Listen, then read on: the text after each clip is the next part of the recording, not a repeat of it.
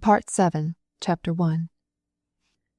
The Levins had been in Moscow for 2 months, and the time fixed by competent authorities for Kitty's deliverance was already past. But she was still waiting, and there was no sign that the time was any nearer than it had been 2 months before. The doctor and the midwife and Dolly and her mother, and especially Levin, who could not without terror think of the approaching event, now began to feel impatient and anxious. Kitty alone kept perfectly calm and happy. She now clearly recognized in her heart the birth of a new feeling of love for the child which already partly existed for her, and she entertained this feeling with joy. The child was no longer only a part of her. Even now it already lived in its own independent life at times. This caused her suffering, but at the same time she felt like laughing with a strange, unknown joy.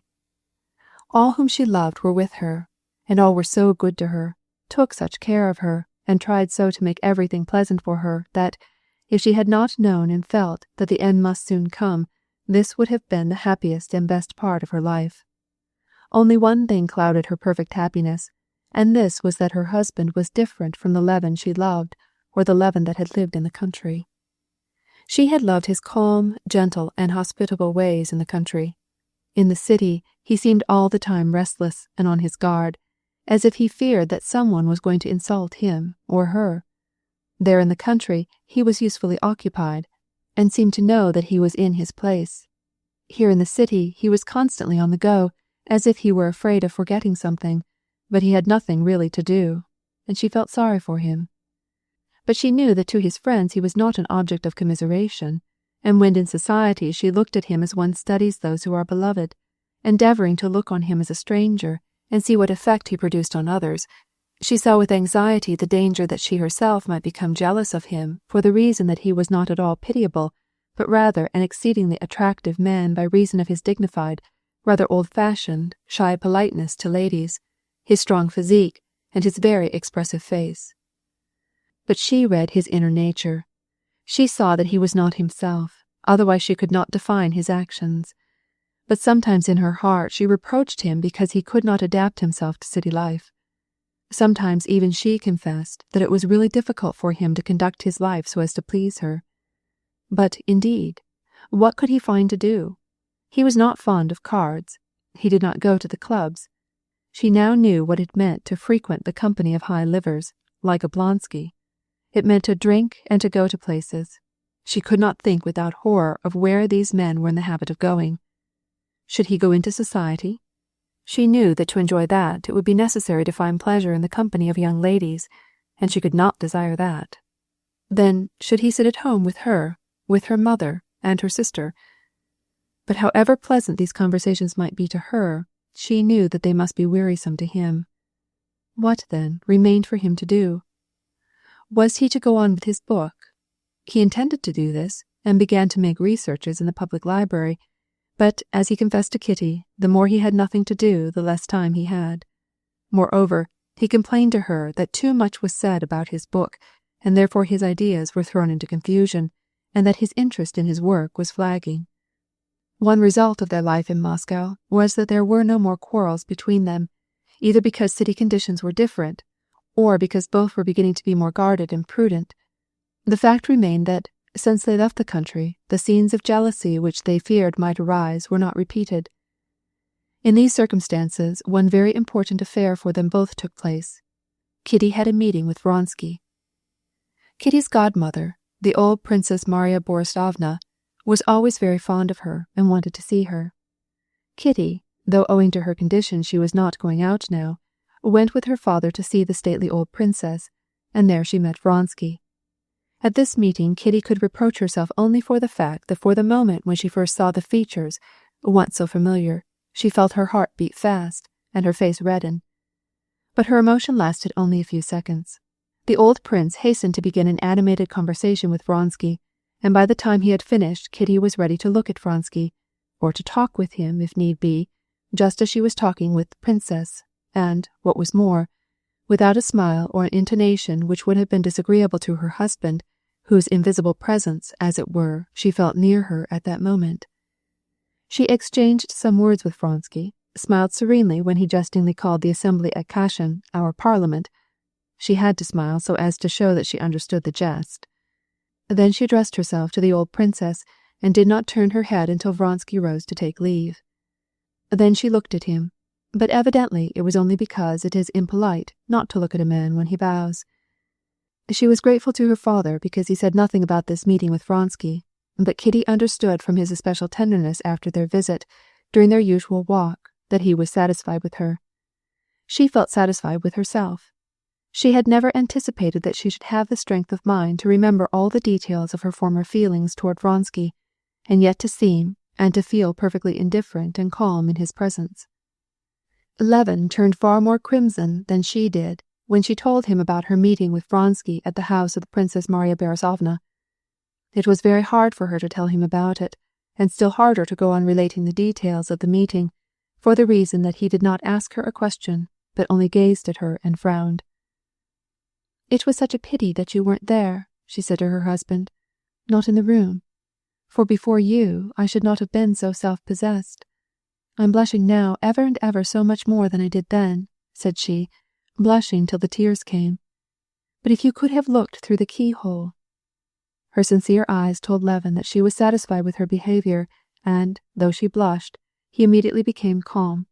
He asked her some questions, just as she wished him to do. When he had heard the whole story, even to the detail that she could not help blushing for the first second, and afterward was perfectly at her ease as if she had never met him before, Levin grew extraordinarily gay, and declared that he was glad of it, and that in future he should not behave so foolishly as he had done at the elections, but that when he met Vronsky again he should be as friendly as possible. "It is so painful to look on him almost as an enemy, whom it is hard to meet. I am very, very glad." Chapter 2.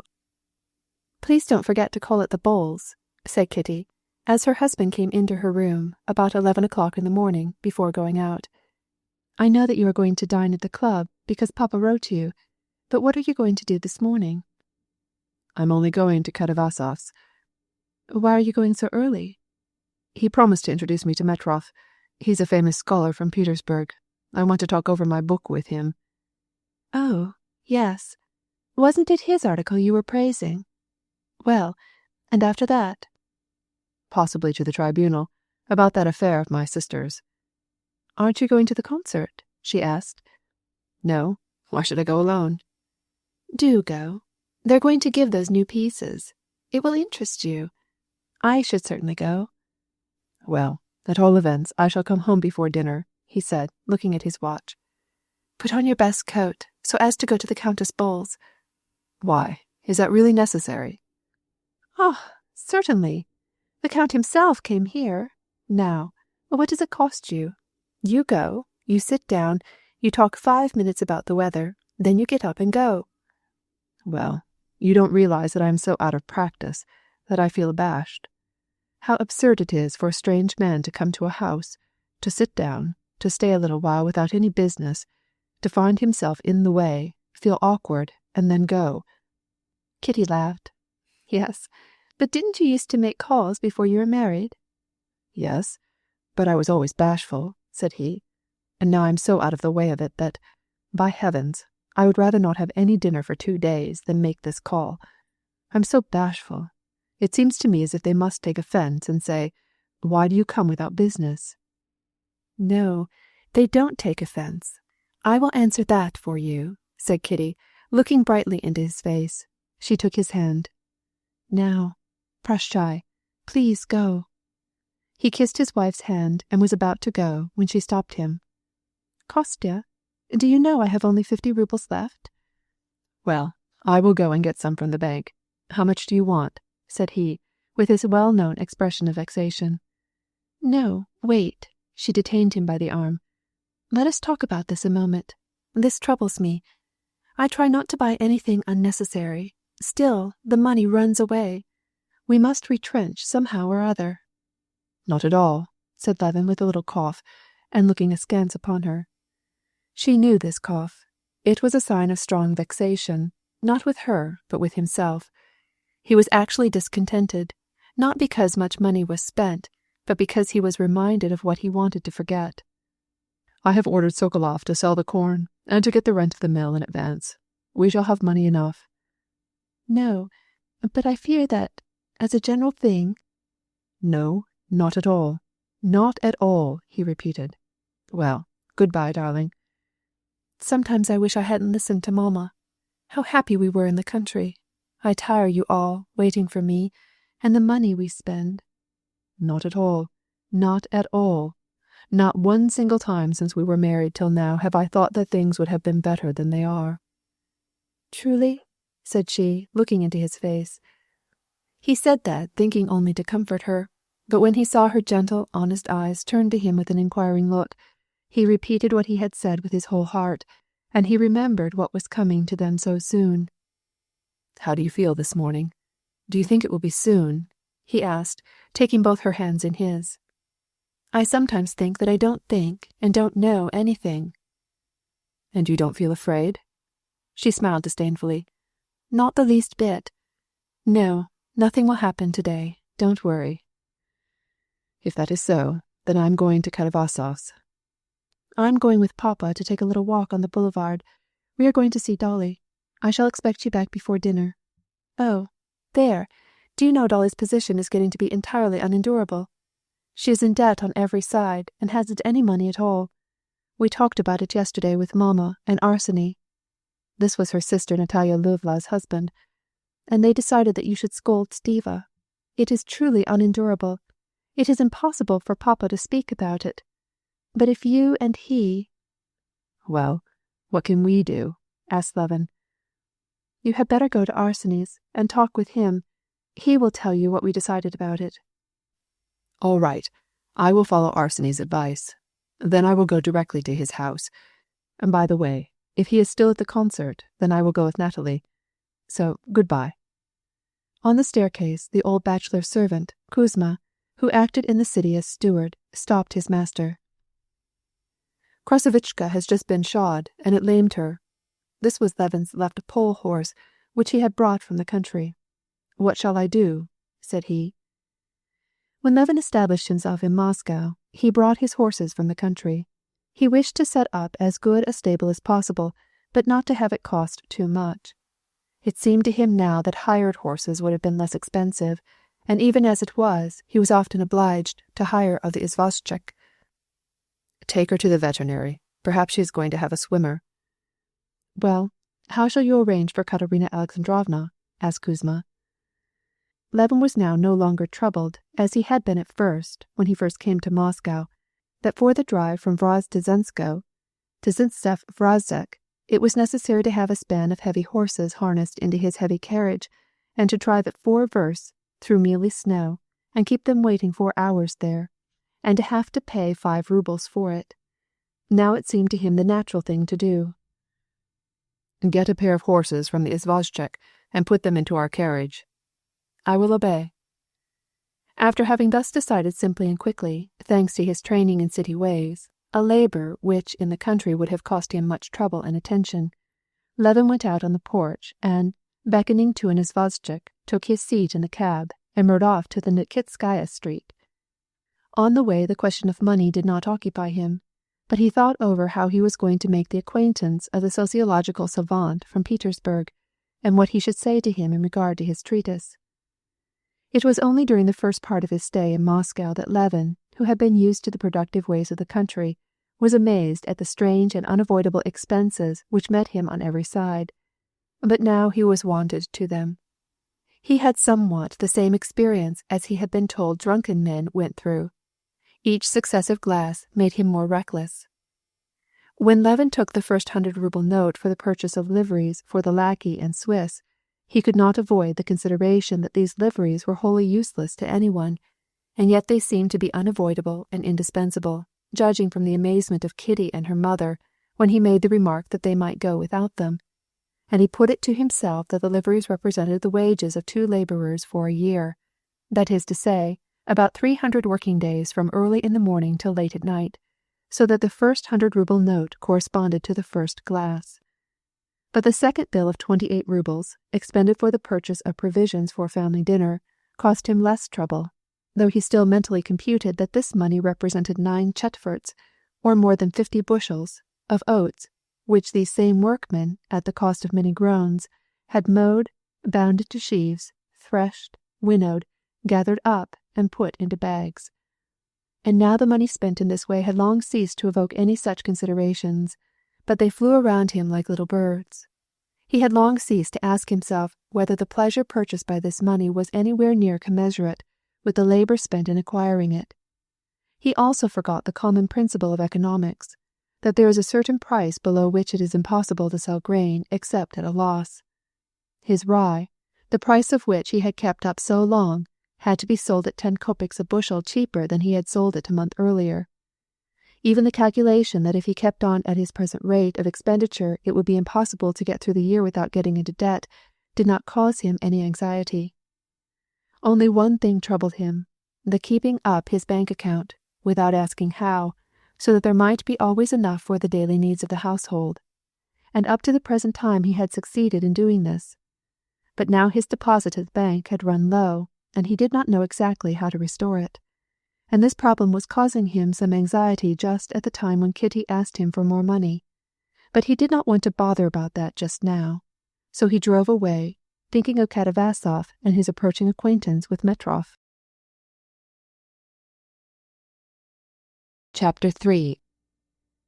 During his present stay in Moscow, Levin had once more come into intimate relationship with his old university friend, Professor Katavasov, whom he had not seen since the time of his marriage. Katavasov was agreeable to him because of the clearness and simplicity of his philosophy. Levin thought that the clearness of his philosophy arose from the poverty of his nature, while Katavasov thought that the incoherence of Levin's ideas arose from a lack of mental discipline.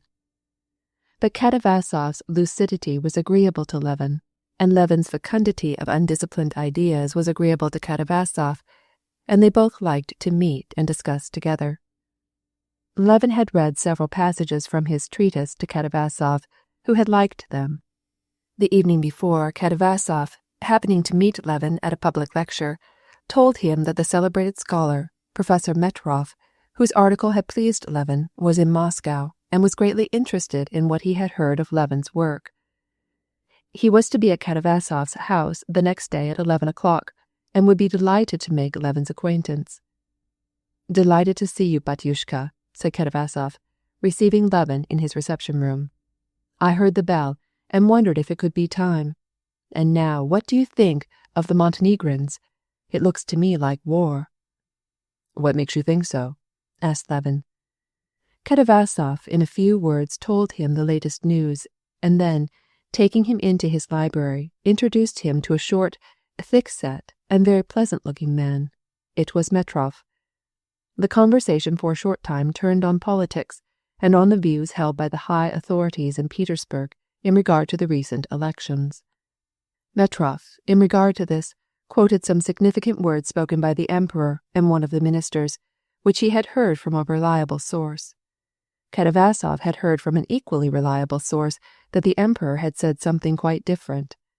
Levin tried to imagine to himself the conditions in which the words in either case might have been said, and the conversation on this theme came to an end. "Well, here is the gentleman who is writing a book on the natural condition of the laborer in relation to the soil," said Katavasov. "I am not a specialist, but it pleases me as a naturalist that he does not consider the human race outside zoological laws, but recognizes man's dependence on his environment and seeks to find in this dependence the laws of his development."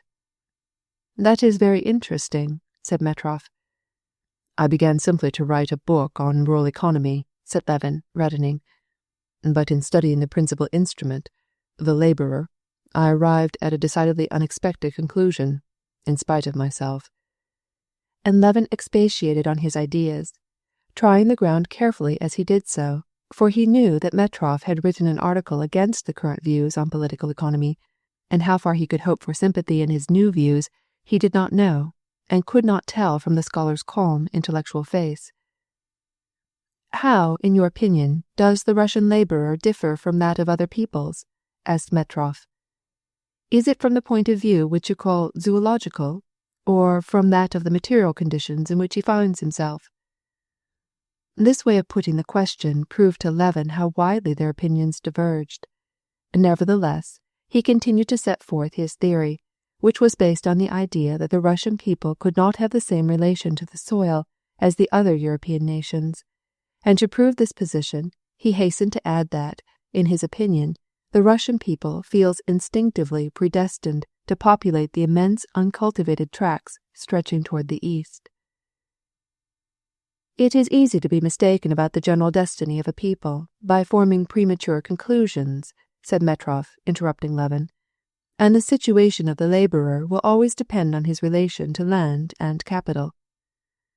And, without giving Levin time to reply, he began to explain the peculiarity of his own views. Levin did not understand, because he did not try to understand, in what consisted the peculiarity of his views. He saw that Metrov, like all the rest, notwithstanding his article, in which he refuted the teachings of the economists, looked on the condition of the Russian people from the standpoint of capital, wages, and rent, though he was obliged to confess that for the eastern, and by far the greater part of Russia, there was no such thing as rent. That for 9/10 of Russia's 80 millions, wages consisted in a bare subsistence, and the capital did not yet exist, except as it was represented by the most primitive tools.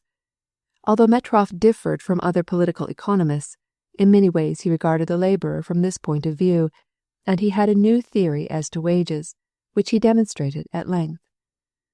Levin listened with some disgust, and tried to reply. He wanted to interrupt Metrov in order to express his own opinions, which he felt deserved to be heard at far greater length. But, finally recognizing that they looked on the subject from such a radically opposite standpoint that they could never understand each other, he no longer tried to refute him. He let Metrov talk, and only listened. Though he was not at all interested in what he said, nevertheless he experienced a certain pleasure in listening to him. He was flattered that such a learned man would condescend to give him the benefit of his thoughts, sometimes by a hint pointing to a complete phase of the subject, and showing him so much deference as to one thoroughly versed in the subject. He ascribed this to his own merits. He did not know that Metrov, having talked this over with all his own intimates on this subject, was glad to have a new auditor, and, moreover, that he liked to talk with anyone on the subjects that occupied him, so as to elucidate certain points for his own benefit. "We shall be late," remarked Katavasov, consulting his watch as soon as Metrov had concluded his argument. "Yes, there is a special session today of the Society of Friends, in honor of the semi-centennial of Svintich," he added in reply to Levin's question. "We meet at the house of Pyotr Ivanuitch. I promised to speak on his work in zoology. Come with us. It will be interesting." "Yes, it is high time," said Metrov. "Come with us, and then, afterward, if you like, come home with me. I should greatly like to hear your work." "It is only a sketch, not worth much, but I should like to go with you to the session." "What is that, Batyushka? Have you heard? He gave a special opinion," said Katavasov, who was putting on his dress coat in the next room. And the talk turned to the university question. The university question was a very important topic this winter in Moscow. 3 old professors in the council would not accept the opinion of the younger ones. The younger ones expressed a special opinion. This opinion, according to some, was dreadful, according to others, was the simplest and most righteous of opinions, and the professors were divided into 2 parties. The one to which Katavasov belonged saw in the opposition dastardly violation of faith and deception. The other side charged their opponents with childishness and lack of confidence in the authorities. Levin, although he was not connected with the university, had heard and talked much during his stay in Moscow regarding this affair, and had his own opinion regarding it. So he took part in the conversation, which was continued even after they had got out into the street, and until they had all 3 reached the buildings of the old university. The session had already begun. 6 men were sitting around a table covered with a cloth, and one of them, nearly doubled up over a manuscript, was reading something. Katavasov and Metrov took their places at the table. Levin sat down in an unoccupied chair near a student, and asked him in a low voice what they were reading. The student, looking angrily at Levin, replied, "The biography." Levin did not care much for the savant's biography. Still he could not help listening, and he learned various interesting particulars of the life of the celebrated man. When the reader came to an end, the chairman congratulated him, and then read some verses which had been sent to him in honor of the occasion by the poet Mient, of whose work he spoke eulogistically.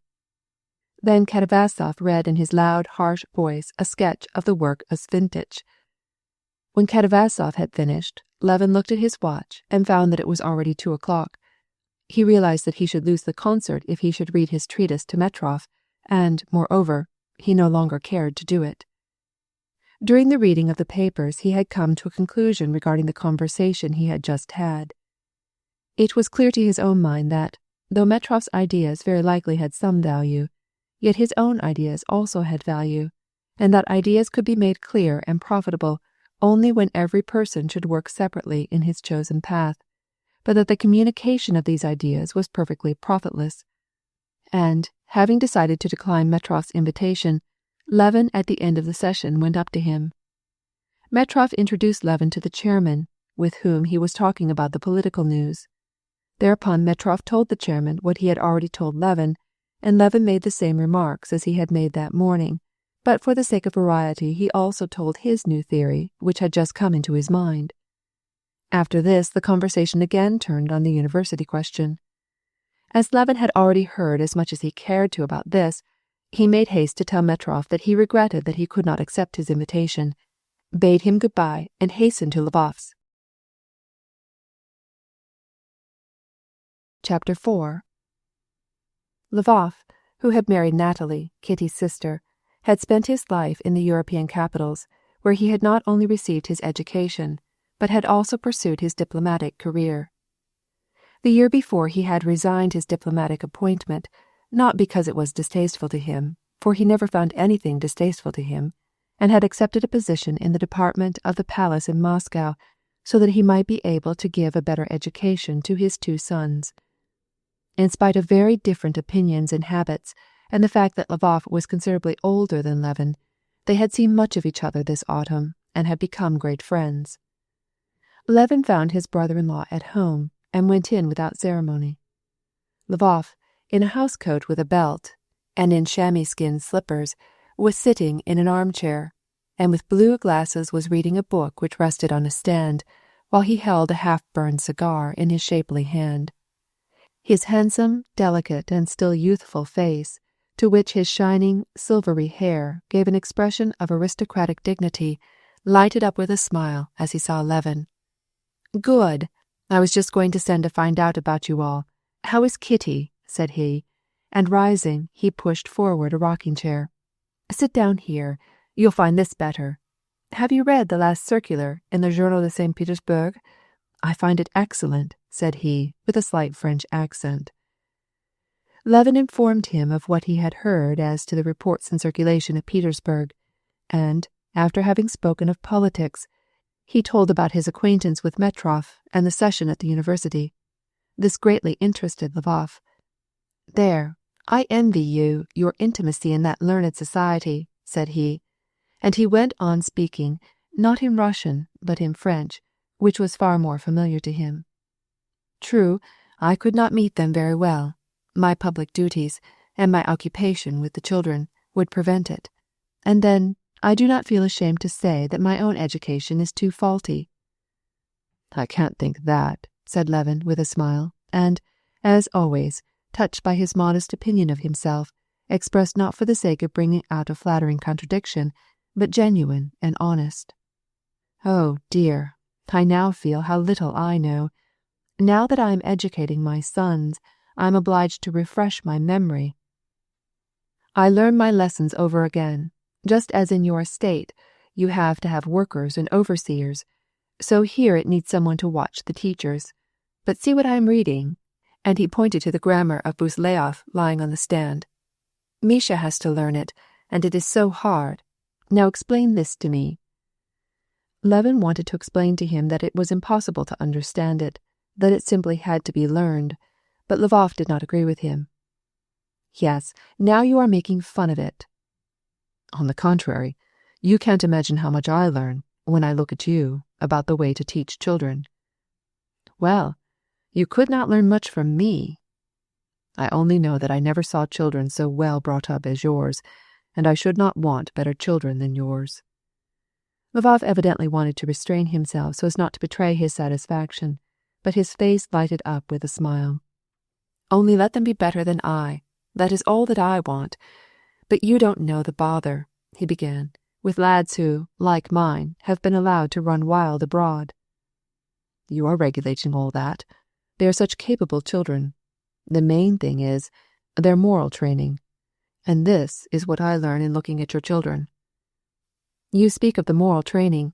You can't imagine how hard it is. Just as soon as you have conquered one crop of weeds, others spring up, and there is always a fight. If you don't have support in religion, between ourselves, no father on earth, relying on his own strength and without this help, could ever succeed in training them." This conversation, which was extremely interesting to Levin, was interrupted by the pretty Natalie Alexandrovna, dressed for going out.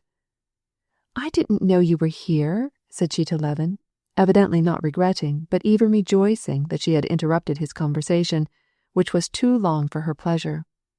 "Well, and how is Kitty? I'm going to dine with you today. See here, Arseny," she said, turning to her husband, "you take the carriage." And between husband and wife began a discussion of the question how they should spend the day. As the husband had to attend to his official business, and the wife was going to the concert and to a public session of the Committee of the South-East, it was needful to discuss and think it all over. Levin, as a member of the family, was obliged to take part in these plans.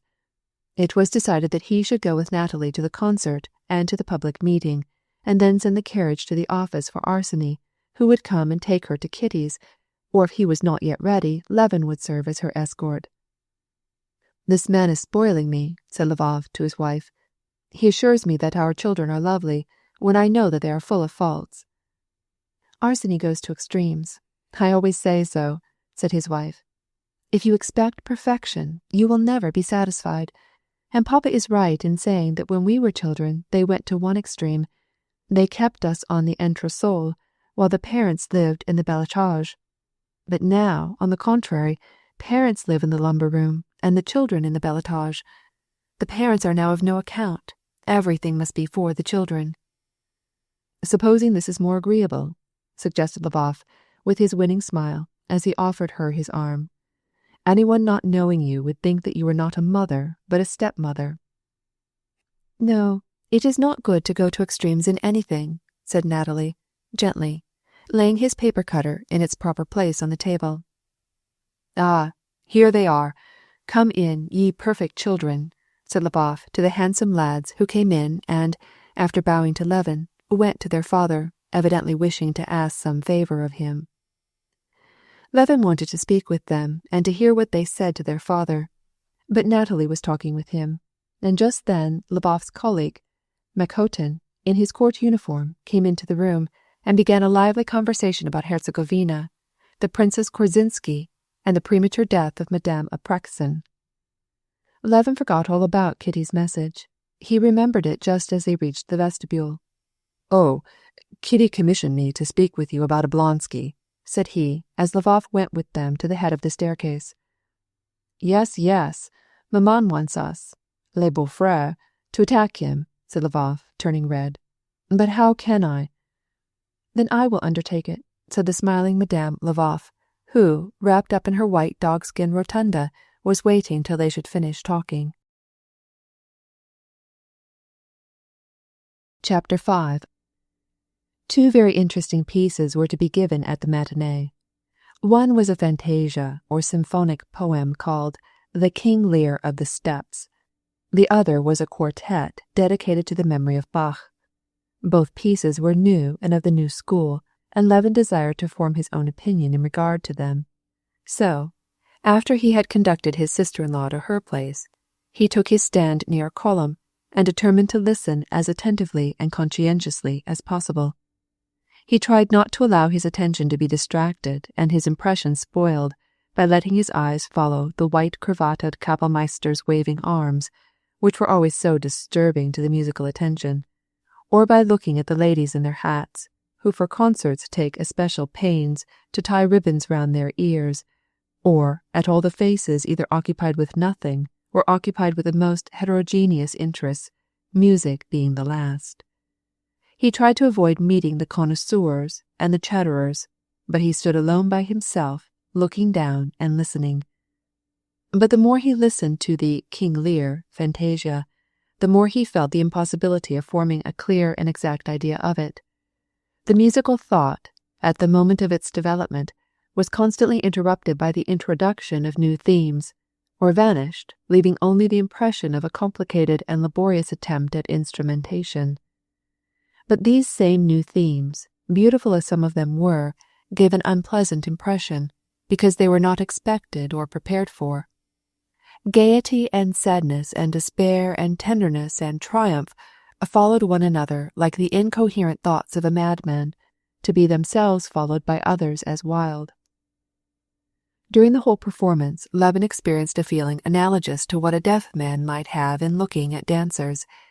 He was in a state of utter dubiety when the piece came to an end, and he felt a great weariness from the strain of intellectual intensity which was never rewarded. On all sides were heard loud applause and clapping of hands. All got up and moved about, talking. Wishing to get some light on his doubts by the impressions of others, Levin began to walk about, seeking for the connoisseurs, and he was glad when at last he saw one of the best-known musical critics talking with his friend Pestov. "It's wonderful," said Pestov in his deep bass. "How are you, Konstantin Dmitrich? The passage that is the richest in color, the most statuesque, so to speak, is that where Cordelia appears, where woman, das ewig Weibliche, comes into conflict with fate. Don't you think so?" "Why Cordelia?" asked Levin with hesitation, for he had wholly forgotten that the symphonic poem had anything to do with King Lear. "Cordelia appears here," said Pestov, tapping with his finger on the satin program which he held in his hand. Then only did Levin notice the title of the symphonic poem, and he made haste to read the text of Shakespeare, translated into Russian and printed on the back of the program. "You can't follow it without that," said Pestov, addressing Levin, now that his friend, the critic, had gone, and there was nothing more to talk with him about. Levin and Pestov spent the intermission in discussing the merits and defects of the Wagnerian tendencies in music. Levin maintained that the mistake of Wagner and all his followers consisted in transferring music to the domain of an alien art, that poetry made the mistake when it tried to depict the features of the human face, which was the province of painting to do, and as a concrete example of this kind of a mistake, he adduced the sculptor, who should try to express in marble the shades of poetic imagery rising round the figure of the poet on the pedestal. "These shades are so far from being shades in the case of the sculptor, that they even rest on the steps," said Levin. This phrase pleased him, but he had a lurking suspicion that he had once used this same phrase before, and to Pestov himself, and he felt confused. Pestov argued that art is one, and that it can reach its loftiest manifestations only by combining all its forms. Levin could not listen to the second number on the program. Pestov, who was standing near him, kept talking to him most of the time, criticizing it for its excessive, mawkish, affected simplicity, and comparing it to the simplicity of the pre-Raphaelites in painting. On his way out, he met various acquaintances, with whom he exchanged remarks on politics, music, and other topics. Among others he saw Count Bol, and the call which he should have made on him came to mind. "Well, go quickly," said Natalie, to whom he confided this. "Perhaps the Countess is not receiving. If so, you will come and join me at the meeting. You have plenty of time." Chapter 6. "Perhaps they are not receiving?" asked Levin, as he entered the vestibule of Count Bol's house. "Oh, yes. Permit me," answered the Swiss, resolutely taking the visitor's shuba. "What a nuisance," thought Levin, drawing off one of his gloves with a sigh, and turning his hat in his hands. "Now, why did I come? Now, what am I going to say to them?" Passing through the first drawing-room, he met the Countess Bol at the door, who, with a perplexed and severe face, was giving orders to a servant. When she saw Levin, she smiled and invited him to walk into a small parlor where voices were heard. In this room were sitting her 2 daughters and a Muscovite colonel whom Levin knew. Levin joined them, passed the usual compliments, and sat down near a divan, holding his hat on his knee. "How is your wife? Have you been to the concert? We were not able to go. Mamma had to attend to the requiem," said one of the young ladies. "Yes, I heard about it. What a sudden death," said Levin. The Countess came in, sat down on the divan, and asked also about his wife and the concert.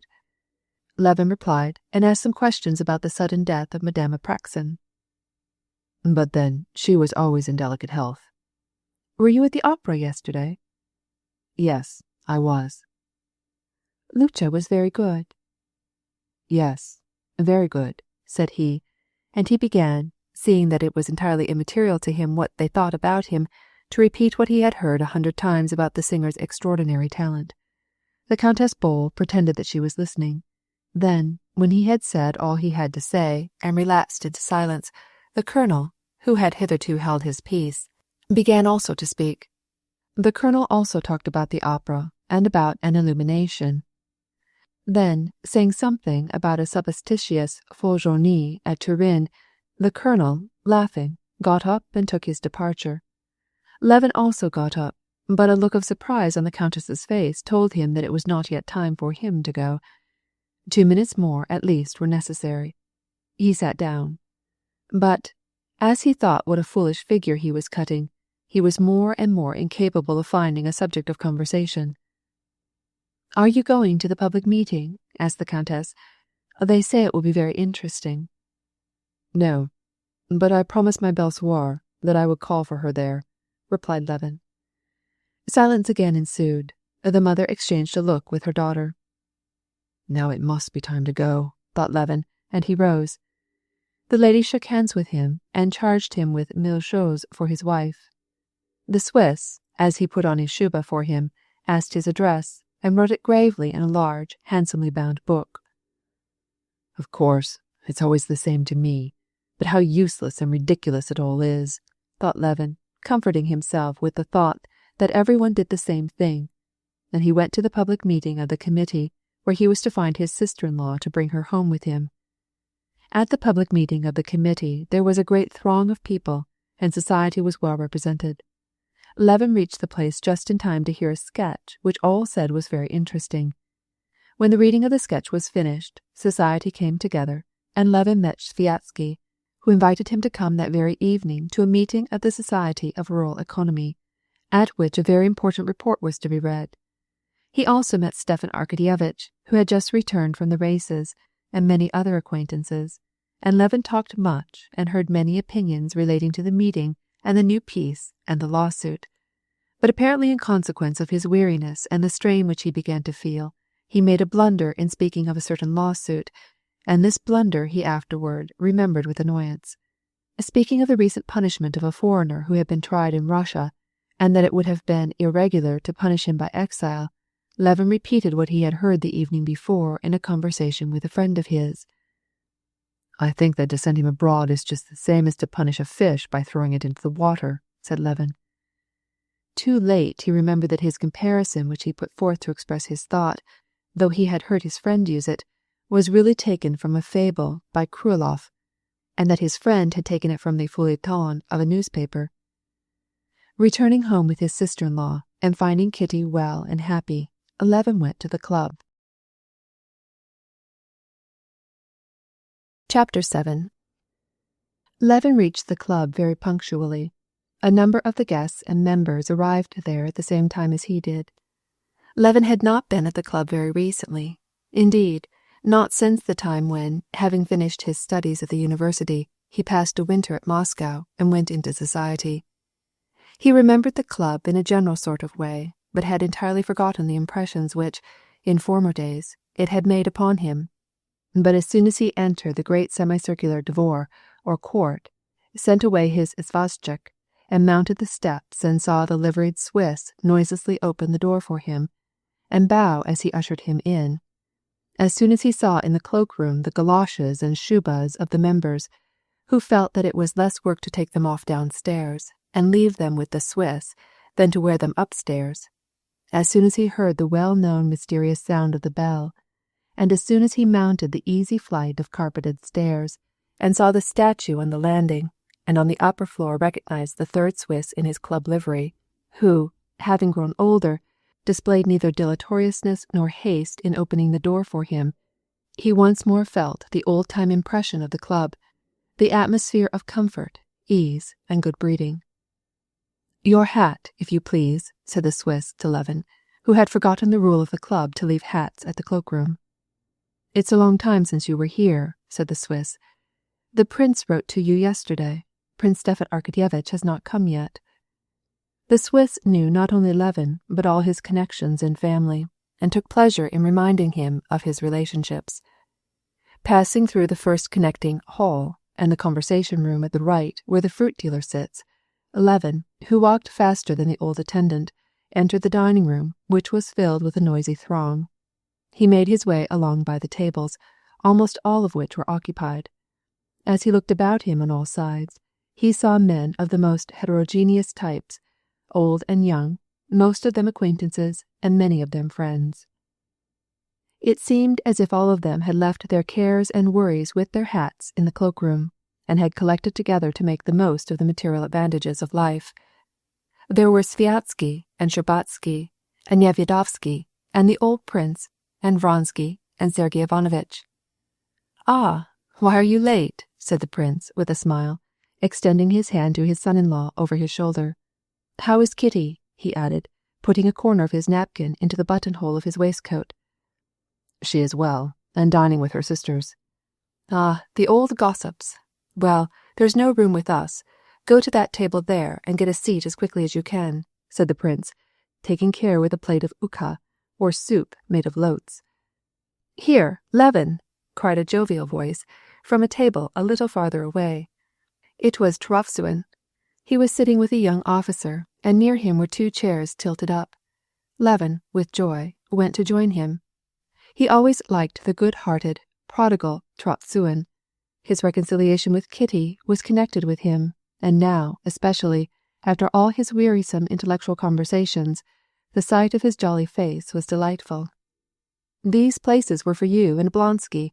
He will be here directly," said Trovtsuin, and then he introduced Levin to the young officer, who held himself very straight and had bright, laughing eyes. "Gagin, from Petersburg." "Oblonsky is always late." "Ah, here he is." "You've only just come, haven't you?" asked Oblonsky of Levin, hurrying up to him. "Your health. Will you take vodka? Come on, then." Levin got up and went with him to a large table, on which all kinds of liquors and a most select zakuska were set out. It would seem as if the 24 different kinds of drinks might have offered a choice, but Stefan Arkadyevitch thought good to ask for a special concoction, which a servant in livery hastened to get for him. They drank it from small glasses, and then returned to their places. At the very first, even while they were eating their ukha, Gagin had champagne served, and he ordered the 4 glasses filled. Levin did not refuse the wine when it was offered to him, and he in turn ordered a bottle. He was hungry, and ate and drank with great satisfaction, and with still greater satisfaction took part in the gay and lively conversation of his neighbors. Gagin, lowering his voice, told a new Petersburg anecdote, and, though it was indecorous and ridiculous, it was so funny that Levin laughed uproariously till those around him looked at him in surprise.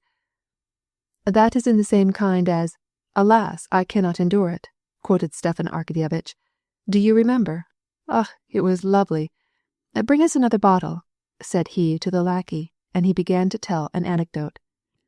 "Pyotr Ilyitch Vinovsky sends these," interrupted a little old lackey, addressing Stefan Arkadyevitch, and bringing 2 diminutive glasses of bubbling champagne, and offering them to Oblonsky and Levin. Stefan Arkadyevitch took the glass, and, exchanging glances with a bald, ruddy, mustachioed man at the other end of the table, nodded to him and smiled. "Who is that?" asked Levin. "You met him at my house once. Don't you remember? He's a very good fellow." Levin followed Oblonsky's example and took his glass. Stefan Arkadyevitch's anecdote was also very diverting. Then Levin had a story to tell, and it likewise raised a laugh. Then the conversation turned on horses and the races that had taken place that day, and they told how brilliantly Vronsky's trotter, Atlas Nui, had won the first prize. "Ah, here they are," said Stepan Arkadyevitch toward the end of the dinner, turning round in his chair to extend his hand to Vronsky, who was walking with a tall colonel of the guards. Vronsky's face was also radiant with the good-natured gaiety that reigned in the club. He leaned his elbow on Oblonsky's shoulder and whispered some words in his ear with an air of good humor, and extended his hand with a friendly smile to Levin. "I am very glad to meet you," said he. "I looked for you after the elections, but they told me you had gone." "Yes, I went away the same day. We have just been speaking of your trotter. It was a very fast race." "Yes, it was. Haven't you racehorses too?" "I? No. My father had horses, and I know about them."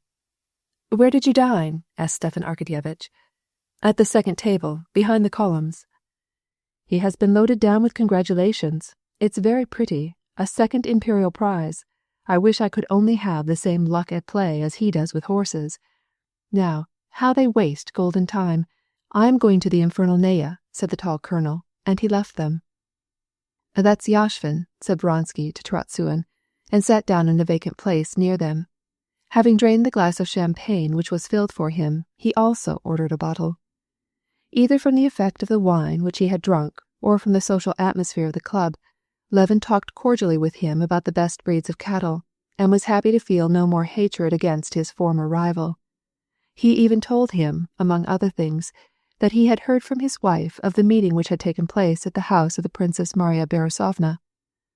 "Ah, the Princess Marya Borisovna! She's a charmer," exclaimed Stepan Arkadyevitch, and he told an anecdote of the old lady which made everyone laugh. Especially Vronsky laughed so heartily that Levin felt perfectly reconciled to him. "Well, gentlemen, have we finished?" said Oblonsky, getting up and smiling. "Then let us go." Chapter 8. On leaving the table, Levin, in company with Gagin, walked through the lofty rooms to the billiard room, and he felt that his walk was singularly straight, and that his hands moved easily. In the large hall, he met his father-in-law. "Well, and how do you like our temple of indolence?" asked the old prince, taking his son-in-law by the arm. "Come, take a turn." "I should like to look around. It is interesting." "Yes, to you, but my interest in it is different from yours. When you see old men like that," said he, indicating a member of the club who, with stooping shoulders and falling lip, was slowly shuffling along in soft boots across the hall, "you would think that they were born shlupiks." "Why do you call them little sloops?" "Here you are, and don't know what that means. That's our club term. You know how eggs roll. Well, when anyone goes with a gait like that, he becomes a shlupik. And so, when any one of us goes stumbling through the club, he becomes a shlupik. You laugh, do you? But one has to look out, else he finds himself one. Do you know Prince Tchetchensky?" he asked, and Levin saw by his face that he was going to tell some ridiculous yarn. "No, I don't know him." "Well, no matter. Prince Tchetchensky is famous. Well, that is neither here nor there. He's always playing billiards. 3 years ago he wasn't among the shlupiks, but was a great galliard. He himself called other people shlupiks. Only he came one time, but our Swiss, you know Vasily, our tall one, he is a great bonmotist. Prince Tchetchensky asked him, 'Well, Vasily, is anyone here yet? Have any shlupiks come?' And Vasily answers, 'You are the third.' Now, brother, how is that?" The two men walked on, chatting and greeting their friends, and passed through all the rooms. The main room, where men accustomed to one another as partners were playing cards for small stakes. The divan room, where others were having games of chess, and Sergei Ivanovitch was talking with someone. The billiard room, where in the bay of the room, around a divan, a gay party, among them Gagin, had gathered and were drinking champagne.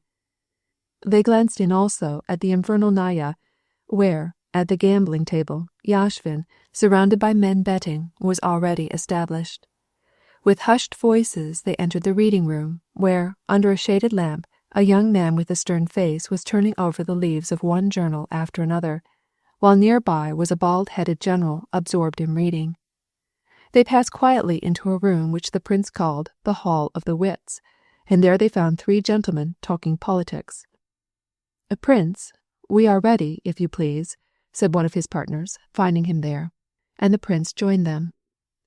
Levin sat down and listened to the 3 gentlemen, but, as he recalled all the conversations of the same kind he had heard since morning, he felt excessively bored. He got up and went off to find Topsuen and Oblonsky, who were sure to be gay. Topsuen was with the champagne drinkers on the high divan in the billiard room, and Stepan Arkadyevitch and Vronsky were talking in a corner near the door. "Not that she finds it tedious," Levin heard in passing, "but it's the uncertainty, the indefiniteness of her position." He was about to pass on discreetly, but Stepan Arkadyevitch called him. "Levin," said he, and Levin saw that there were in his eyes not exactly tears, but moisture, as was always the case, either after he had been drinking or when he was touched, and just now it was both. "Levin, don't go," and he took him by the arm and detained him. "Here is my sincere, if not my best, friend," said he, addressing Vronsky. "You, too, are more like a kinsman and a friend to me. I want to bring you together and see you friends. You ought to be good friends, because you are both good men." "There's nothing left for us but to give the kiss of friendship," said Vronsky gaily, offering his hand to Levin, who pressed it cordially. "I'm very, very glad," said Levin. "Waiter, a bottle of champagne," cried Stepan Arkadyevitch. "I am also very glad," said Vronsky.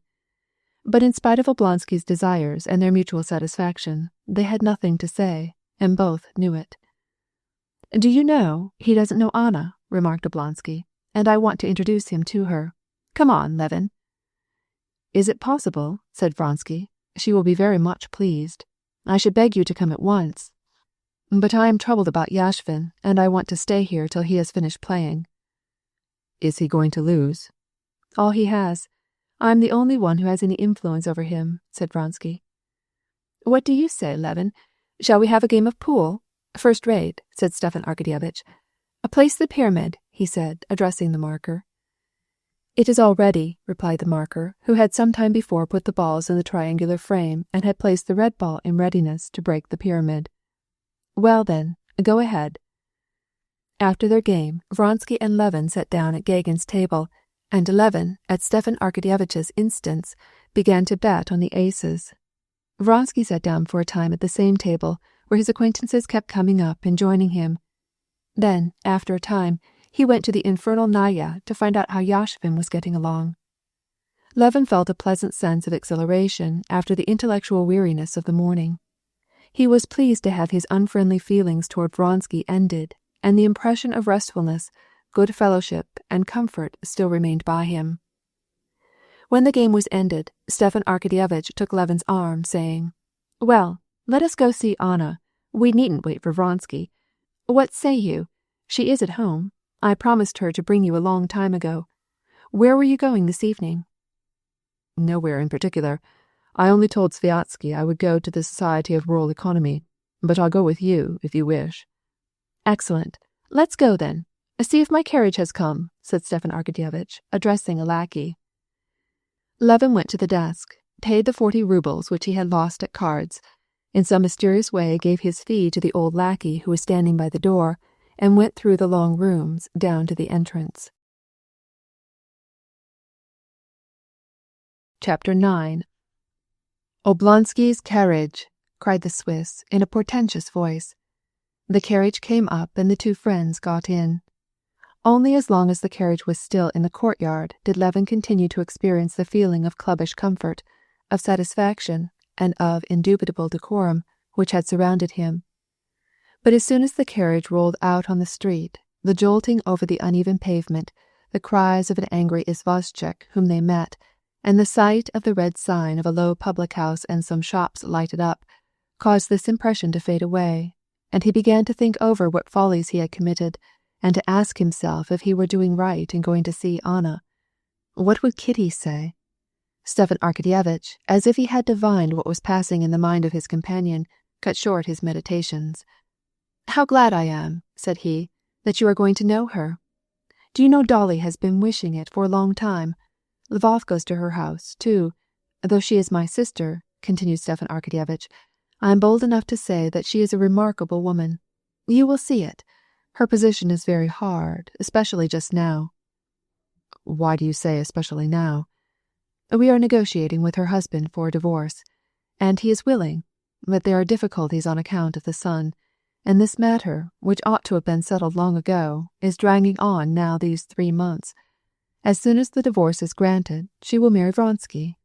How stupid it is, this old habit of dizziness, Isaiah rejoice, in which no one believes, and which destroys the happiness of people," exclaimed Stepan Arkadyevitch, interrupting what he was saying. Then he went on, "And then her position will become as regular as yours or mine." "Where does the difficulty lie?" "Ugh, it is a long and tiresome story. Everything is so undecided. But this is the point. She has been waiting 3 months for that divorce here in Moscow, where everybody knows her and him, and she doesn't see a single woman but Dolly, because, don't you see, she doesn't wish that anyone should come to see her from pity. What do you think? That fool of a Princess Varvara left her because she considered it irregular. Any other woman than Anna would not have found resources in herself, but you shall see how she lives, how dignified and calm she is. To the left, at the corner opposite the church," cried Oblonsky to the coachman, leaning out of the window. "Phew, how hot it is!" he added, throwing open his shuba in spite of 12 degrees of cold. "Well, she has a daughter, hasn't she, to take up her time and attention?" "You seem to imagine every woman to be only a setting hen, une couveuse," said Stepan Arkadyevitch. "Why, yes, of course, she gives her time and attention to her daughter, but she doesn't make any fuss about it. She's occupied mainly with her writing. I see you smile ironically, but you are wrong. She has written a book for young people. She hasn't spoken of it to anyone except me, and I showed the manuscript to Vorkoyev, the publisher. You know, he is a writer himself, it seems. He is up in such matters, and he says that it is a remarkable thing. Do you think that she sets up for a blue stocking? Not at all. Anna is, above all things, a woman with a heart, as you will see. She has in her house a little English girl and a whole family, and is looking after them."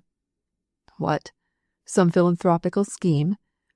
"Here you are immediately trying to turn it into something absurd. It is not for philanthropy's sake, but because she loves to do it. They had, that is, Vronsky had, an English trainer, a master in his calling, but a drunkard. He did nothing but drink, delirium tremens, and abandoned his family.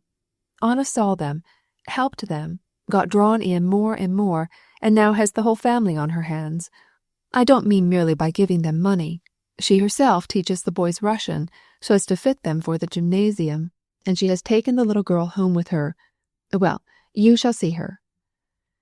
At this moment the carriage entered a courtyard.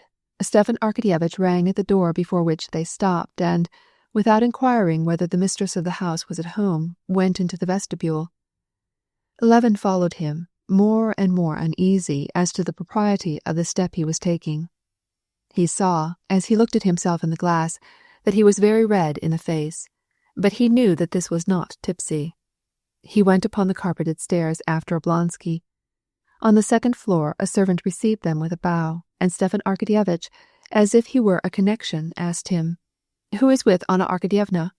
and received the answer, "Mr. Vorkoyev." "Where are they?" "In the library." They passed through a small, wainscoted dining room, and walking along on the thick carpet they came to the library, dimly lighted by a single lamp with a huge shade. A reflector lamp on the wall threw its full rays on a full-length portrait of a woman, which instantly attracted Levin's attention. While Stepan Arkadyevitch went on, and the man's voice, which had been heard, ceased speaking, Levin stood looking at the portrait which shone down from its frame, and he could not tear himself away. He forgot where he was, and, not hearing what was said, he kept his eyes fixed on the wonderful portrait. It was not a painting, but a living, beautiful woman, with her dark, curling hair, bare shoulders and arms, and a pensive half-smile on her lovely lips, and gazing at him triumphantly and yet tenderly from her entrancing eyes. Only because it was not alive did it not seem more beautiful than life itself. "Я очень рада. "I am very glad," a voice said suddenly behind him, evidently addressed to him. The voice of the same woman whom he admired in the picture. It was Anna, who had been concealed by a lattice-work of climbing plants, and who rose to receive her visitor.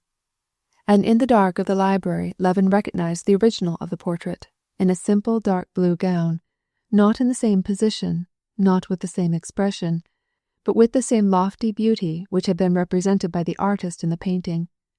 She was less brilliant in the reality, but the living woman had a new attraction which the portrait lacked. Chapter 10. She advanced to meet him, and did not conceal the pleasure which his visit caused her. With the ease and simplicity which Levin recognized as characteristic of a woman of the best society, she extended to him a small, energetic hand, introduced him to Vorkoyev, and called his attention to a light-complexioned and pretty little girl, her pupil, she said, who was seated with her work near the table. "I am very, very glad," she repeated, and in these simple words, spoken by her, Levin found an extraordinary significance. "I have known you and liked you for ever so long, both because of your friendship with Stiva and because of your wife. I knew her a very short time, but she gave me the impression of a flower, a lovely flower, and to think she will soon be a mother." She talked freely and without haste, occasionally looking from Levin to her brother, and Levin was conscious that the impression which he had produced was excellent, and he immediately felt perfectly at his ease with her and on the simplest and most friendly terms, as if he had known her from childhood. To Oblonsky, who asked if smoking was allowed, she replied, "That is why we have taken refuge in Alexei's study," and, looking at Levin, instead of asking, "Do you smoke?" she held over a tortoise-shell cigar case to him, and took a cigarette herself. "How are you today?" asked her brother. "Pretty well. A little nervous, as usual." "Isn't it extraordinarily good?" said Stepan Arkadyevitch, noticing Levin's admiration of the portrait. "I never saw a better portrait." "An extraordinary likeness, isn't it?" added Vorkoyev. Levin looked from the portrait to the original. Anna's face lighted up with a peculiar glow as she felt conscious of his eyes resting on her. He blushed and, to conceal his confusion, was just going to ask her when she had seen Darya Alexandrovna, but at that instant Anna said, "Ivan Petrovitch and I were talking just now of Vestchenkov's pictures. Do you know them?" "Yes, I have seen them," answered Levin. "But I beg your pardon, you were just going to ask me something?" Levin asked whether she had seen Dolly lately. "She was here yesterday. She was indignant at what happened to Grisha at the gymnasium. It seems his Latin teacher was unfair to him." "Yes, I saw the pictures. They pleased me very much," said Levin, returning to the topic which they had begun to talk about.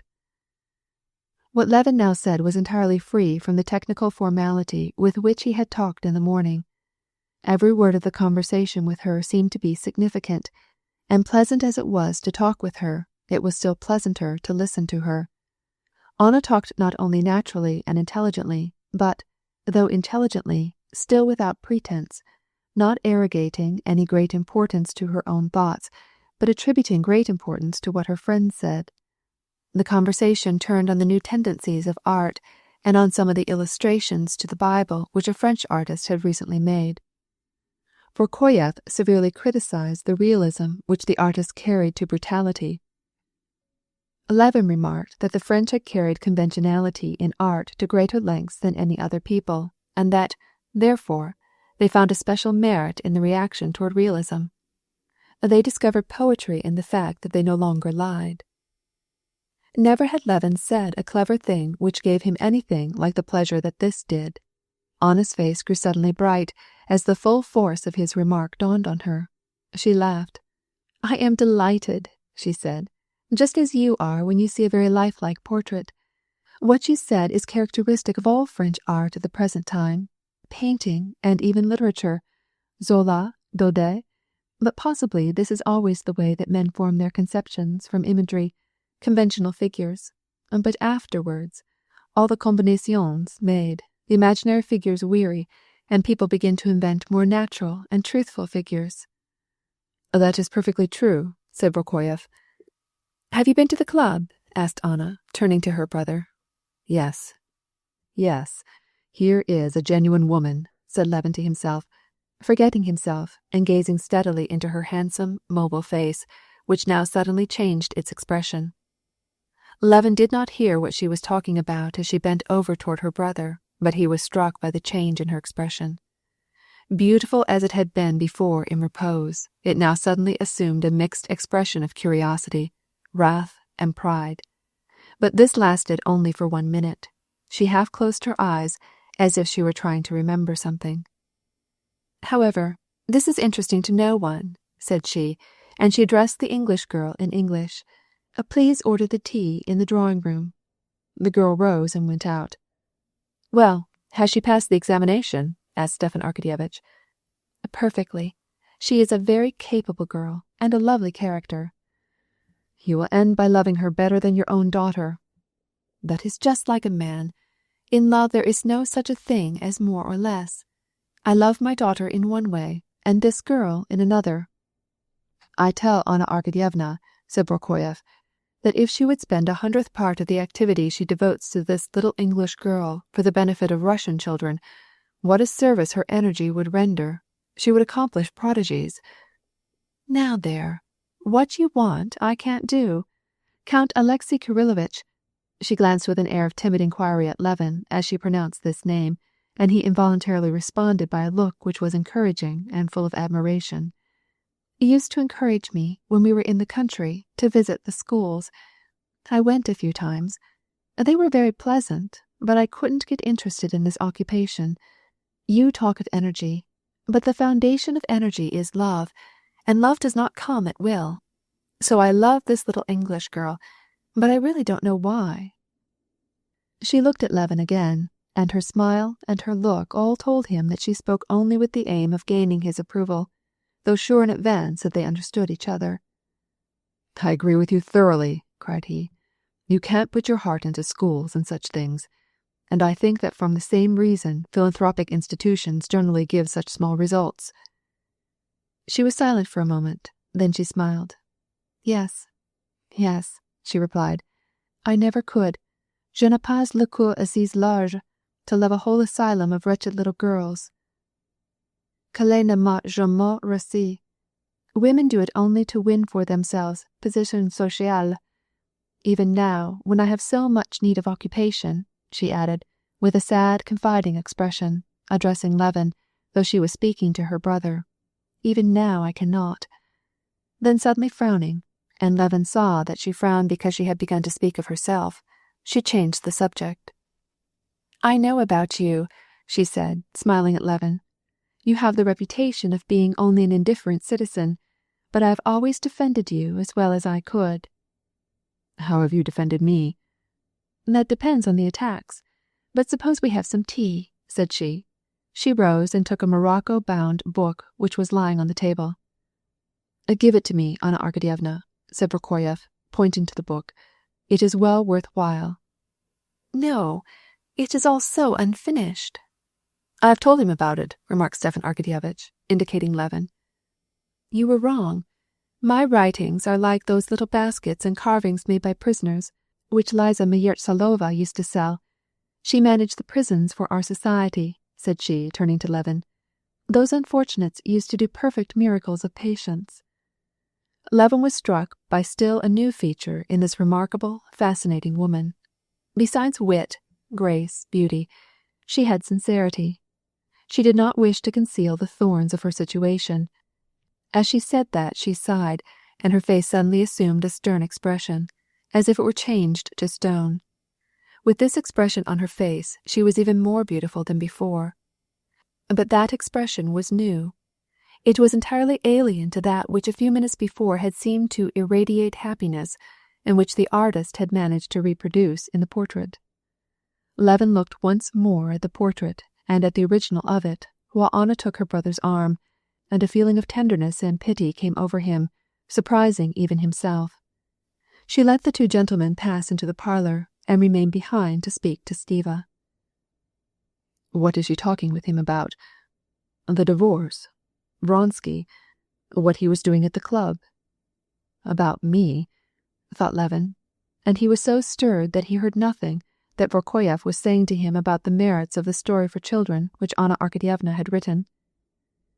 During tea, a pleasant conversation full of ideas was carried on. There seemed to be no lack of subjects at any moment, but it was felt that there was time to say all that anyone wanted to say, and each was willing to listen when the other talked. And all that was said, not only by Anna herself, but by Vorkoyev and by Stepan Arkadyevitch, had a special significance, thanks to her interested attention and her pertinent remarks. So at least it seemed to Levin. All the time they were talking, Levin studied her, and admired her beauty and the cultivation of her mind, and not less her perfect simplicity and naturalness. He listened and talked, and all the time thought about her and her inner life, and tried to penetrate her feelings, and he, who had formerly criticized her so severely, now by some strange train of thought, justified her and pitied her, and confessed to himself the fear that Vronsky did not wholly understand her. It was more than 11 o'clock when Stepan Arkadyevitch rose to go. Vorkoyev had already left some time before. Levin rose, too, but with regret. He felt as if he had only just come. "Praschati, farewell," said Anna to him, holding his hand in hers, and looking into his eyes with a fascinating look. "I am glad que la glance est rompue." She let go his hand and her eyes twinkled. "Tell your wife that I love her as I have always done, and, if she cannot forgive me my position, tell her how I hope she may never pardon me, for to pardon it is necessary to understand what I have suffered, and God preserve her from that." "Yes, I will surely tell her," answered Levin, and the color came into his face. Chapter 11. What a wonderful, lovely, and pitiable woman, thought Levin, as he went out with Stepan Arkadyevitch into the cold night air. "There, what did I tell you?" demanded Oblonsky, as he saw that Levin was perfectly overcome. "Wasn't I right?" "Yes," answered Levin thoughtfully. "An extraordinary woman. Not only intellectual, but she has a wonderfully warm heart. What a terrible pity it is about her. Now, thank God, all will soon be arranged, I hope. Well, after this, don't form hasty judgments," said Stepan Arkadyevitch, opening his carriage door. "Prощai, farewell, we go different ways."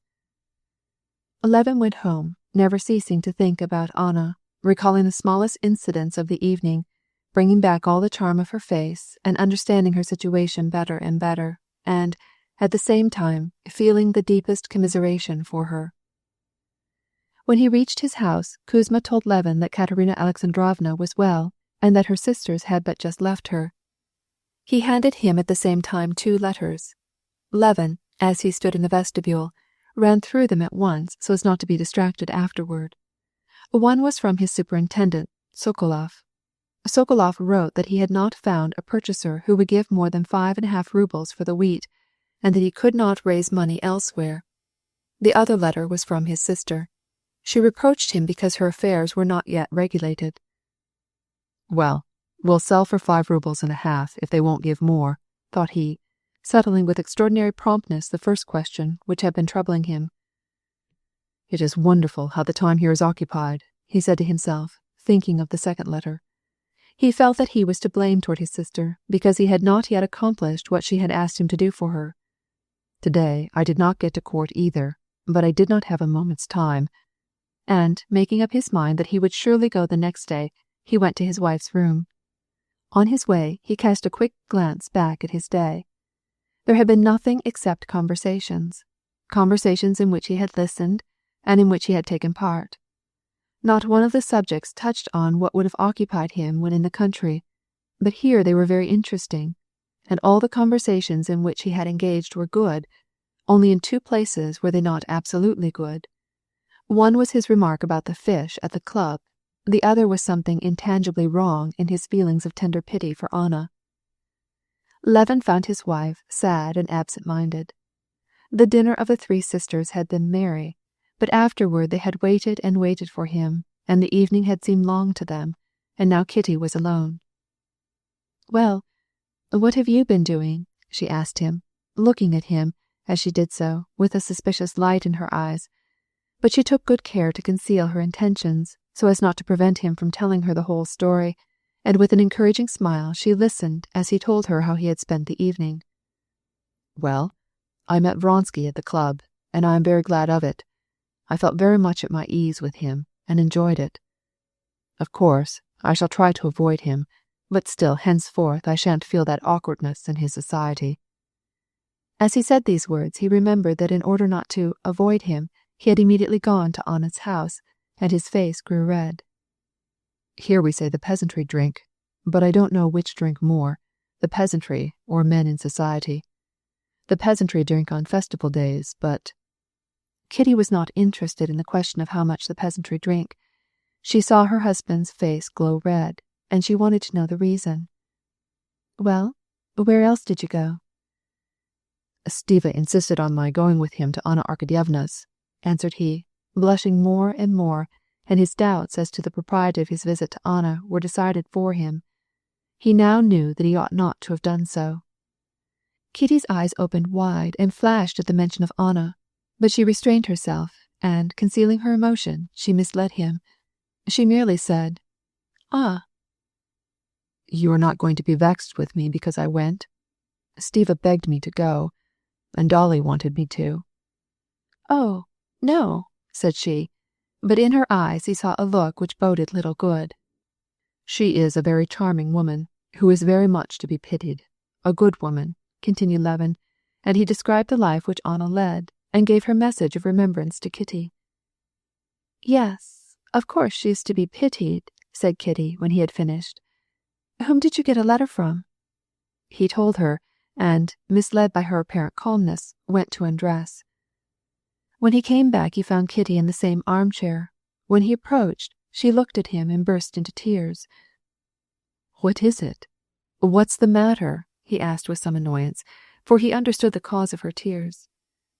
"You are in love with that horrid woman. She's bewitched you. I saw it in your eyes. Yes, yes. What will be the end of it? You were at the club. You drank too much. You gambled, and then you went. Where? No, this shall not go on. We must leave. I'm going home tomorrow." It was long before Levin could pacify his wife, and when at last he succeeded, it was only by acknowledging that his feeling of pity for Anna, together with the wine, had clouded his brain, and that he had fallen under her seductive influence, and by promising that he would avoid her. What he acknowledged with more sincerity was the ill effect produced on him by this idle life in Moscow, passed in eating, drinking, and gossiping. They talked till 3 o'clock in the morning. Only when it was 3 o'clock were they sufficiently reconciled to go to sleep. Chapter 12. After having said goodbye to her visitors, without sitting down, Anna began to walk up and down the full length of her apartments. Of late she had got into the habit of unconsciously doing all she could to attract young men to her, and so this whole evening she had striven to awaken a feeling of love in Levin. But though she knew that she had succeeded in doing this as far as it was possible with a chaste married man, and though he pleased her very much, and in spite of the sharply defined dissimilarities between Vronsky and Levin, she as a woman was able to detect the subtle likeness between them, which had caused Kitty to be in love with them both. Yet as soon as he had left the room, she ceased to think about him.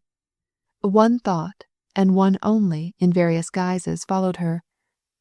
Why, since I have so evidently an attraction for others, for this married man who is in love with his wife, why is he so cold to me? Yet not exactly cold. He loves me, I know, but lately something new has come between us. Why has he spent the whole evening away? He told Stiva that he could not leave Yashvin, but had to watch him while he played. Is Yashvin a baby? It must be true. He never tells lies. But there is something else back of it. He is glad of the chance to show me that he has other duties. I know this. I don't object to it, but what need has he to assert it so? He wants to show that his love for me must not interfere with his independence. But the proof is not necessary. I must have his love. He ought to understand the wretchedness of the life I lead here in Moscow. Why am I living?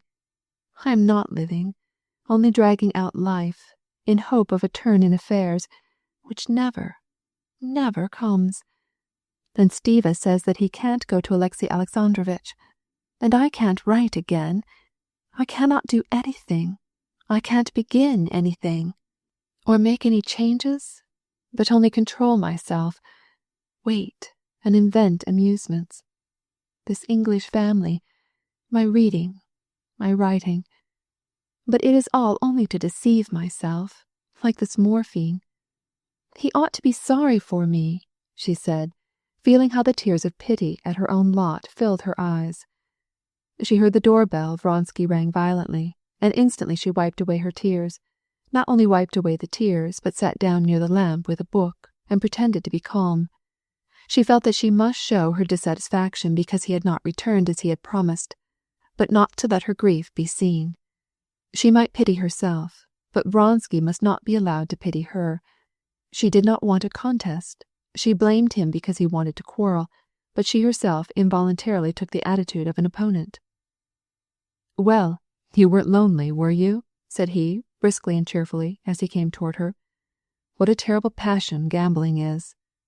"No, I was not lonely. I long ago learned not to be lonely. Stiva and Levin have been here to see me." "Yes, I knew that they intended to come. Well, and how do you like Levin?" he asked, as he sat down near her. "Very much. They have only just gone. How about Yashvin?" "He had won 17,000 rubles. I got him away, but he escaped from me and went back again, and now he's losing." "But why did you abandon him?" said Anna, suddenly raising her eyes to his. The expression of her face was cold and unpleasant. "You told Stiva that you were going to stay, to bring him away, and now you abandon him?" "In the first place, I did not send any message to you. In the second place, I never tell lies, and chiefly I wished to stay, and I stayed," he answered angrily. "Anna, why do you do so?" added he, after a moment's silence, holding out his hand to her in the hope that she would place hers in it. She was glad of this appeal to her love, but some strange spirit of evil prevented her from yielding. "Of course you stayed because you wanted to. You always do as you please. But why tell me so? What is the good?" answered she, growing more and more heated. "Who denies that you tell the truth? You wish to justify yourself. Do so, then." Vronsky drew back his hand, and his face became more set than before. "For you, this is a matter of obstinacy," she cried, looking at him fixedly, and suddenly finding the term by which to call the expression of his face, which exasperated her. "Sheer obstinacy. For you, the question is to see whether you will win the victory over me. But the question for me—" And again the sense of her pitiable lot came over her, and she almost sobbed. "If you knew what it meant for me when I feel, as I do now, that you hate me. Yes, hate me. If you knew what it meant for me. If you knew how near I am to horrible misfortune at these moments, how I fear for myself." And she turned away to hide her sobs. "But what's all this for?" said Vronsky, alarmed at this despair, and leaning toward Anna to take her hand and kiss it. "Do I seek outside diversion? Don't I avoid the society of women?" "As if that were all," said she. "Well, tell me what I must do to make you content. I am ready to do anything that you may be happy," said he, moved to see her in such despair. "What would I not do to spare you such grief, Anna?" he said. "It's nothing, she replied. "I myself don't know. It's the loneliness. It's my nerves. There, let's not talk about it any more. Tell me what happened at the races. Why haven't you told me about it?" she asked, attempting to conceal the pride she felt at her victory, for she knew it rested with her. Vronsky asked for some supper, and as he was eating described to her the incidents of the races. But from the sound of his voice, and from his glance that grew colder and colder, she saw that he would not forgive her for the victory. that the sense of obstinacy which she had struggled to overcome was as firm in him as ever. He was colder toward her than before, as if he regretted having yielded to her, and as she remembered the words that won her the victory, especially the words, "How near I am to horrible misfortune, and I fear for myself," she realized that it was a dangerous weapon, and that she must never employ it again. But she felt that along with the love which united them, there stood between them an evil spirit of conflict, which she had not the power to drive from his heart, and still less from her own.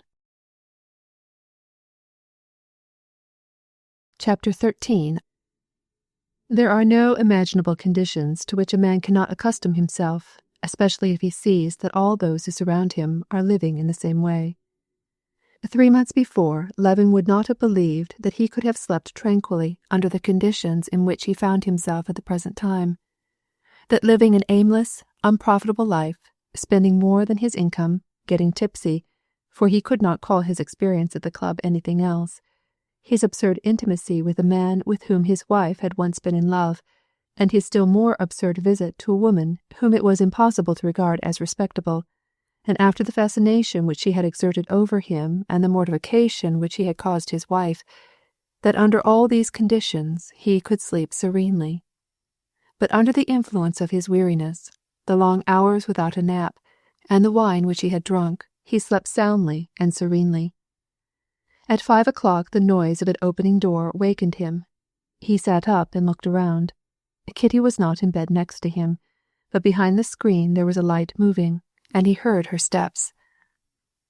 "What's the matter?" he asked, still only half awake. "Kitty, what is it?" "Nothing," answered she, coming from behind the screen with a candle in her hand, and smiling at him with a peculiarly sweet and significant smile. "I don't feel quite well." "What? Is this the beginning? Must we send?" he exclaimed in alarm, and he began to dress as quickly as possible. "No, no," said she, smiling and holding his hand. "It's nothing. I did not feel quite well. It's all right now." Going back to bed, she put out the light and lay down again, keeping perfectly still, although her very stillness and the way she, as it were, held her breath, were suspicious, and still more so the expression of peculiar tenderness and alertness with which, as she came out from behind the screen, she said to him, "It's nothing." Still, he was so overcome by drowsiness that he immediately went to sleep again. It was only afterward that he realized the calmness of her spirit, and appreciated all that was passing in her dear, gentle heart as she lay thus motionless near him, awaiting the most solemn moment of a woman's life. About 7 o'clock he was awakened by her hand touching his shoulder and her low whisper. She apparently hesitated between the fear of waking him and the wish to speak to him. "Kostya, don't be afraid. It's nothing. But I think Lizaveta Petrovna had better be called." The candle was again lighted. She was sitting on the bed, holding the knitting on which she had been at work during the last few days. "Please don't be alarmed. I'm not in the least afraid," said she, seeing her husband's terrified face, and she pressed his hand to her breast, then to her lips. Levin leapt from the bed and, unconscious of himself, without taking his eyes off his wife for a moment, hurried on his dressing gown. It was necessary for him to go, but he could not tear himself away. Dearly as he loved her face, as well as he knew her expression, her eyes, yet never before had he seen her look as she did then. How ugly and horrible did he now seem as he saw her now, and remembered the mortification which he had caused her the evening before. Her flushed face, with the clustering soft curls escaping from under her nightcap, was radiant with joy and resolution. Natural and simple as Kitty's character in general was, Levin was amazed by what unfolded itself before him now, when suddenly all the curtains were withdrawn, and the very essence of her soul shone in her eyes. And in this simplicity and revelation, she, her very self, whom he loved, was more apparent than ever. She looked at him and smiled, but suddenly her brows contracted. She lifted her head and, coming to him, took his hand and clung to him, sighing painfully. She suffered, and yet she seemed to pity him for her sufferings. At first, As he saw this silent suffering, it seemed to him that he was to blame for it, but in her look there was tenderness which told him that she not only did not blame him, but that she loved him all the more for her suffering. "If not I, who, then, is to blame for this?" he asked himself. She suffered, and she seemed to take pride in her pain and to rejoice in it. He saw that in her soul some beautiful transformation was taking place. But what? He could not understand. It was above his comprehension. "I have sent for Mamma. Now go quickly and get Lizaveta Petrovna." "Kostya, it's nothing. It's all over." She went to the other side of the room and rang the bell. "There, now, please go. Pasha is coming. I want nothing." And Levin, with astonishment, saw her take up her work again. As he went out of one door, he heard Pasha, the maid, come in at the other. He paused on the threshold and listened as Kitty gave directions for arranging the room, and as she herself began to move the bed. He dressed, and when he had ordered his carriage, since it was too early for Izvozchik's, he flew up to her room again, not on tiptoes, but on wings, as it seemed to him. 2 maids were busily engaged in moving something in the room. Kitty was walking up and down, knitting swiftly, slipping the knots, and giving directions. "I'm going for the doctor immediately. Lizaveta Petrovna has been sent for, but I will call there. There is nothing more, is there?" "Oh, yes, Dolly." She looked at him, evidently without hearing what he said. Yes, go," said she, and motioned to him with her hand.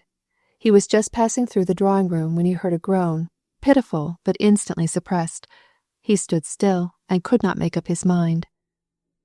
"It is she," he said to himself, and, putting his hands to his head, he rushed out. "Lord, have mercy on us. Pardon us. Save us," he exclaimed, and these words, which suddenly and unexpectedly came to his lips, were not spoken merely by his lips, unbeliever though he was. Now at this instant he knew perfectly well that all his doubts and the impossibility which his reason found in belief had not the slightest influence to prevent him from addressing himself to God. Everything of this sort now vanished like dust from his soul. To whom could he address himself, if not to Him in whose hands he felt were held himself, and his soul, and his love? The horse was not yet ready, but, feeling the special strain of physical powers unemployed, and of the work before him calling for his attention, he started on foot, so as not to lose a single instant, and ordered Kuzma to follow him. At the corner of the street he met a knight Izvozchik hurrying along. In the little sledge sat Lizaveta Petrovna, in velvet cloak, with her head wrapped up in a kerchief. "Thank God," he murmured, as he saw with joy her pale little face, which had a peculiarly serious, and even stern, expression. Not ordering the driver to stop, he ran along with it back to the house. "Only 2 hours? Not more?" asked Lizaveta Petrovna. "You may speak to Pyotr Dmitrich, but don't hurry him. Yes, please get some opium at the apothecary's." "Do you think all will go on well?" asked he.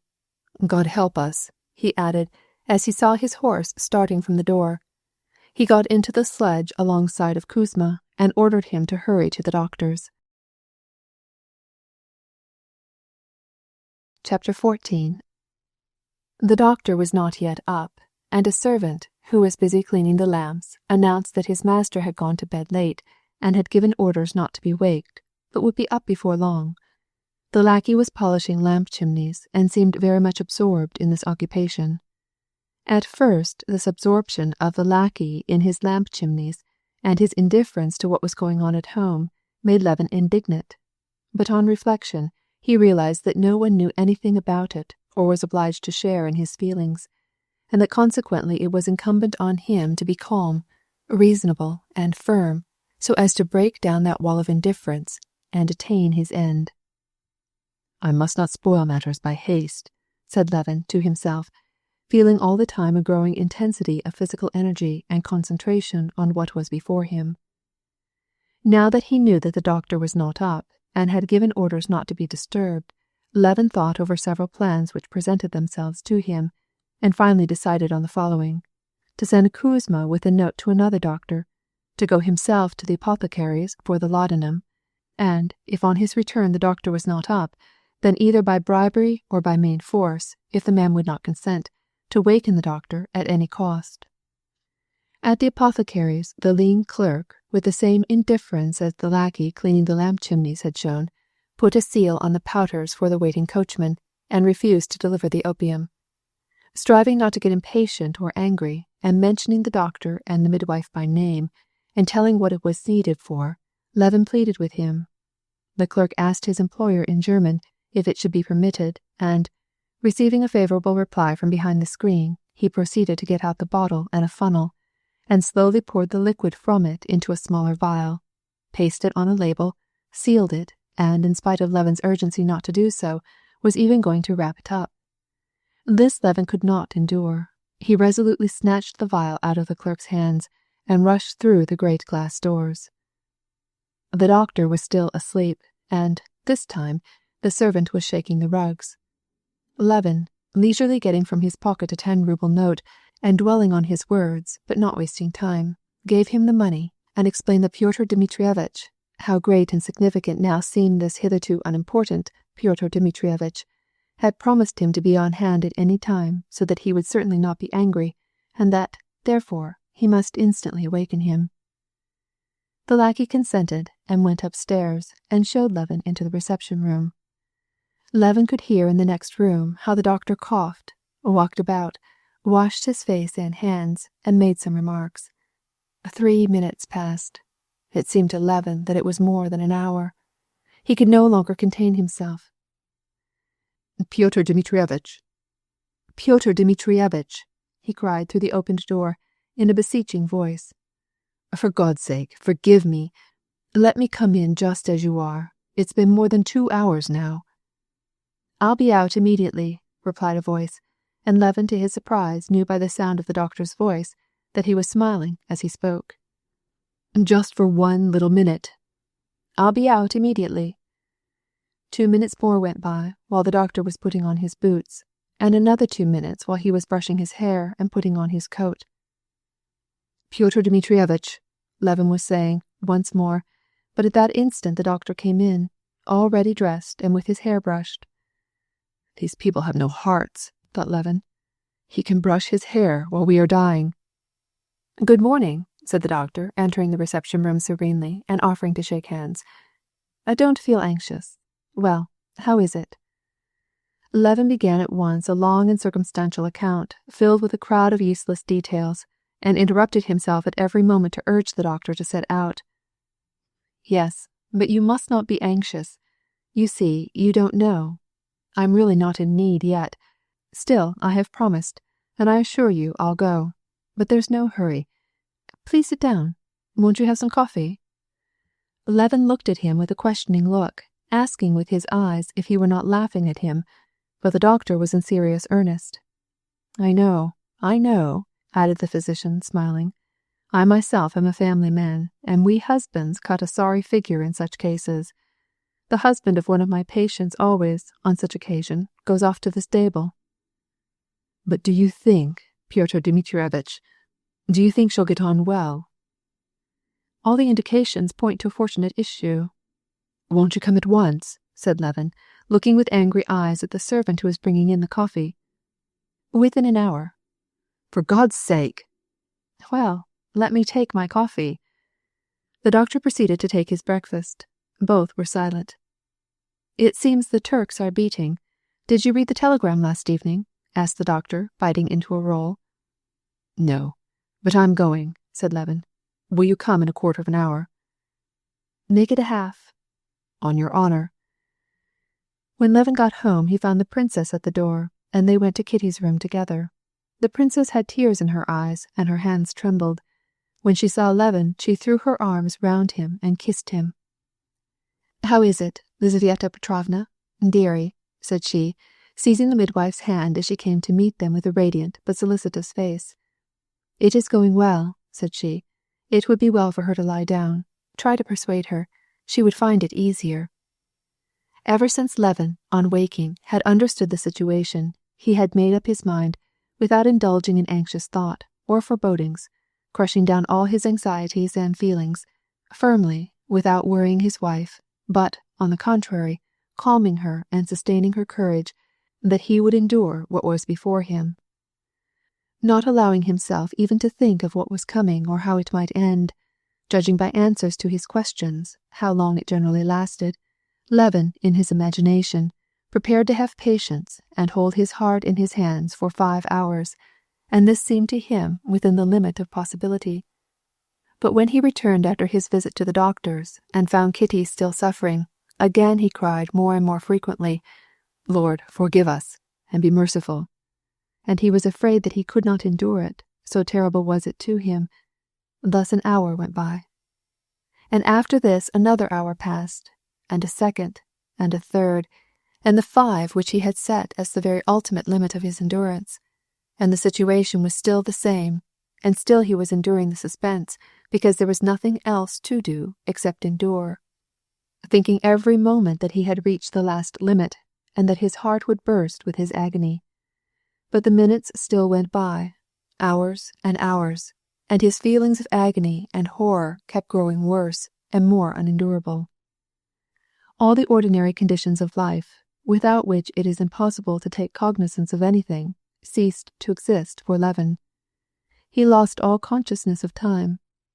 Now the minutes when she called him to her, and he held her moist hand, which at one time would press his with extraordinary force, and again push him away, seemed hours. Then again the hours would seem to him minutes. He was surprised when Lizaveta Petrovna asked for a light, and he learned that it was 5 o'clock in the evening. If they had told him that it was only 10 o'clock in the morning, he would have been just as much surprised. Where the time had gone, what he had done, where he had been, he could not have told. Sometimes he saw Kitty's flushed face, now troubled and piteous, then calm and almost smiling, as she tried to reassure him. Then he saw the princess, flushed with anxiety, her grey curls in disorder, swallowing down her tears and biting her lips to keep from crying.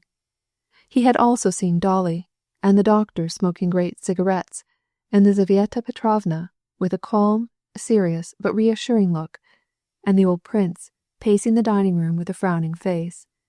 But how they came and went, and where they had been, he could not tell. The princess had been with the doctor in Kitty's room, then in the library, where a well-set table had appeared. Then she disappeared, and Dolly was in her place. Then Levin remembered that they sent him somewhere. He moved a divan and a table zealously, thinking it was for her sake, and only when it was done did he learn that they were preparing his own bed for the night. He was sent to the library to ask the doctor something.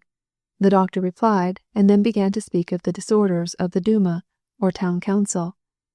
Then they sent him to the princess's bedchamber to get a holy image made of silver, with a gold trimming, from there, and, with the aid of an old chambermaid of the princess's, he climbed up to get it from the cabinet, and, in doing so, broke a little lamp, and the old woman consoled him for this accident, and encouraged him about his wife.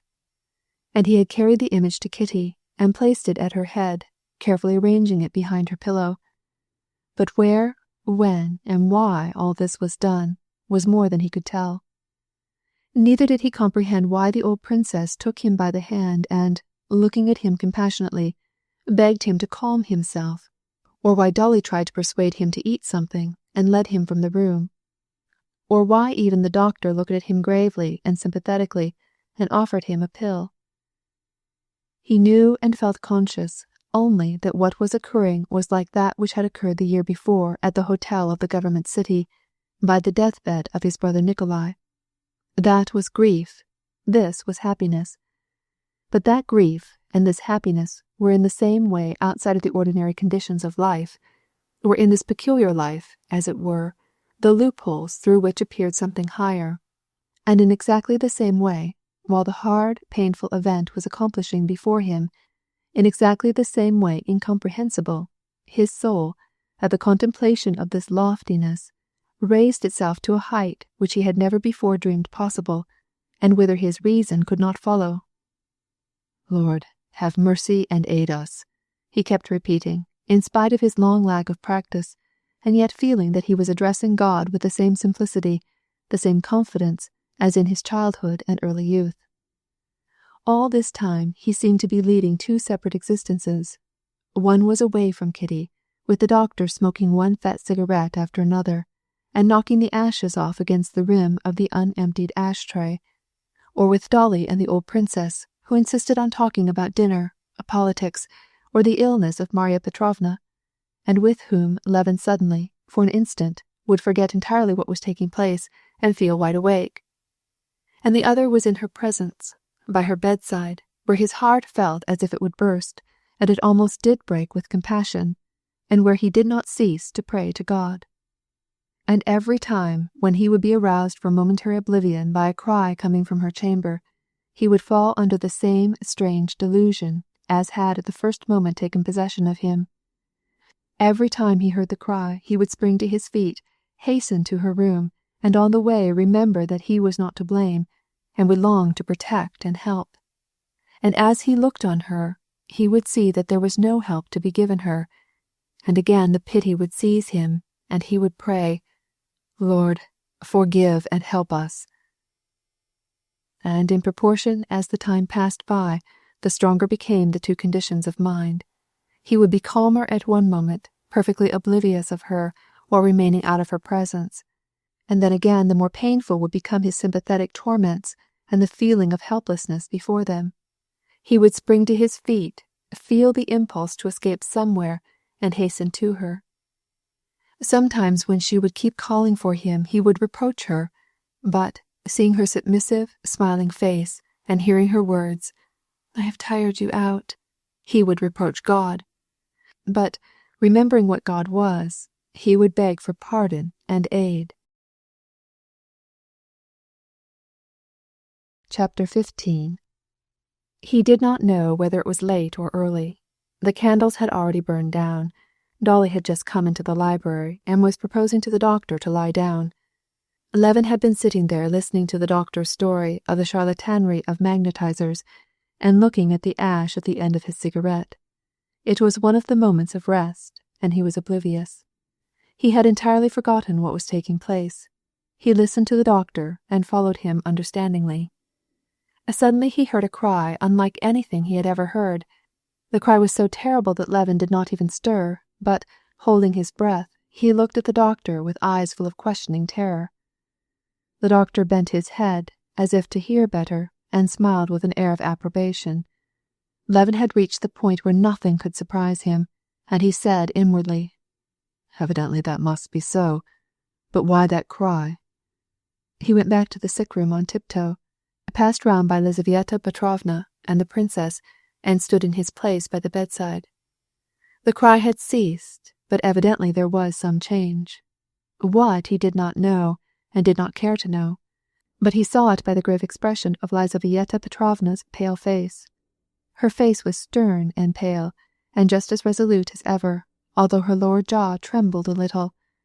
Her eyes were kept steadily fixed on Kitty. Her flushed, tortured face, with the little tufts of hair clinging to it, was turned toward him, and her eyes sought his. She raised her hand and tried to take his. When once she got hold of it, she tried with her moist hands to press it to her forehead. "Don't go, don't go. I'm not afraid," said she quickly. "Mamma, take away my earrings. They annoy me. You aren't afraid?" "Lizaveta Petrovna, quick, quick!" She spoke rapidly, and tried to smile, but suddenly her face grew convulsed, and she pushed him away. "This is terrible. I shall die. I shall die. Go, go!" Then came the same unearthly cry. Levin seized his head in his hands and rushed from the room. "That is nothing. All is going well," said Dolly, following after him. But, whatever they might say, he knew that now all was lost. Leaning his head against the lintel, he stood in the adjoining room, and listened to screams and moaning, such sounds as he had never heard before, and he knew that what was making such animal-like noise was she who had once been Kitty. He had long ceased to care about the child. He now hated that child. He went so far as to not wish for Kitty to live, provided only her horrible agonies might be ended. "Doctor, what does that mean? My God, he said, seizing the doctor's arm as he went in. "It is the end," replied the doctor, and his face was so serious, as he said this, that Levin thought he meant that Kitty was dead. Not knowing what would become of him, he went back to the bedroom. What he first saw was Lizaveta Petrovna's face. It was even more than before pretentious and stern. It was no longer Kitty's face that was there. In the place where it had been before, there was something terrible both by reason of the agony which contracted it, and by reason of the sound that came from it. He bowed his head against the wooden frame of the bed, feeling that his heart would burst. The awful shriek still continued. It grew more piercing than ever, as if the last limit of horror had been reached. Then suddenly the shriek ceased. He could not believe it, but he could not doubt. And he heard a gentle rustling and a quick breathing, and his wife's living, loving, happy voice whispered, "Konechna, it's over." He raised his head. As she lay there, beautiful with a supernatural beauty, with her arms nervelessly resting on the counterpane, she looked at him and tried to smile at him, but could not. Coming suddenly out of that mysterious and terrible world where he had been living for 22 hours, Levin felt himself transported back into his ordinary everyday world of luminous happiness, and he could not bear it. The cords long tense snapped. He burst into tears, and the sobs of joy which he could not foresee shook his whole body so violently that he could not speak. He knelt beside Kitty and pressed his lips on her hand, and her gentle fingers answered his caress. And meantime, at the foot of the bed, in the skilful hands of Lizaveta Petrovna, like the small uncertain flame of a lamp, flickered the life of a human being, which just before had not been, and which, with every right and every responsibility, would live and propagate its kind. "He lives! He lives! Yes, it is a boy! Don't be worried," Levin heard Lizaveta's voice saying, while with a trembling hand she slapped the little one's back. "Mamma, is it true?" asked Kitty, and the princess's sobs answered her. And amid the silence, like an indubitable answer to the young mother's questions, was heard a voice, absolutely different from the subdued voices speaking in the room. It was the bold, decided, imperious, almost impertinent cry of the new human being, which had come whence no one knew. Just before, if Levin had been told that Kitty was dead, that he himself had died with her, and that their children were angels, and that they were all in the presence of God, he would not have been surprised.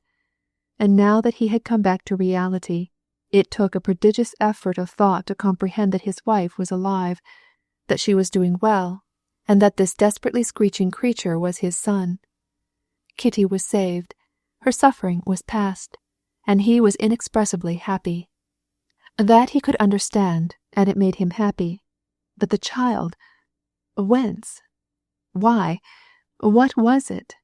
He could not want himself to the thought of it. It seemed to him somehow too much, too overwhelming, and it was long before he became accustomed to it. Chapter 16.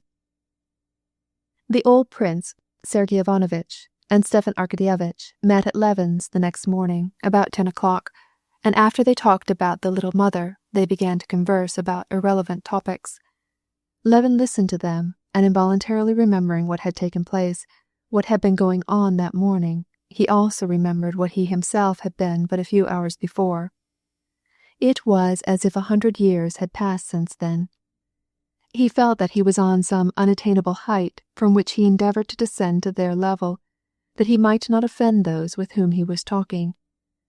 While talking about indifferent things, he was thinking of his wife, of the state of her health, and of his son, to the idea of whose existence he was trying to accustom himself. The whole world of womanhood, which had taken on a new and incomprehensible significance to him, even after his marriage, occupied such a lofty place that he could not begin to realize it. He heard the men talking about their dinner at the club, but he was thinking, "What is she doing now? Is she asleep? How is she? What is in her mind? Is the son Dmitri crying?" And, in the midst of a conversation, in the midst of a sentence, he sprang up and left the room. "Send word down if I may see her," said the old prince. Very good, I will at once, replied Levin, and without pausing he went to her room. She was not asleep, but was softly talking with her mother, making plans about the christening. With clean clothes and with her hair brushed, she lay comfortably arranged in bed, with her hands resting on the counterpane, and a mob cap with blue ribbons on her head, and as her eyes met his she drew him to her by their look. Her face lighted up more and more brightly as he approached her. There was in it that change from the earthly to the superhuman calm which one sees in death, but, instead of a farewell, she welcomed him to a new life.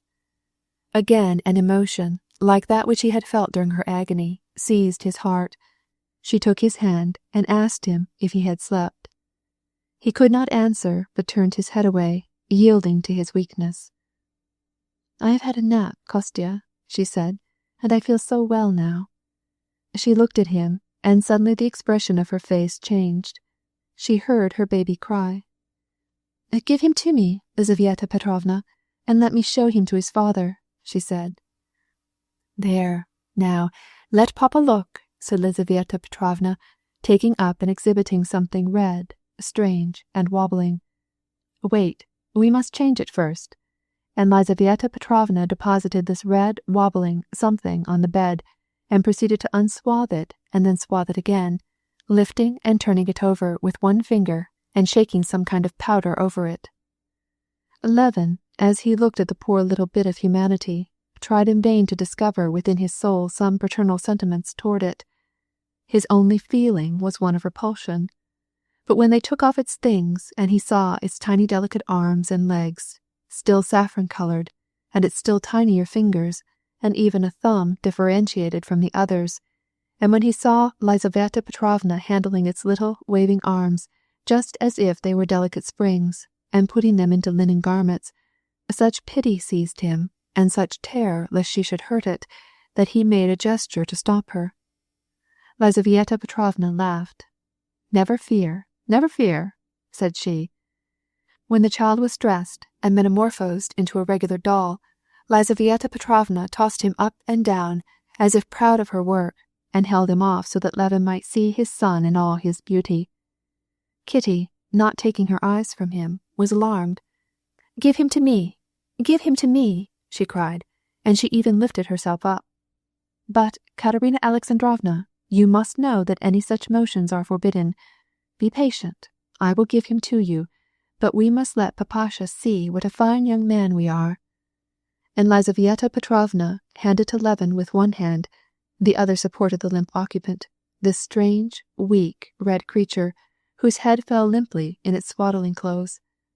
All that was to be seen of it was a nose, a pair of eyes that looked in two directions, and smacking lips. "Prekrasnui Rabyonek, a splendid baby," said Lizaveta Petrovna. Levin drew a deep breath of mortification. This splendid baby inspired him only with a feeling of pity and disgust. It was not at all the feeling that he expected. He turned away while the nurse placed it in Kitty's arms. Suddenly a laugh caused him to raise his head. It was Kitty who laughed. The baby had taken the breast. "There, that's enough, said Lizaveta Petrovna, but Kitty would not let go of her son, who had gone to sleep on her arm. "Look at him now," said she, turning the child so that his father might see him. The little old face suddenly grew still more wrinkled, and the child sneezed. Levin, smiling and hardly able to restrain his tears of tenderness, kissed his wife and left the room. The feelings which this little being awakened in him were entirely different from what he had expected. There was neither pride nor joy in the feeling, but rather a new and painful fear. It was the consciousness that he had become vulnerable in a new way, and this consciousness at first was so acute, his fear lest this poor, defenseless creature might suffer was so poignant, that it drowned the strange feeling of thoughtless joy and even pride that rose in his heart when the infant sneezed. Chapter 17. The affairs of Stepan Arkadyevitch had reached a critical stage.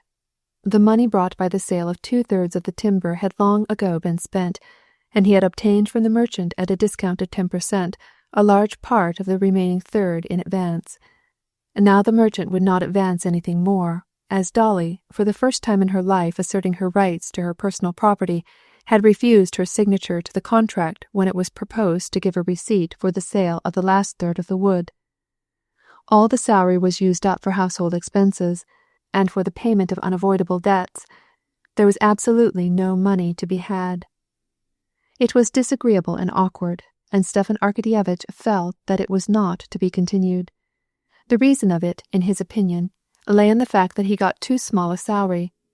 The place which he held had been very good 5 years before, but it was so no longer. Petrov, the director of a bank, got 12,000. Sventitsky, a member of the council, got 17,000. Mitten, the head of a bank, got 50,000. Apparently I have been asleep, and they have forgotten me, said Stepan Arkadyevitch to himself, and he began to keep his eyes and ears open, and at the end of the winter he discovered a very good place, and matured his attack upon it, beginning at Moscow through his uncles, his aunts, and his friends, and then, when the time seemed ripe in the spring, he himself went down to Petersburg. It was one of those lucrative, sinecure places which nowadays are found, varying in importance, worth anything from 1,000 to 50,000 rubles a year. This place was in the commission of a consolidated agency for the mutual credit balance of the southern railway and banking establishments. The place, like all such places, required at once such varied talent and such extraordinary activity that it was hard to find them united in one person. But since it was hopeless to find anyone with all these qualities, it was certainly better that the man put in should be an honest rather than a dishonest man. Now Stepan Arkadyevitch was an honest man in every sense of the term, for in Moscow the word chestnui, meaning honest, has two significations, depending on its accent. They speak of an honest agent, an honest writer, an honest journal, an honest institution, and it means not only that men or institutions are not dishonest, but that they know how to adapt themselves to circumstances. Stepan Arkadyevitch belonged in Moscow to that class of people who used that convenient word, and, as he passed for honest, he therefore felt that he had a better right than anyone else to that place. This place was worth from 7,000 to 10,000 rubles a year, and Oblonsky could accept this position and not resign his present duties. Everything depended on 2 ministers, a lady, and 2 Jews, and, although they were ready to grant what he wished, he had to go to Petersburg to solicit their aid. Moreover, he faithfully promised Anna that he would obtain from Karenina a decisive answer about the divorce, and, having extorted 50 rubles from Dolly, he set out for Petersburg. Sitting in Karenina's library and listening to his exposition of a project for reforming the status of Russian finance, Stepan Arkadyevitch waited as patiently as he could till he might put in a word about his personal affairs and about Anna. "Yes, that is very true," said he, when Alexey Alexandrovitch took off the pince-nez, without which he could not read now, and looked inquiringly at his brother-in-law. "That is very true in detail, but nevertheless the leading principle of our age is liberty." "Yes, but I advocate another principle which embraces freedom," replied Alexey Alexandrovitch, accenting the word embraces, and putting on his pince-nez to read over the passage where he had said that very thing. And, turning over the pages of his elegantly written manuscript, with its wide margins, he again read the concluding paragraph. "For if I sustain the protectionist system, it is not for the advantage of private individuals, but for the general good, for all classes alike, both low and high. And it is that which they will not understand," added he, looking over his pince-nez at Oblonsky, "absorbed as they are in their personal interests, and so easily satisfied with phrases." Stepan Arkadyevitch knew that when Karenina began to speak of what was said and done by those who were opposed to his views, and who were the source of all evil in Russia, he was nearing the end, and so he willingly renounced his principle of liberty and agreed with him. Alexey Alexandrovitch came to a pause, and turned over the leaves of his manuscript with a thoughtful air. "Oh, by the way," said Stepan Arkadyevitch, "I wanted to ask you, in case you should meet Pomorsky, to say a little word to him for me, that I should very much like to be appointed a member of the Commission of the Combined Agencies of the Mutual Credit Balance of the Railways of the South. To Stepan Arkadyevitch the name of this position, which was so dear to his heart, was already very familiar, and he could rattle it off with great rapidity and without making a mistake. Alexey Alexandrovitch asked what the functions of this new commission were to be, and then he reflected. It seemed to him that the existence of this commission was directly opposed to his projects of reform. But as the operations of this commission were very complicated, and his own projects of reform occupied a very vast field, he felt that he could not settle this question at a glance, and, taking off his pince-nez, said, "Without doubt I could speak to him. But why are you especially desirous to have this place?" "The salary is good, 9,000 roubles, and my means—" 9,000 roubles, repeated Alexey Alexandrovitch, and he frowned. The high emolument of this position reminded him that Stepan Arkadyevitch's supposititious function was directly opposed to the principal feature of his projects, which always inclined to economy. "I believe, and I show in my pamphlet, that in our day these enormous salaries are the signs of the defectiveness of the economic assiette of our administration." "Yes, but what would you have?" said Stepan Arkadyevitch. "Now let us see. A bank director gets 10,000. He is worth it. Or an engineer gets 20,000. These are no sinecures." "I opine that salaries are payment for merchandise, and ought to be subject to the law of supply and demand.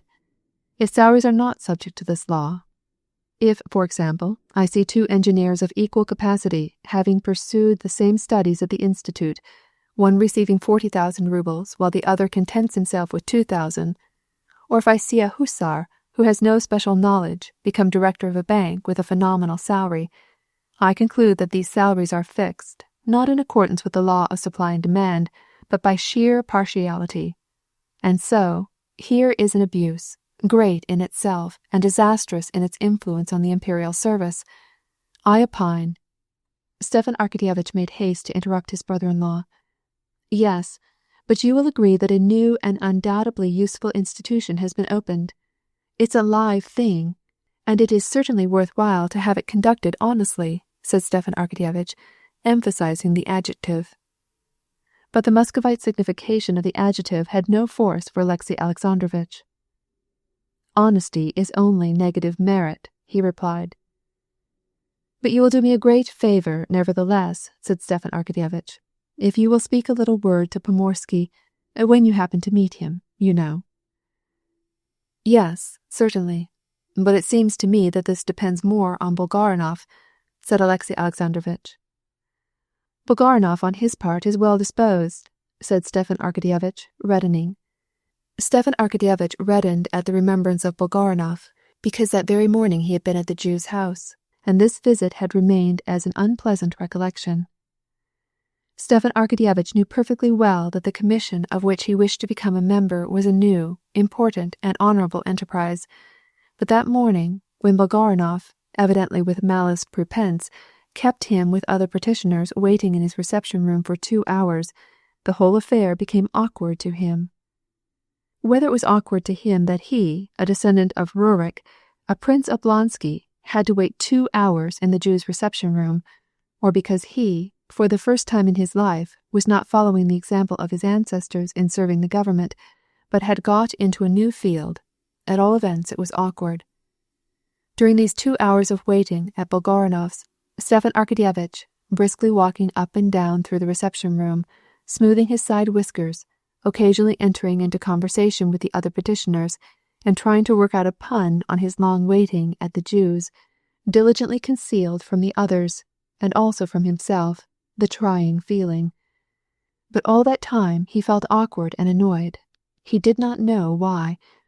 It was either because he had not succeeded very well with his pun on the word Jew, how he had to chew on the cud of expectation, or for some other reason.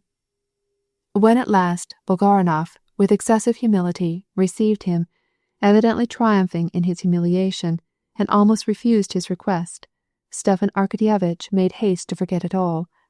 But now, remembering it again, he reddened with shame. Chapter 18. Now I have yet one more thing to talk over with you, and you know what it is about. Anna, said Stepan Arkadyevitch, after a moment's silence, and shaking off these disagreeable memories. When Oblonsky spoke Anna's name, Karenin's face entirely changed. In place of its former vivacity, it took on an expression of corpse-like rigidity and weariness. "What more do you want of me?" said he, turning about on his armchair and shutting his pince-nez. "A decision, some sort of a decision, Alexey Alexandrovitch. I address you, not as," he was going to say, "a deceived husband," but fearing that it might hurt his cause, he stopped, and substituted with little appropriateness, "not as a statesman, but simply as a man, and a good man, and a Christian. You ought to have pity on her." "In what way could I, properly?" asked Karenin quietly. "Yes, have pity on her. If you saw her as I do, I have seen her all winter, you would pity her. Her position is cruel." "I thought," said Karenin suddenly, in a piercing, almost whining voice, "that Anna Arkadyevna had obtained all that she wished." "Oh, Alexey Alexandrovitch, for God's sake, let us not make recriminations. What is past, and you know what she is now waiting for and hoping for is the divorce." "But I understood that in case I kept my son, Anna Arkadyevna refused the divorce, and so my silence was equivalent to a reply, and I thought the question settled. I consider it settled," said he, with more and more warmth. "For God's sake, don't get angry," said Stepan Arkadyevitch, touching his brother-in-law's knee. "This question is not settled. If you will allow me to recapitulate, the affair stands thus. When you separated, you were as great, as magnanimous as was possible to be. You granted her everything, her freedom, even a divorce if she wanted one. She appreciated it. No, you don't think so, but she appreciated it absolutely, to such a degree that, at first, feeling her guilt towards you, she could not, reason about it at all. She refused everything. But the reality and time have shown her that her position is painful and intolerable." "Anna Arkadyevna's life cannot interest me," said Karenin, raising his eyebrows. "Permit me to disbelieve that," replied Stepan Arkadyevitch gently.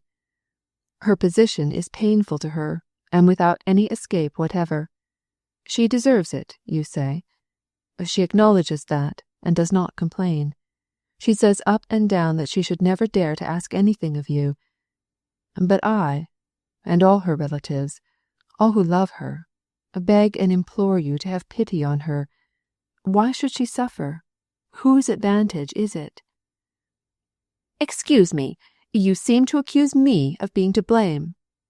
"Oh, not at all, not at all. Understand me," said Stepan Arkadyevitch, touching Karenin's arm, as if he believed that personal contact would have a mollifying effect on his brother-in-law. "I merely say this. Her position is painful, and you can relieve it, and it will not cost you anything. I will so arrange the matter that you shall have no trouble about it. Besides, you have promised." "My consent has been already given, and I had supposed that the question of our son had decided the matter. Besides, I hoped that Anna Arkadyevna would in her turn have the generosity to understand." His trembling lips could hardly utter the words, and he turned pale. "She leaves all to your magnanimity. She asks, she implores, for only one thing, to be relieved from this unendurable position in which she finds herself. She asks for her son. Alexey Alexandrovitch, you are a good man.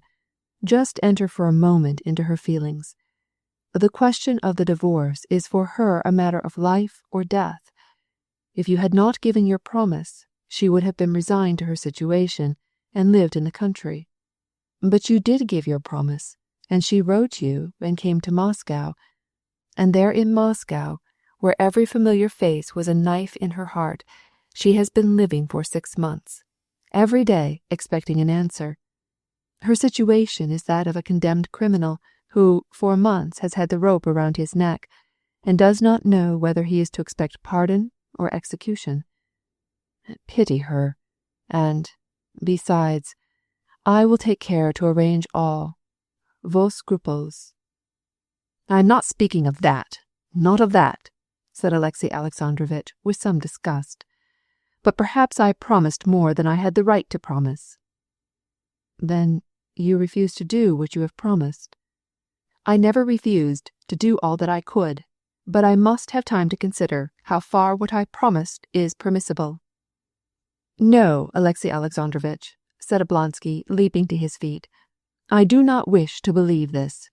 She is as unhappy as it is possible for a woman to be, and you cannot refuse such. How far what I promised is permissible? Vous professez d'être un libre penseur, but I, as a believer, cannot defy the law of Christianity in a matter so important. But in Christian communities, and here in Russia, divorce is permitted, said Stepan Arkadyevitch. Divorce is permitted by our church, and we see... Permitted, but not in this sense. Alexey Alexandrovitch, I don't know you, said Oblonsky after a moment's silence. You are not the same man you were. Do you not forgive all? And did we not appreciate your magnanimity? Were you not moved by genuine Christian feeling? Weren't you ready to sacrifice everything? You yourself said, If any man will take away thy coat, let him have thy cloak also. And now... I beg of you, said Karenina, rising suddenly and turning pale with a trembling jaw. I beg of you, he said in a high-pitched voice, to cut short this conversation. Oh, well, pardon me, if I have offended you, said Stepan Arkadyevitch in confusion, holding out his hand. But I had to fulfill the mission I was charged with. Alexey Alexandrovitch gave him his hand and said, after a moment's reflection, I must have time to think about it and seek for light. You shall have my final answer day after tomorrow. Chapter 19. Stepan Arkadyevitch was going out when Kornei came in and announced, Sergei Alexeyevitch. Who is Sergei Alexeyevitch? Oblonsky began to ask, but in an instant he remembered. Oh, Serosa, he exclaimed. And here was I, thinking it was some director of a department, he said to himself. Anna begged me to see him. And he recalled the sad, timid expression with which, as he left her, Anna had said to him, You will see him, and can find out what he is doing, and where he is, and who is taking care of him. And, Stiva, if possible, would it be possible? He knew what she meant by the words, if possible. If it were possible to get the divorce so as to have her son. But now Stepan Arkadyevitch knew that this was out of the question. He was none the less glad to see his nephew again. Alexey Alexandrovitch reminded his brother-in-law that he must not talk to him of his mother, and begged him not even by a word to remind him of her. He was very ill after that last interview with his mother, which we were not prepared for, said Alexey Alexandrovitch, and for a while we feared for his life. But sensible medical treatment and sea-bathing in the summer restored him to health, and I have followed the doctor's advice and sent him to school. Activity, being with companions of his own age, have had a happy influence on him. His health is good, and he is studying well. Why, he's becoming quite a young man. He is no longer Serosa. He is full-grown, Sergei Alexeyevitch, said Stepan Arkadyevitch with a smile, as a handsome, tall, robust boy, dressed in a kurtochka, or jacket, and long trousers, came in briskly and without constraint. The boy had a look of sound health and good spirits. He bowed to his uncle as to a stranger. Then, as he remembered him, he reddened and, as if offended and angry at something, turned away and handed his school report to his father.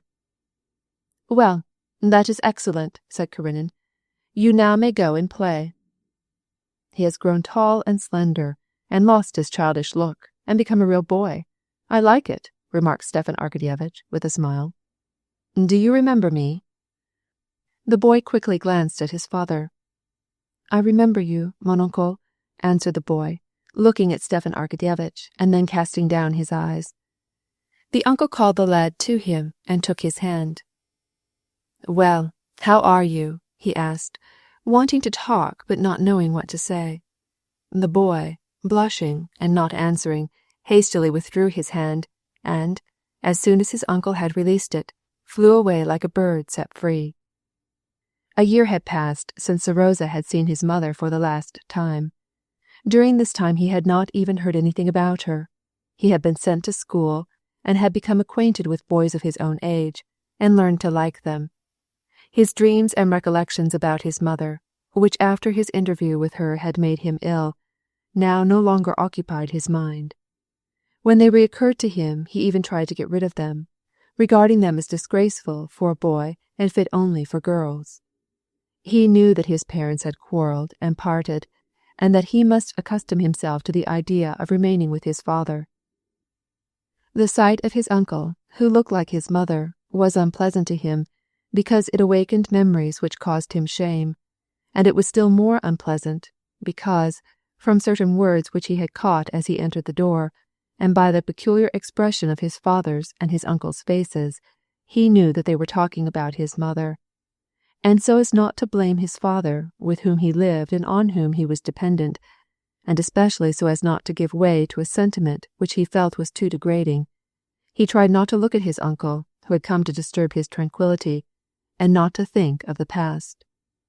But when, shortly after, Stepan Arkadyevitch went out, he found the boy on the stairs, and he called him to him, and asked him how he spent his spare time, now that he was at school. Serosa, out of his father's presence, talked freely. "We have a railroad now," he said in answer to his question. "Just see, these two are sitting on the seat. They are passengers, and there is one man trying to stand on the seat, and there they all are going, and by means of our arms and our belts we go through the whole length of the hall, and the doors open in front. And I tell you it's very hard here for the conductor." "Is that the one standing?" asked Stepan Arkadyevitch, amused. "Yes, he has to be bold and skillful, because the train comes to a very sudden stop, and he might get thrown over." "Well, that is no joke," said Stepan Arkadyevitch sadly, as he looked at the boy's bright eyes, which were like his mother's, and which had already lost their childish look of innocence. And, although he had promised Alexey Alexandrovitch not to speak of Anna, he could not resist. "Do you remember your mother?" he asked suddenly. "No, I do not," Serosa answered quickly, turning red, and his uncle could not make him talk any more. When the Russian tutor found Serosa on the stairs half an hour after, he could not make out whether he was crying or was sulky. "Did you hurt yourself when you fell?" he asked. "I said this was a dangerous game, and shall I have to tell your father?" "If I had, no one should find it out," answered the boy. "Well, what's the matter then?" "Let me alone. What is it to him whether I remember or not? Why did he remind me? Let me be." And the boy seemed to defy not only his tutor, but the whole world. Chapter 20. Stepan Arkadyevitch, as usual, did not waste his time at Petersburg. He had not only his business to attend to, his sister's divorce and his new position to look after, but moreover, as he said, to refresh himself after musty Moscow. For Moscow, in spite of its cafés chantants and its omnibuses, was still only a stagnant marsh. Stepan Arkadyevitch always felt that this was so. Living in Moscow, especially in proximity to his family, he was conscious that his spirit flagged. When his life in Moscow was long unbroken by a trip to Petersburg, he even began to be annoyed by his wife's bad temper and reproaches, and to worry over his health, the education of his children, and the petty details of the household. He even went so far as to be disturbed about his debts. As soon as he set foot in Petersburg and entered that circle where life was really life, and not vegetating, as in Moscow, immediately all such thoughts disappeared like wax in the fire. His wife? He had just been talking with Prince Tchetchensky.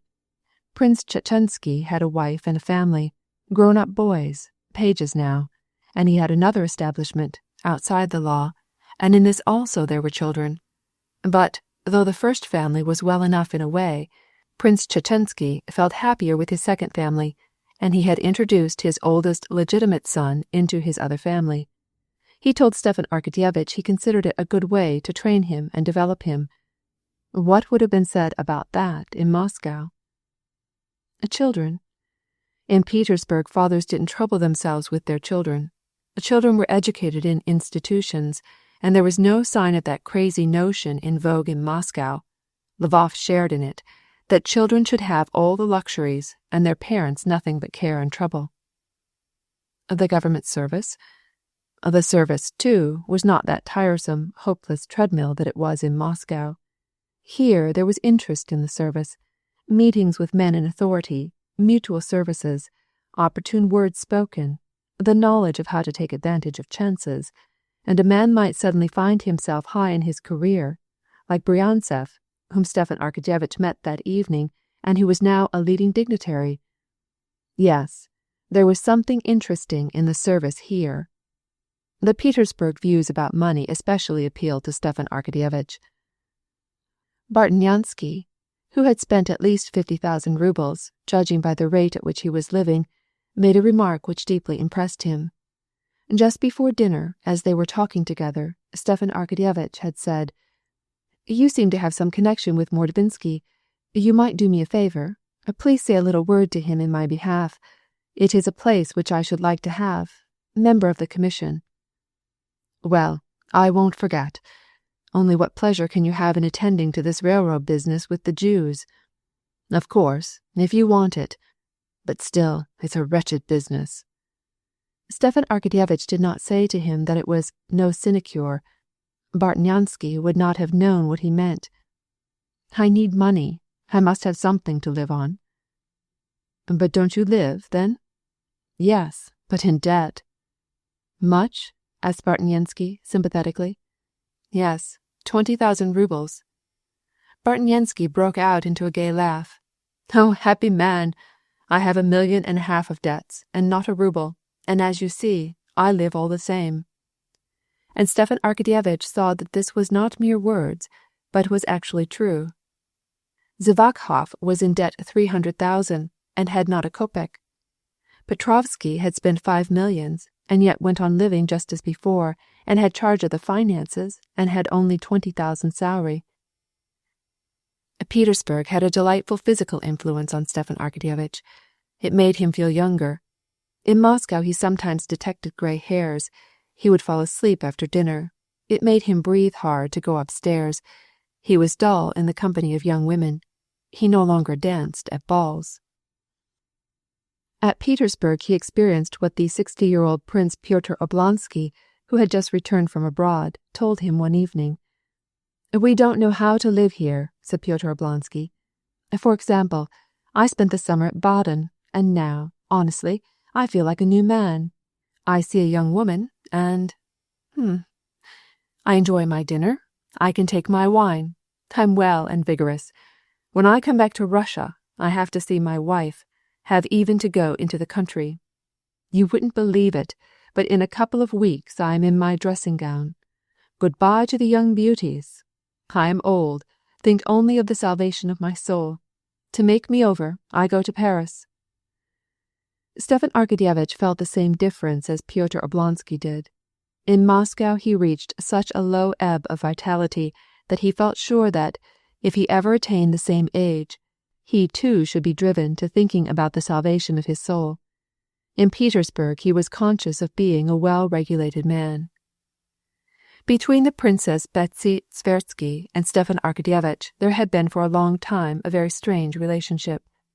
He always jested with her, and he always said very improper things by way of jest, knowing that they pleased her more than anything else. The day after his interview with Karenina, Stepan Arkadyevitch went to see her, and, feeling particularly young, he conducted himself with more than his usual levity, and went so far in his impropriety that he could not retrieve his steps, and, unfortunately, he felt that she was not only displeased, but even opposed to him. Yet this tone had been established because it generally amused her. so he was glad to have the Princess Myakaya interrupt their tête-à-tête. "Ah, here you are," said she when she saw him. "Well, and how is your poor sister? Don't look at me so. Since women who are 1,000 times worse than she throw stones at her, I think she did quite right. I can't forgive Vronsky for not letting me know that she was in Petersburg. I should have gone to see her, and gone with her everywhere. Give her my love. Now tell me about her." "Well, her position is a very painful one. Stepan Arkadyevitch began, in the simplicity of his heart, taking the princess's words as genuine money, when she said, "Tell me about your sister." But the princess, in her usual way, interrupted him and began to talk herself. "She did what everybody but myself does, and hides. But she was not willing to lie, and she did right, and she has at least belittled herself in having forsaken that imbecile, I beg your pardon, your brother-in-law. Everybody said he was a genius. A genius! I was the only one who said he was a goose, and people have come to be of my opinion, now that he has taken up with the Countess Lydia and Landau. I should not like to agree with everybody. It's stupid. But this time I can't help it." "Now please explain something to me," said Stepan Arkadyevitch. "What does this mean? Yesterday I was at his house, talking of the divorce, and I asked him for a definite answer. My brother-in-law said to me that he could not give me an answer without reflection, and this morning I received an invitation from Lydia Ivanovna for this evening, instead of an answer." "Now, that's just it," cried the princess, delighted. "They will consult Landau as to what to say." "Why Landau? Who is Landau?" "What? You don't know Jules Landau? La femme Jules Landau? La clairvoyante? He also, in my opinion, is an imbecile, but on him depends your sister's fate. That's what comes of living in the provinces. Landau, you must know, was commis of a mercantile house at Paris, and went to see a doctor. He fell asleep in the waiting room, and, while he was asleep, gave advice to all the sick. Most astonishing advice.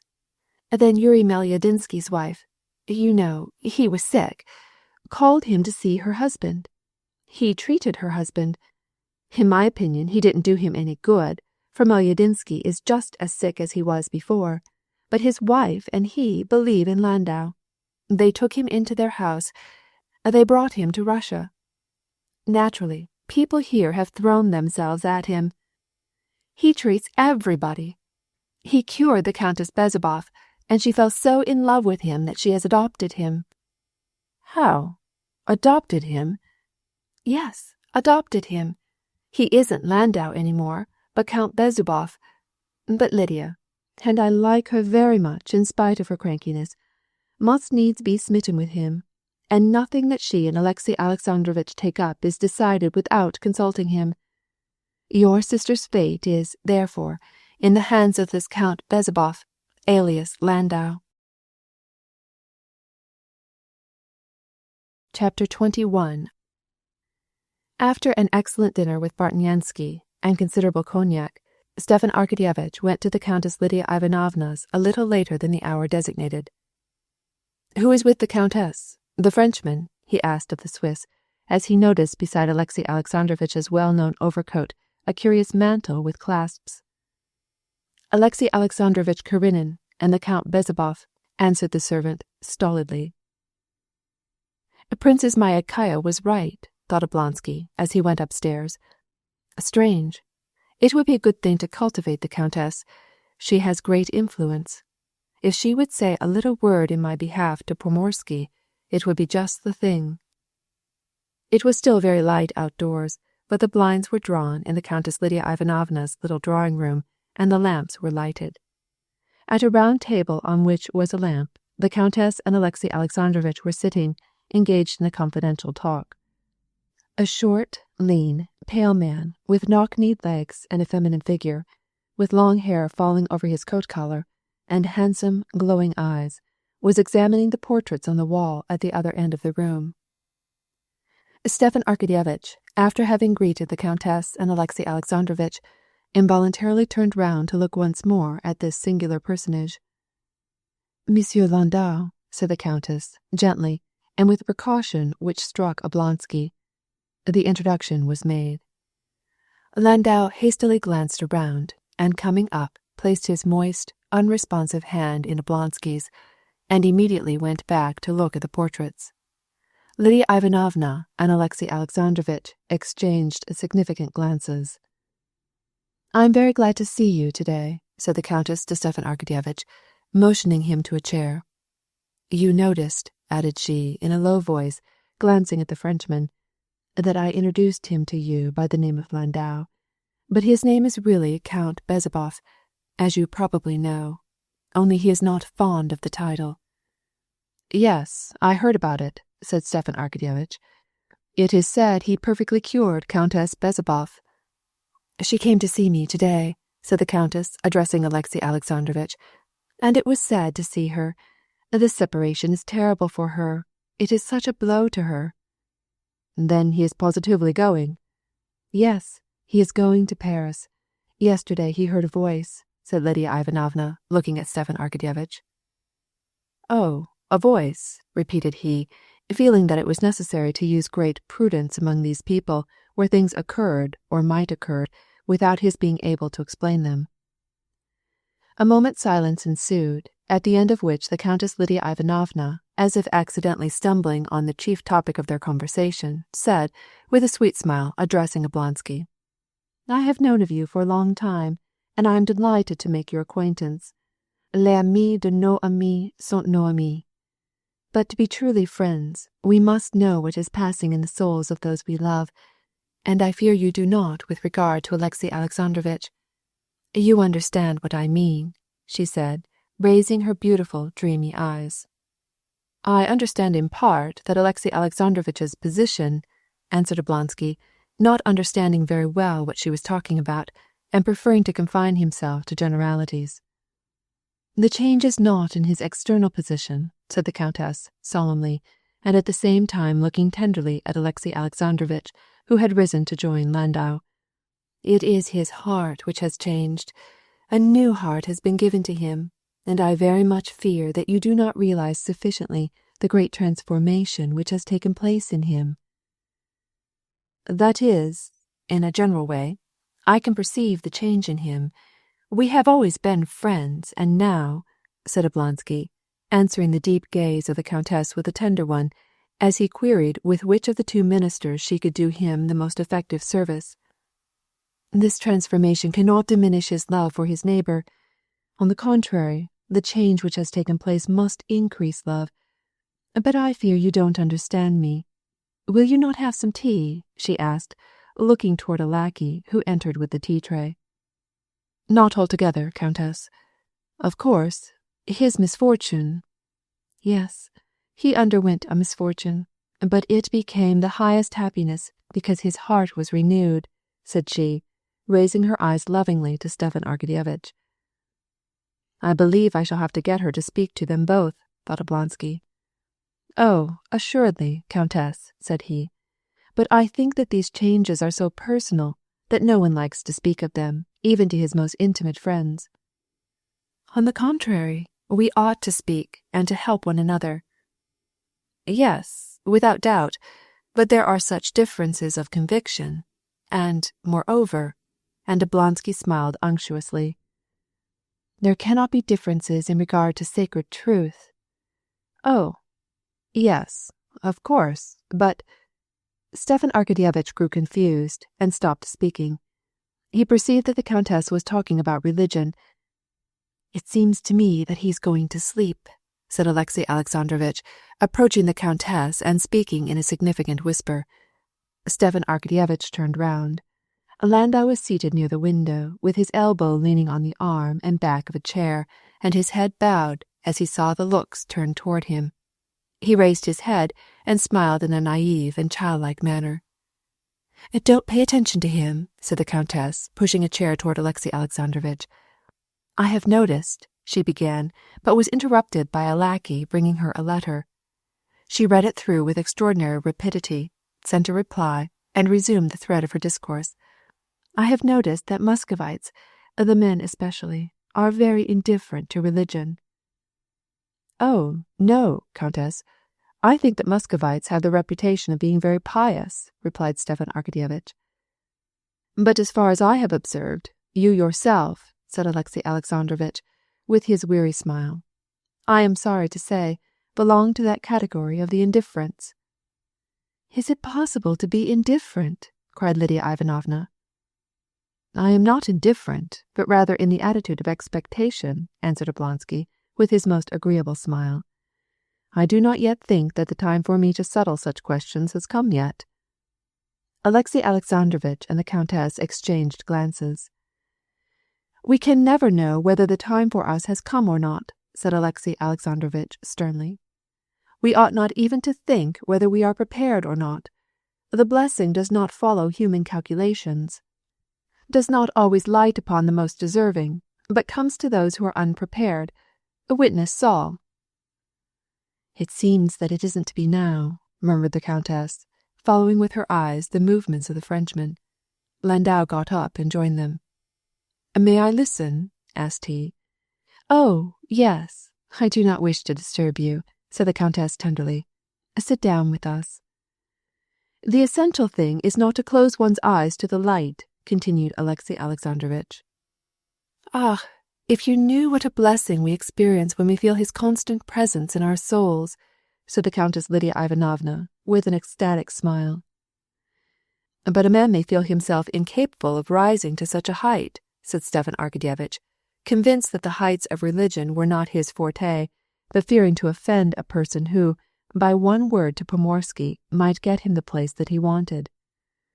"You mean that sin may prevent him?" asked Lydia Ivanovna. "But that is a mistaken view.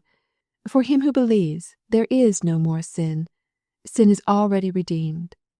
Pardon?" she asked as the lackey brought her another note. She read it and answered verbally. "Say tomorrow, at the Grand Duchess's." Then she continued, "For the believer there is no sin." "Yes, but faith without works is dead," said Stepan Arkadyevitch, recalling this phrase of his catechism, with a smile establishing his independence. "That is the most famous passage in the Epistle of St. James," said Alexey Alexandrovitch, in a reproachful tone, looking at the Countess as if to recall frequent discussions on the subject. "How much harm the false interpretation of that passage has done! It has driven more persons from the faith than anything else.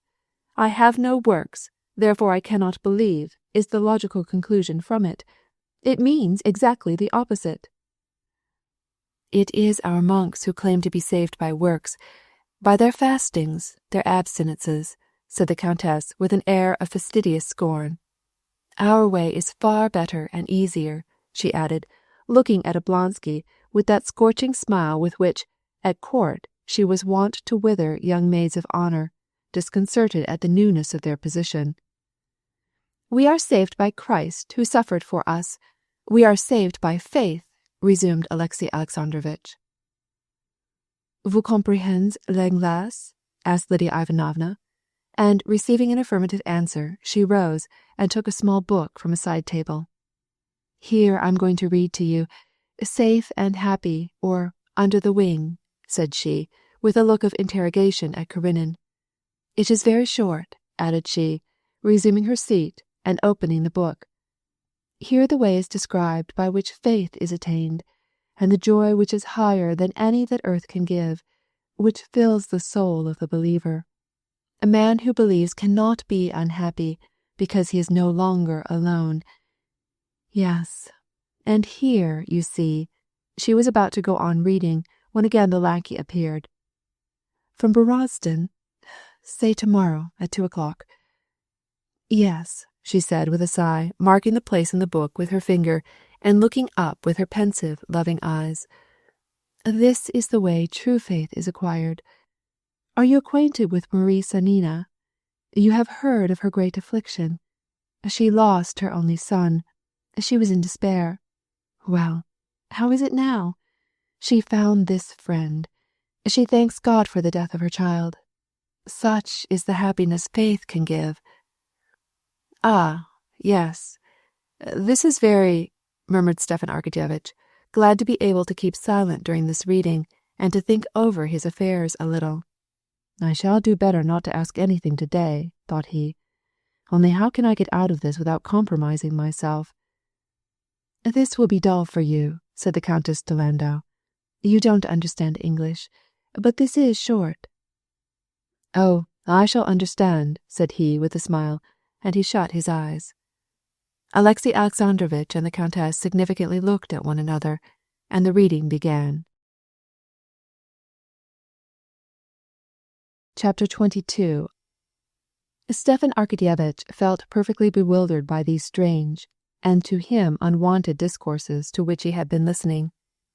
After the stagnation of Moscow, the complication of life in Petersburg as a general thing had an enlivening effect on him, but he liked it and was at home in it when he was among those whom he knew well. In this unfamiliar environment he was bewildered and stupefied, and could not make anything out of it. As he listened to the reading and saw the brilliant eyes of Landau, naive or knavish, he could not tell which, fixed on him, he felt a peculiar heaviness in his head. The most heterogeneous thoughts went whirling through his brain. Marie Sanina is happy about having lost her son. It would be good if I could only smoke. But to be saved, one needs only to believe. The monks do not understand about this, but the Countess Lydia Ivanovna does. What makes my head feel so heavy? Is it the brandy, or the strangeness of all this? I have done nothing out of the way as yet, but I shan't venture to ask anything today. It is said they make you say your prayers. Suppose they should make me say mine. That would be too nonsensical. What stuff that is she is reading. But she reads well. Landau Bezubov. Why is he Bezubov? Suddenly Stepan Arkadyevitch felt that his lower jaw was irresistibly beginning to accomplish a yawn. He smoothed his whiskers to conceal the yawn and shook himself, but the next moment he felt sure that he was asleep and even beginning to snore. The voice of the Countess Lydia Ivanovna waked him, saying, "He's asleep." Stepan Arkadyevitch waked with a start, feeling a consciousness of guilt, but instantly he was relieved to find that the words, "he's asleep," had reference, not to himself, but to Landau. The Frenchman was as sound asleep as Stepan Arkadyevitch had been, but Stepan Arkadyevitch's nap would have offended them. He did not think of this at the time, so strange did everything seem.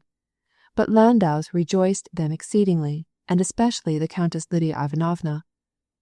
"Mon ami," said the Countess Lydia Ivanovna, cautiously so as not to disturb him, and picked up the folds of her silk gown in the enthusiasm of the moment, calling Karenina, not Alexei Alexandrovitch, but "Mon ami, donnez-lui la main. Voyez-vous?" "Shh," said she to the lackey, who once more entered the parlour with a message. "I can't receive it now."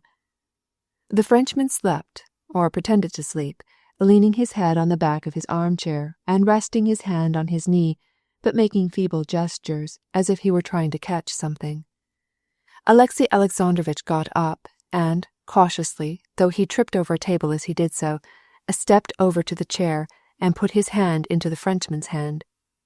Stepan Arkadyevitch also got up, and opening his eyes wide, and trying to decide whether he were asleep or not, looked from one to the other, and felt his ideas growing more and more confused.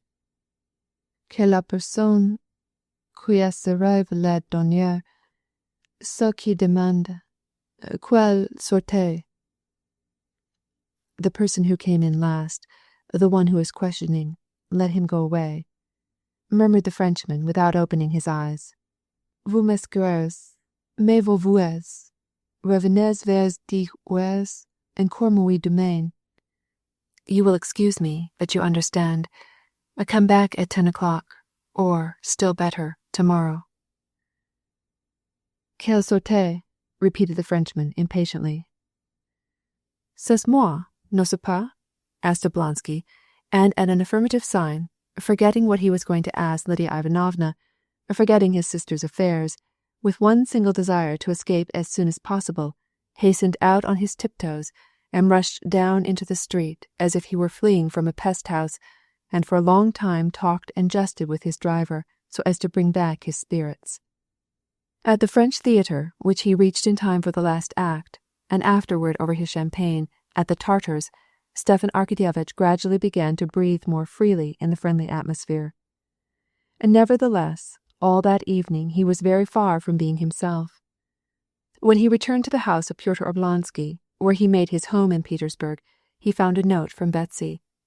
She wrote him that she was very desirous of finishing their talk, and urged him to call the next day. He had hardly finished reading this note and making up a face at it, when heavy shuffling steps were heard downstairs, as of men lifting some heavy object. Stepan Arkadyevitch went out to see what it was. It was the rejuvenated Pyotr Oblonsky, who was so tipsy that he could not walk upstairs, but when he caught sight of Stepan Arkadyevitch, he ordered his attendants to put him on his feet, and, clinging to Stepan Arkadyevitch's arm, he managed to reach his room, where he began to relate how he had spent the evening, till he fell asleep. Stepan Arkadyevitch himself was in such a weak state of mind that, contrary to his custom, he did not fall asleep quickly. What he had heard and seen during the day was disgusting, but more disgusting than anything else was the recollection of the evening at the Countess Lydia Ivanovna's. The next day he received from Alexey Alexandrovitch a flat refusal in the matter of the divorce, and knew that this decision was based on the words which the Frenchman had uttered during his slumber, real or feigned. Chapter 23.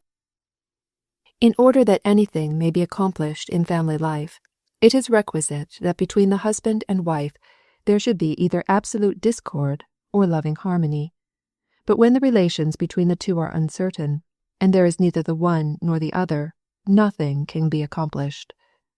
Many families remain for years in places of which the husband and wife both are tired and disgusted, simply because there is neither full discord nor full concord. Unendurable to Vronsky and Anna was their life in Moscow, in the heat and dust, when the sun shone, not now with its springtime beauty, but with its summer fervor, and all the trees along the boulevards had been long in leaf, and the leaves were already thick with dust. Though they had long before decided to remove to Vozdvizhenskoye, still they continued to live in Moscow, which was detestable to them both, and the reason for this was that of late there had been no harmony between them. The exasperation which tended to keep them apart had no tangible cause, and all attempts at an explanation, instead of closing the chasm, only widened it. It was an internal irritation which, as far as she was concerned, had for its source the diminution of his love for her, and on his part his annoyance because, thanks to her, he found himself placed in an embarrassing position, which she, instead of trying to relieve, made still more difficult. Neither he nor she formulated any definite complaints, but each considered the other in the wrong, and at every opportunity tried to make this evident. She considered that he, with all his habits, ideas, desires, with all his spiritual and physical tendencies, had one distinguishing quality, the power of loving women, and this love, she felt, ought by rights to be wholly concentrated on her. This love had diminished. Consequently, in her opinion, a part of this love must necessarily be transferred to others or to some other woman, and she was jealous. She was jealous, not of any definite woman, but of his diminished love for her. Having as yet no definite object for her jealousy to rest on, she was on the watch for one. On the slightest pretext, she would transfer her jealousy from one person to another. Sometimes she suspected him of low amours, which he might enter into as an unmarried man about town. Sometimes she distrusted ladies whom he might meet in society. Then again, with the imaginary young lady whom he would be likely to marry in case he broke with her. This form of jealousy especially tormented her, for the reason that he himself had carelessly, in a moment of confidence one day, spoken of his mother's lack of tact in having ventured to propose to him to marry the young Princess Sorokin. And being thus jealous, Anna felt indignant with him and kept finding reasons for her indignation. For all the painfulness of her position, she blamed him. She considered him responsible for her painful state of expectancy, which she was enduring in Moscow, as it were suspended between heaven and earth, for the uncertainty in which she lived, for Alexey Alexandrovitch's delay and indecision, and for her loneliness. If he loved her, he would understand the difficulty of her position and save her from it. He was to blame because she was living in Moscow and not in the country. He could not live in the country, as she wanted to do. He wanted society, and so condemned her to this horrible position, the trials of which he could not comprehend. And, again, he was responsible for depriving her forever of her son. Even those rare moments of tenderness which they occasionally enjoyed did not appease her. She now detected in his tenderness a shade of calmness, of assurance, which he had never before shown, and which exasperated her. It was getting dark. Vronsky was at a gentleman's dinner, and Anna, while waiting for him, had taken refuge in his library, where the noise of the street was less oppressive than in the rest of the house. She walked up and down, going over in memory their last altercation. As she recalled in memory the insulting words that had been spoken, and tried to think what had led to it, she at last remembered how the quarrel had begun. For some time she found it impossible to believe that any dissension could have arisen from such an inoffensive conversation, from a subject which was so unimportant to anyone. But such was the fact. It all began from his having made sport of women's gymnasia, declaring them unnecessary, and she had taken up the cudgels in their defence. He had disrespectfully attacked the education of women in general, and had said that Anna's English protégée, had not the slightest need of knowing anything about physics. That had irritated Anna. She saw in it a derogatory reference to her own occupations, and she conjured up and uttered a phrase which was meant to repay him for the pain he inflicted on her. "I did not expect that you would comprehend me and my feelings as a man who really loved would, but I expected at least some delicacy," said she. And in reality he had reddened with vexation and made some unpleasant remark.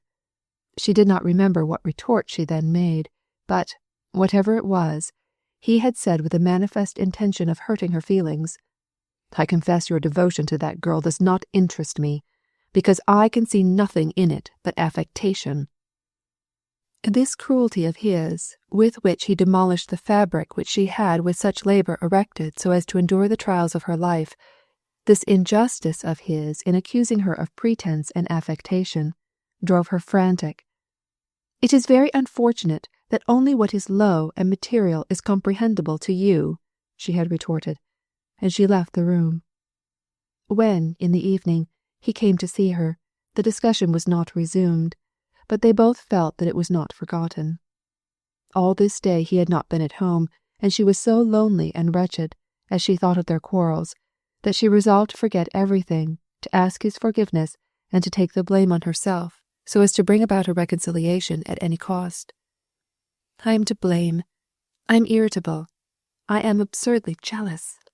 I will make it up with him, and we will leave for the country, and there I shall be calmer," she thought. Affectation. Le naturalno. She suddenly remembered the word which had so affronted her, above all in his intention of causing her pain by it. I know what he meant. He meant by affected that I did not love my daughter, but loved another's child. What does he know of the love a child can inspire? Has he the least idea what I sacrificed for him in giving up Serosa? But this desire to wound me! No, he loves another woman. It must be so. And seeing that, even while she wanted to calm herself, she was once more going over the circle she had so many times traversed, and was once more returning to the same state of irritation, she was horror-struck. "Is it wholly out of the question? Can I not attach him to myself?" she queried, and then she began at the beginning again. "He is true. He is honourable. He loves me. I love him. In a day or two dissension will be ended.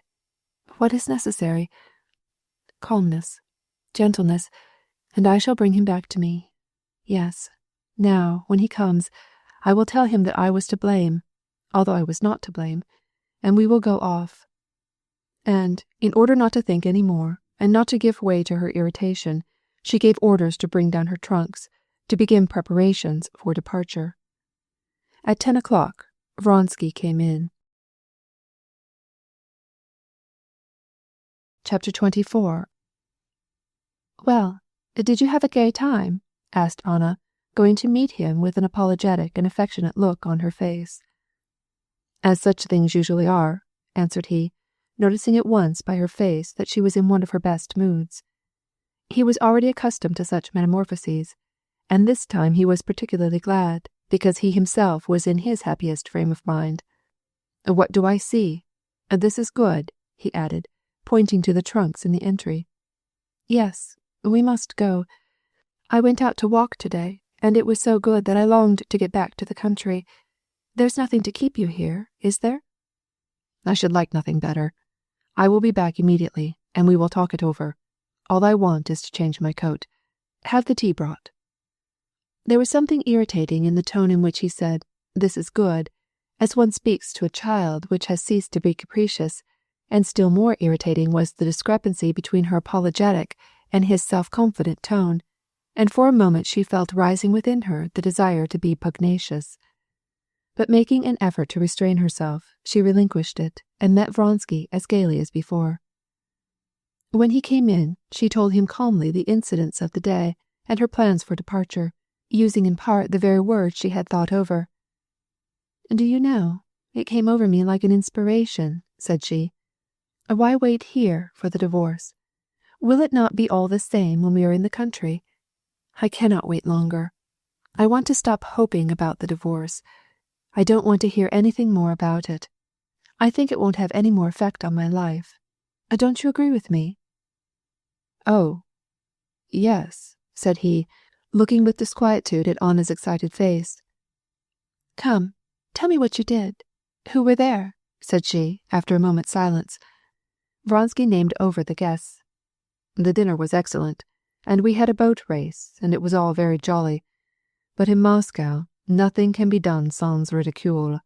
Some women, the swimming teacher of the Queen of Sweden, gave us an exhibition of her art."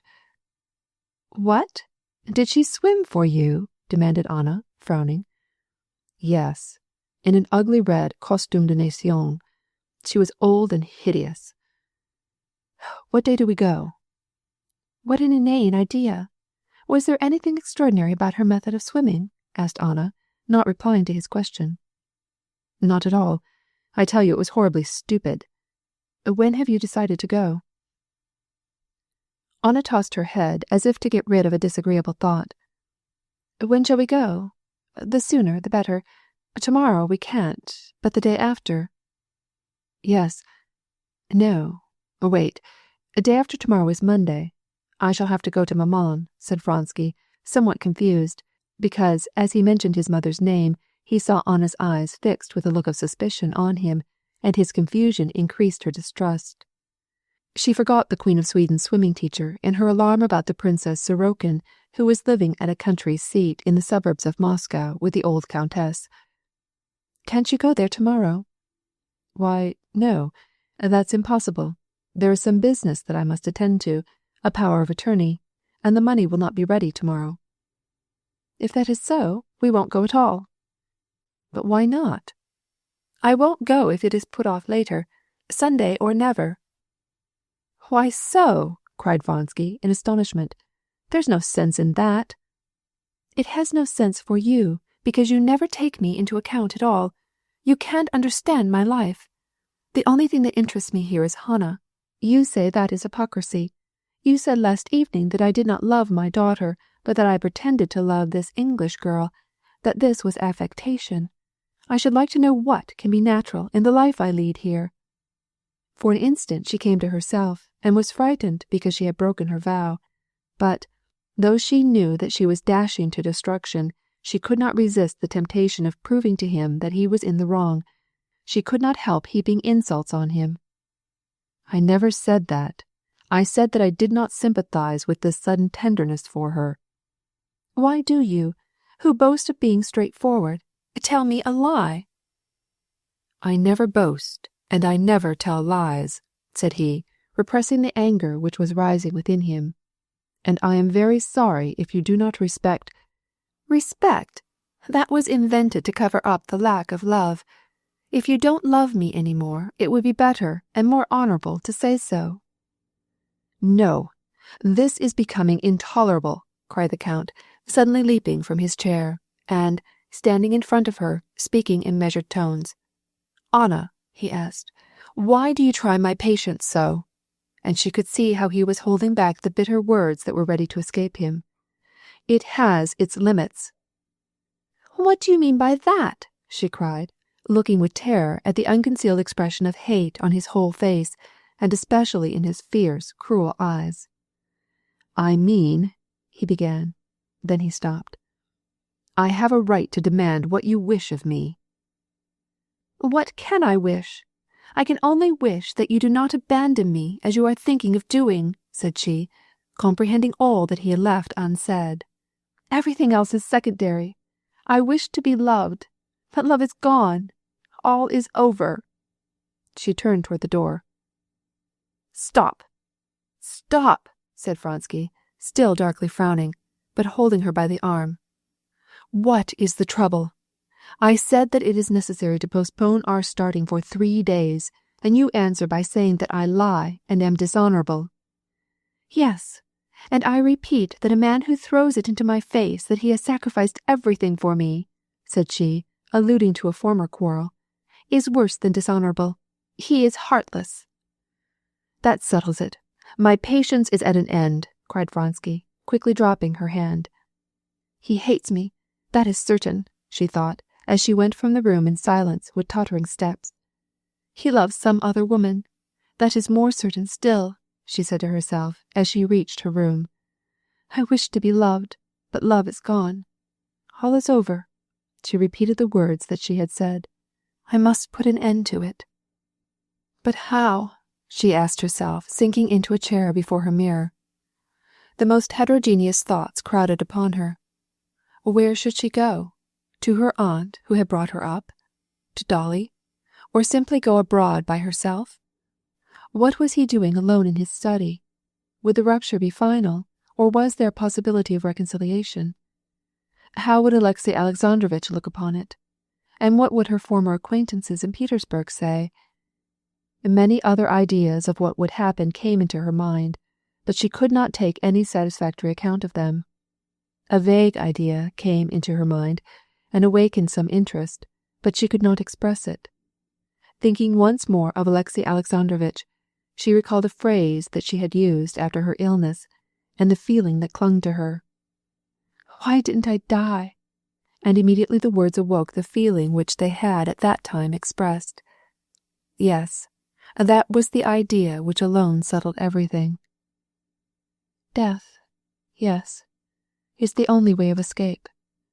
My terrible shame, and the dishonor which I have brought on Alexey Alexandrovitch and Zarosa, all will be wiped away by my death.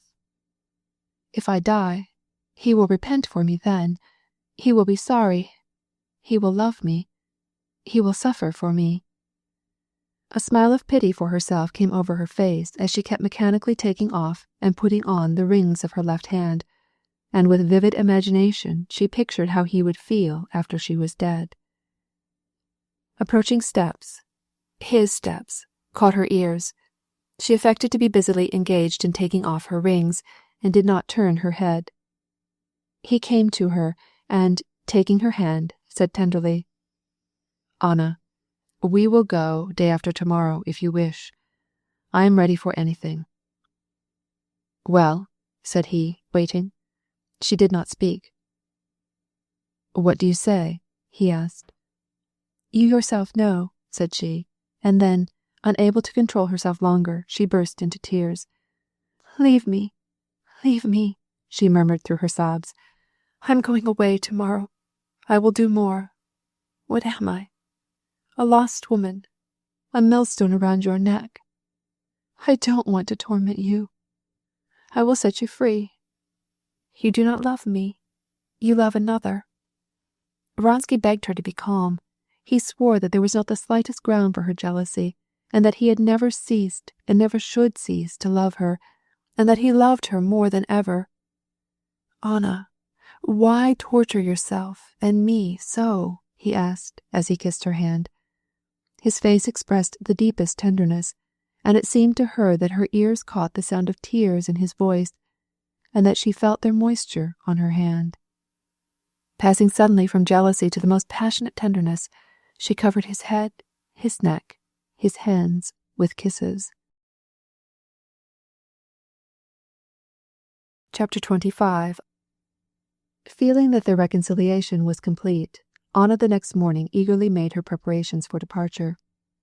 Although it was not yet definitely decided whether they should start on Monday or Tuesday, since both days had certain contingencies, Anna was busily making her preparations for the journey, feeling now perfectly indifferent whether they went a little sooner or a little later.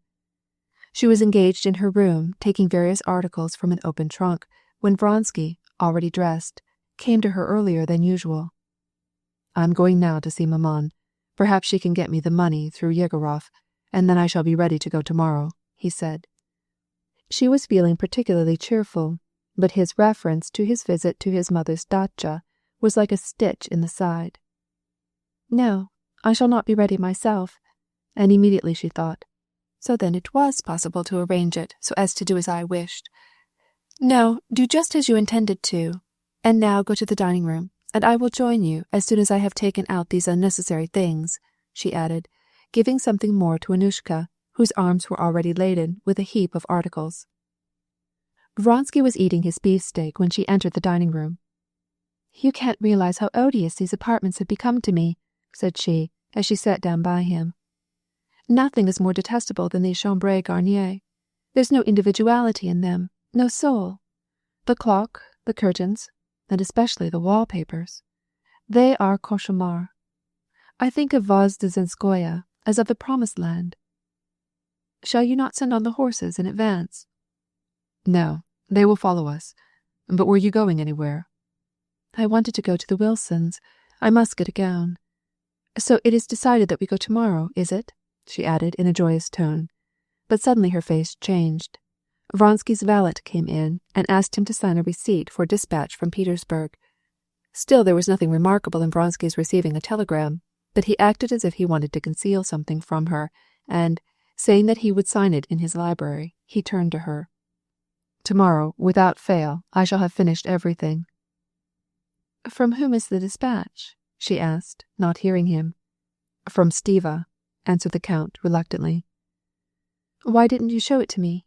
What secret can there be between Stiva and me?" Vronsky called the valet back and ordered him to bring in the telegram. "I did not care to show it because Stiva has a passion for telegraphing. Why need he send me a dispatch to tell me that nothing was decided?" "About the divorce?" "Yes.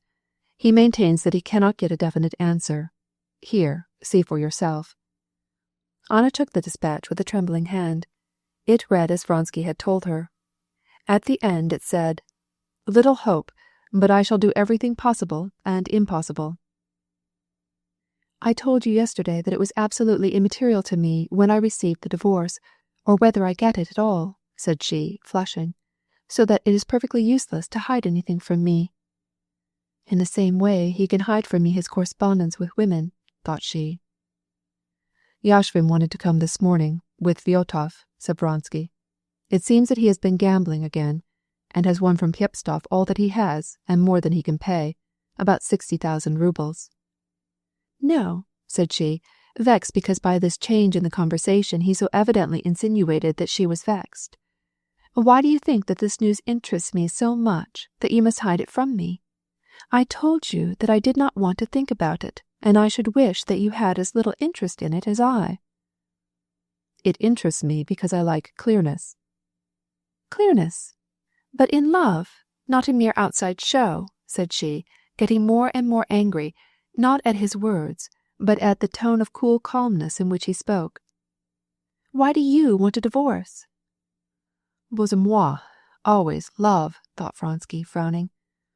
"You know very well why. It is for your sake, and for the children we may have."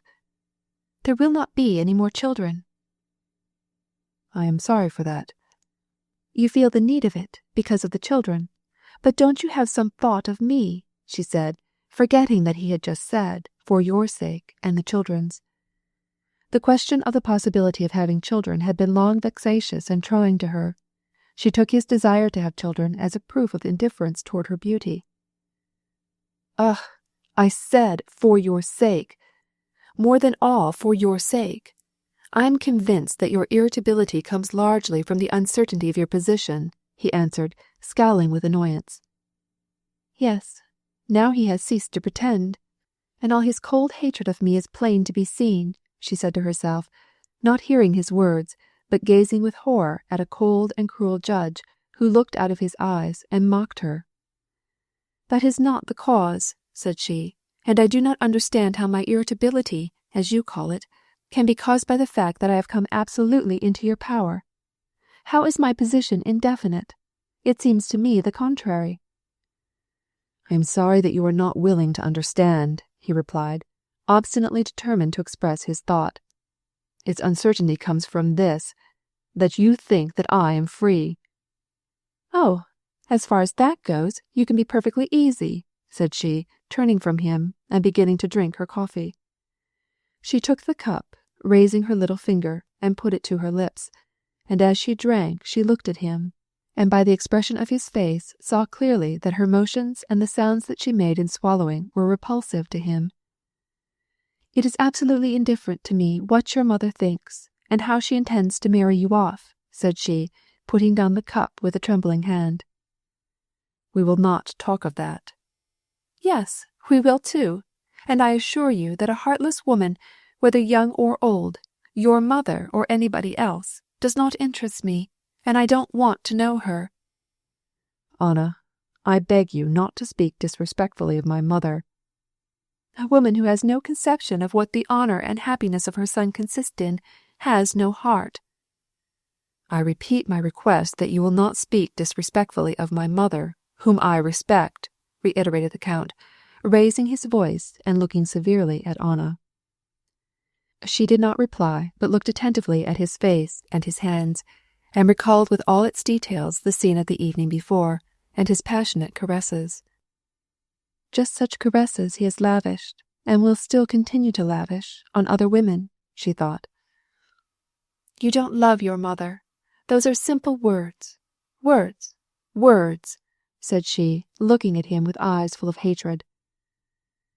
If that is the case, it is necessary. It is necessary to decide, and I have decided, said she, and was preparing to leave the room, when the door opened and Yashvin entered. She stopped immediately and bade him good morning. Why, when her soul was full of bitterness, when she felt that she was at the turning point of her life, which might take a terrible direction, why, at this moment, she had to dissimulate before a stranger, who sooner or later would know all, she could not tell, but, calming the inner tumult of her feelings, she sat down again and began to talk with the guest. Well, how are your affairs? Have they paid you your debt? She asked. No, not yet. Probably I shall not get it all. And I've got to leave Wednesday, said Yashvin, awkwardly glancing at Vronsky and evidently suspecting that a quarrel was in progress. When do you leave? A day after tomorrow, I think, said Vronsky. You have taken long to make up your minds. But now it is all decided, said Anna, looking straight into Vronsky's eyes with a look that told him how impossible it was to think of reconciliation. Didn't you feel sorry for that unlucky Pyepstov? Asked Anna, addressing Yashvin. I have never asked myself whether I pity the man or not, Anna Arkadyevna. My whole fortune is here, said he, pointing to his pocket. Now I am a rich man, but I may come out of the club this evening a beggar. Whoever plays with me would gladly leave me without a shirt, and I him.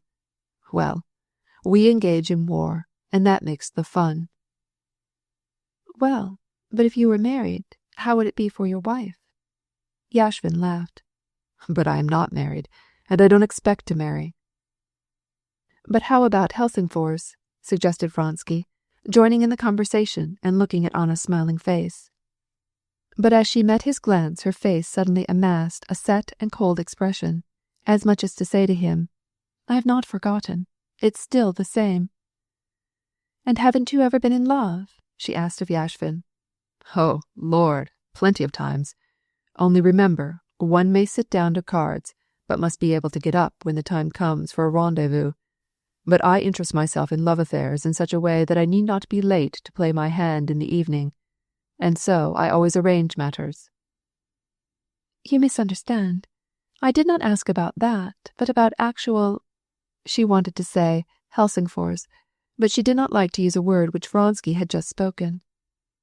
Vyatov came at this moment to see about a horse which he had bought, and Anna got up and left the room. Before he left the house, Vronsky went to her room. She pretended to look for something on the table, but then, being ashamed of this dissimulation, she looked him straight in the face. She asked him coolly in French, "What do you want?" "The certificate for Gambetta. I've sold him," answered Vronsky, in a tone which said louder than words, "I have not time for explanations, nor would they lead to anything." "I'm not to blame," thought he, "if she wants to punish herself. Tant pis pour elle." However, as he left the room he thought she said something to him, and his heart was suddenly touched with compassion for her. "What is it, Anna?" "I said nothing," she answered coldly and calmly. "Nothing. Tant pis," said he to himself. On his way out, as he passed a mirror, he caught sight in it of her pale face and trembling lips. He was tempted to go back and say some comforting words to her, but he was already too far on his way. He passed the entire day outside the house, and when he came home the maid informed him that Anna Arkadyevna had a headache and begged him not to disturb her. Chapter 26.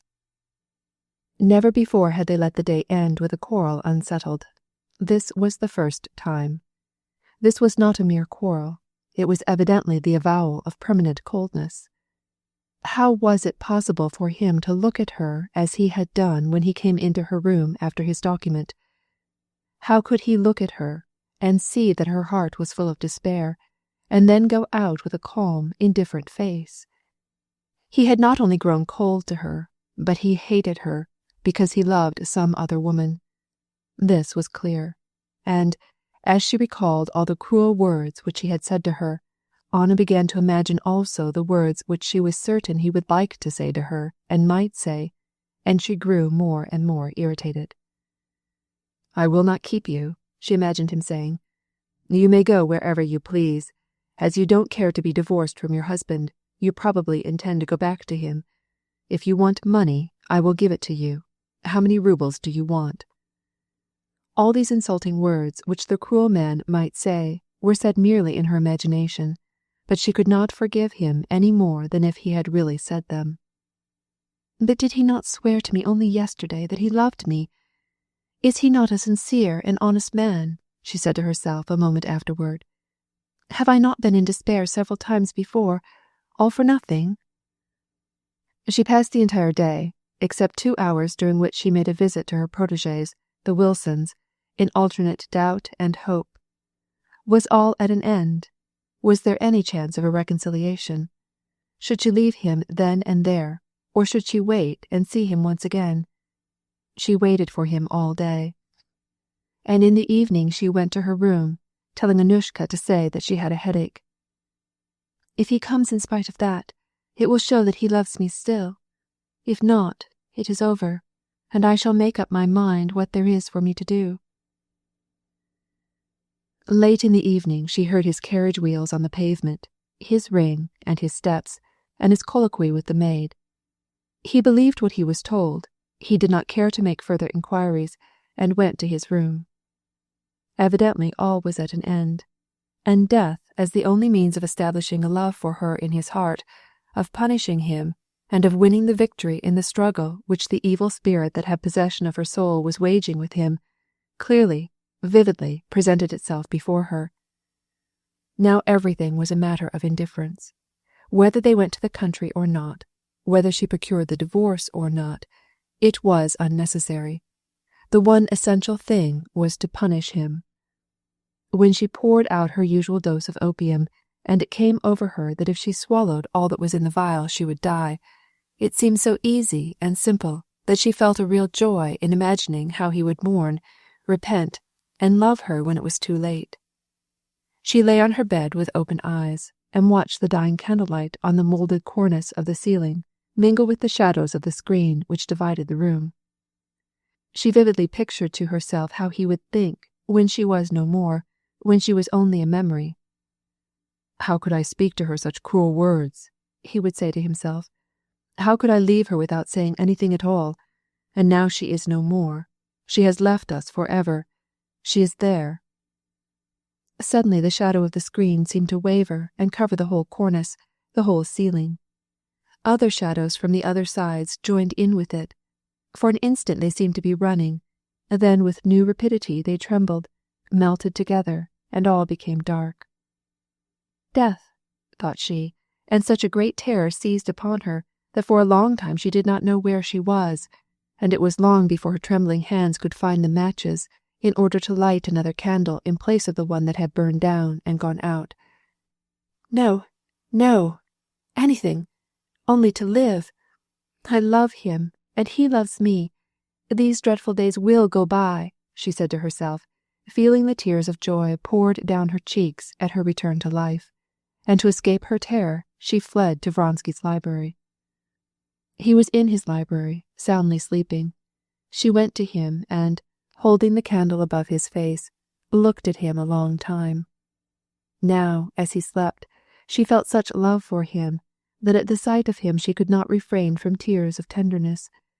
But she knew that, if he woke, he would look at her with a cold, self-justifying look, and that before she spoke a word of her love, she would not be able to resist the temptation of proving to him how wrong he was. Without waking him, she went back to her room, and after a second dose of opium, she fell into a heavy sleep which lasted till morning, and all the time she was conscious of herself. Toward morning she had the frightful nightmare which she had experienced several times even before her liaison with Vronsky. She saw a little old man with unkempt beard doing something, bending over a gourd, and muttering unintelligible French words, and, as always when she had this nightmare, and therein lay the horror of the dream, she felt that the little old man paid no heed to her, but did this horrible something in the gourd over her head. She awoke in a cold perspiration.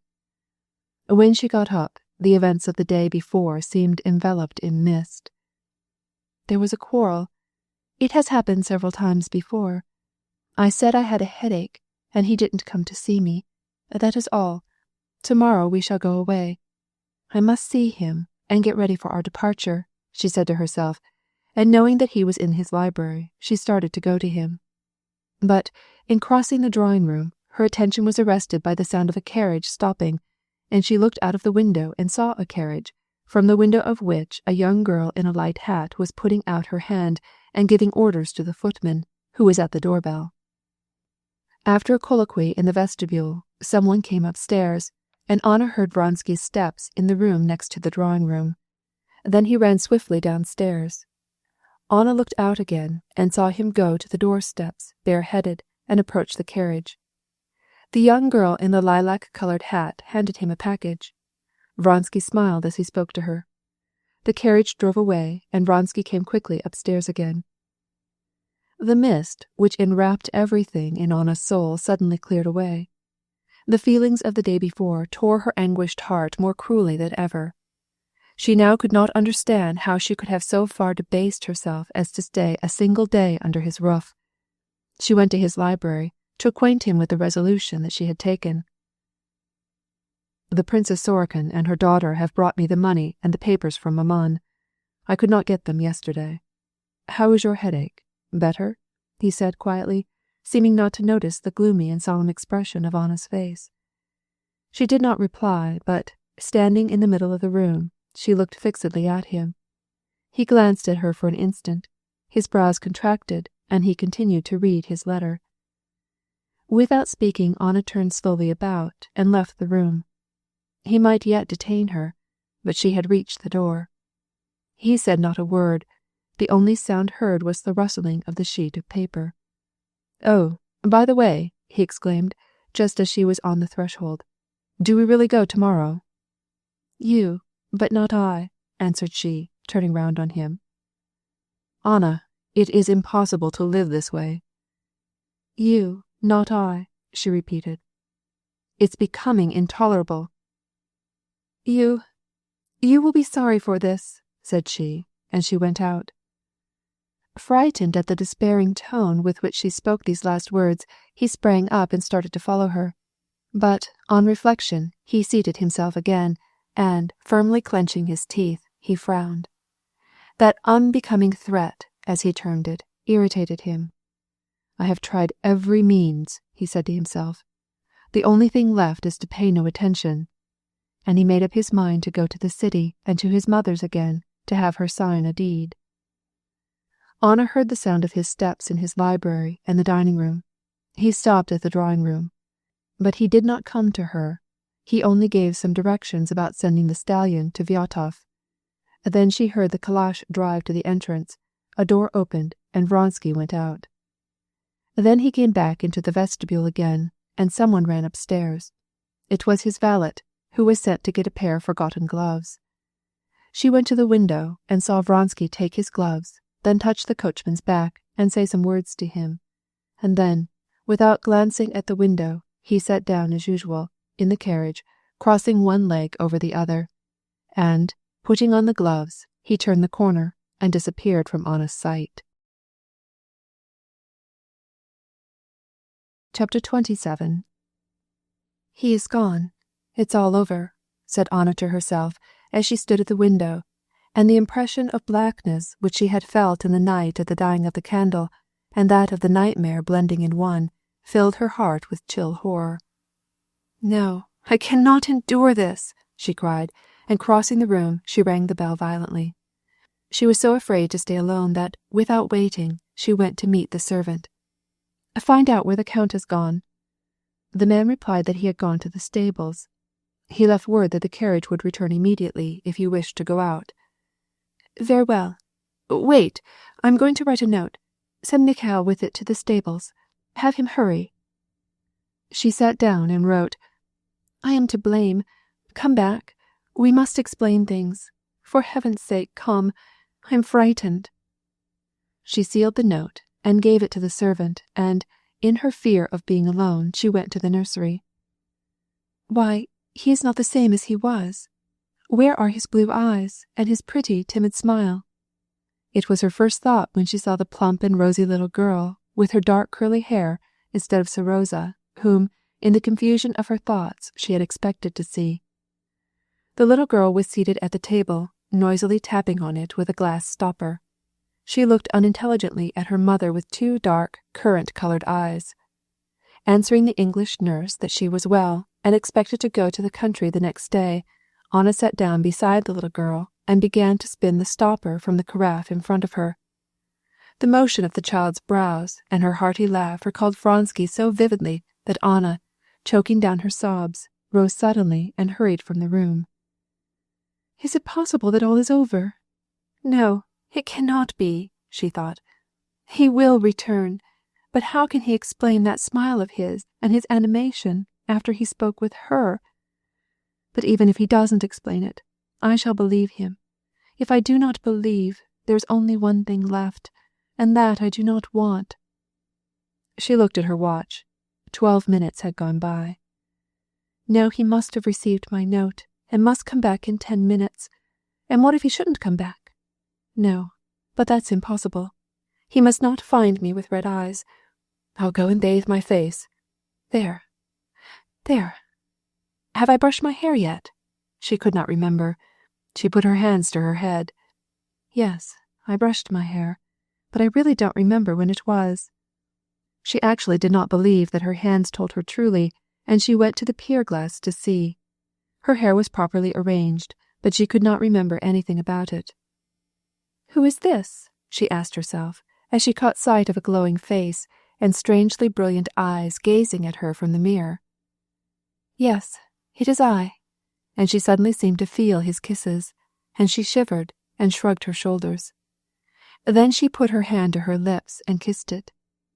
"It must be that I am going out of my mind," and she fled to her room, which Anushka was putting in order. "Anushka," said she, as she stood before the maid, not knowing what to say. "Will you go to Darya Alexandrovna's?" said the maid, as if reading her thoughts. "To Darya Alexandrovna's? Yes, I will go there. 15 minutes to go, 15 to come back. He ought to be here." She looked at her watch. Oh, how could he leave me in such a condition? How can he live and not be at peace with me? She went to the window and looked out into the street. Perhaps she had made a mistake in calculating, and she began over again to count the minutes since he left. Just as she was about going to consult the great clock, so as to verify hers, a carriage stopped before the door. It was the Count's calash, but no one came upstairs, and she heard voices in the vestibule. It was the messenger who came back in the calash. She hurried down to him. They were too late for the Count. He has gone to the Nizhegorodsky railway station. What is the matter? What is it? She asked, addressing the ruddy, jolly Mikhail, who handed her back the note. Oh, yes, he did not receive it, she remembered. Go with this note to the Countess Vronsky's in the country, you understand, and bring an answer back to me immediately. But what shall I do? She thought. Yes, I will go to see Dolly, to be sure, or else I shall go out of my mind. I might telegraph. And she wrote the following dispatch. I absolutely must speak to you. Come back immediately. Having sent the telegram, she went and dressed, and then, with her hat on, she again looked at the stout, good-natured Anushka, whose little, gentle grey eyes were full of sympathy. Anushka, my dear, what am I to do? Murmured she, dropping into an armchair with a sob. You mustn't excite yourself so, Anna Arkadyevna. Go out for a drive. That will divert you. These things will happen, said the maid. Yes, I am going out, said Anna, collecting her thoughts and rising. If a dispatch comes while I am gone, send it to Darya Alexandrovna's, or... No, I will come back. I must keep from thinking. I must do something, and go out, and, above all, get out of this house, thought she, listening with alarm to the wild beating of her heart. She hastened out and got into the calash. Where do you wish to go? Asked Pyotr, just before he took his seat on the box. To Znamenko, to the Oblonskys. Chapter 28. The weather was clear. A fine thick rain had fallen all the morning, but now it had just cleared off. The roofs and the flagstones and harnesses and the metal work of the carriages glittered in the May sunshine. It was 3 o'clock, the liveliest time in the streets. Sitting in the corner of the comfortable calash, which swung easily on its elastic springs as it rolled swiftly along, drawn by a pair of greys, Anna, soothed by the monotonous rumble of the wheels and the hurrying impressions that she received in the fresh, pure air, reviewed the events of the past few days, and her situation seemed entirely different from what it had been at home. Now, the idea of death did not frighten her so much, and death itself did not seem to her so inevitable. Now she blamed herself for the humiliation to which she had stooped. I begged him to forgive me. I bent before him. I accused myself. Why did I? Can't I live without him? And, leaving this question unanswered, she began to read the signboards mechanically. Konter Iskalad. Zubnoy Vrach. Yes, I will tell Dolly all about it. She does not love Vronsky. It will be hard, shameful, but I will confess everything. She loves me. I will follow her advice. I will not allow him to treat me like a child. Filopov, Kalachki. They say they send those loaves as far as Petersburg. The water at Moscow is so good. Ah, the wells of Muitis-Chensky. And she remembered how long, long ago, when she was 17, she had gone with her aunt to the monastery of Tryotsa. They travelled with horses in those days. Was it really I, with the red hands? How many things which seemed then beautiful and unattainable are worthless to me now. What I was then is past forever beyond recall, and ages could not bring me back.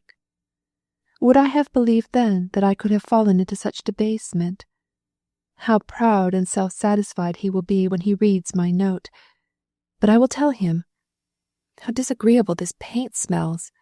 Why are they always painting and building? Mudwi I Ubari, a fashionable dressmaker, she read.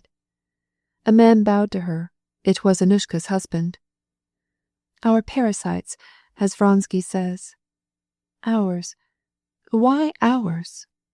Ah, if one could tear out the past by the roots. But that's impossible. One can only avoid thinking about it. And I do that. And yet, here she recalled her past with Alexei Alexandrovitch, and how she had driven him out of her memory.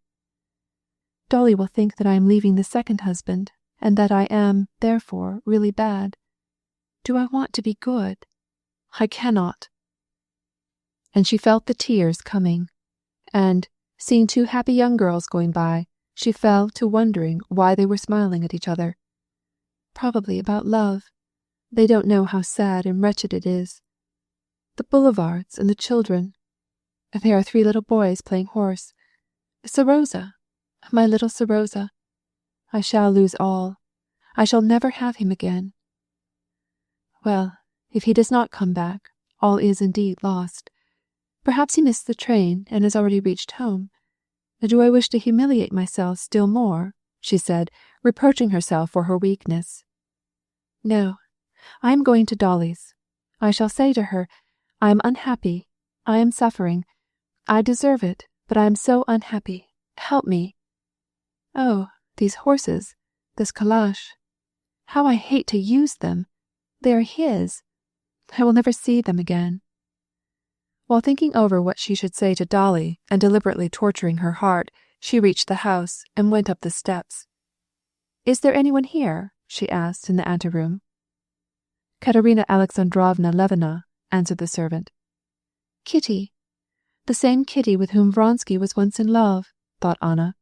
And he thinks of her with love, and is sorry that he did not marry her, and he thinks of me with hate, and is sorry that he ever met me. When Anna arrived, the 2 sisters were talking over the subject of feeding babies. Dolly went alone to the drawing-room to receive the guests that had come to disturb their conversation. You haven't gone away yet. I was just going to your house, said Dolly. I have a letter from Stiva today. We had a dispatch, answered Anna, glancing round to see if Kitty was coming. He writes that he does not understand what Alexei Alexandrovitch requires, but that he will not come away till he has a definite answer. I thought you had company. May I read the letter? Yes. Kitty, said Dolly, confused. She is in the nursery. You know she has been very ill. I heard so. May I read the letter? Certainly, I'll go and get it. Alexei Alexandrovitch does not refuse. On the contrary, Stiva is quite hopeful, said Dolly, stopping at the door. I neither hope nor want anything, said Anna. Does Kitty think it humiliating to meet me? Thought Anna when she was left alone. Perhaps she is right. But she who once loved Vronsky has no right to thrust it in my face, even if she is right. I know that a virtuous woman cannot receive me in my present position. I have given up everything for him, and this is my reward. Oh, how I hate him!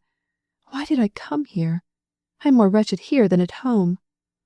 She heard the voices of the 2 sisters in an adjoining room. And what am I to say to Dolly? Delight Kitty with the spectacle of my misery? Submit to her condescension? Never. Even Dolly wouldn't understand. I will not say anything to her. All I should want to see Kitty for would be to show her that I am indifferent, that I scorn every one and everything. Dolly came in with the letter. Anna silently looked it through and returned it. I knew all that, said she, but it doesn't interest me at all. Now, why not? I have good hopes, said Dolly, looking critically at Anna. She had never seen her in such a strange state of irritation. When do you go away? Anna half closed her eyes, and looked before her without answering. Is Kitty afraid of me? She asked after a moment, glancing toward the door with heightened color. Oh, what nonsense! She is nursing the baby. It does not go very well yet. I have been giving her some advice. She will be delighted, and is coming directly, answered Dolly, awkwardly, not knowing how to tell a fib. Oh, there she is now. When Kitty heard that Anna was there, she had not wished to appear, but Dolly had persuaded her. Controlling her repugnance, she went to the parlour, and, blushing as she approached Anna, she held out her hand. I am very glad, she said in a trembling voice. Kitty was confused by the struggle between her dislike of this wicked woman and her desire to be polite to her, but, As soon as she saw Anna's beautiful, attractive face, all her unfriendliness vanished. "I should not have been surprised if you had refused to see me. I am used to everything," said Anna. "You have been very ill. Yes, you have changed." Kitty felt that Anna looked at her with dislike, and she attributed her unfriendliness to the awkward position in which she stood in regard to herself, having once been her special favourite. Her heart was filled with compassion. They talked of Kitty's illness, about her baby, and of Stiva, but evidently nothing interested Anna. "I came to bid you good-bye," she said to Dolly, as she rose. "When do you go?" But without answering her, Anna turned to Kitty. "Well, I am very glad to have seen you again," said she with a smile. "I have heard so much about you from everyone, and especially from your husband. He came to see me, and I liked him very much," she added with a wicked emphasis. "Where is he?" "He has gone to the country," answered Kitty, blushing. "Give my love to him. Now don't forget." "I will do it, certainly," said Kitty, simply, with a compassionate look. "So, Priashe, Dolly, good-bye," said Anna, kissing her, and shaking hands with Kitty, she hastened away. "She is as fascinating as ever," remarked Kitty to her sister, when Dolly rejoined Kitty. "And how beautiful she is! But there is something very painful about her, terribly painful." "She doesn't seem to be in her usual state today. I thought she came near to bursting into tears when I accompanied her into the anteroom."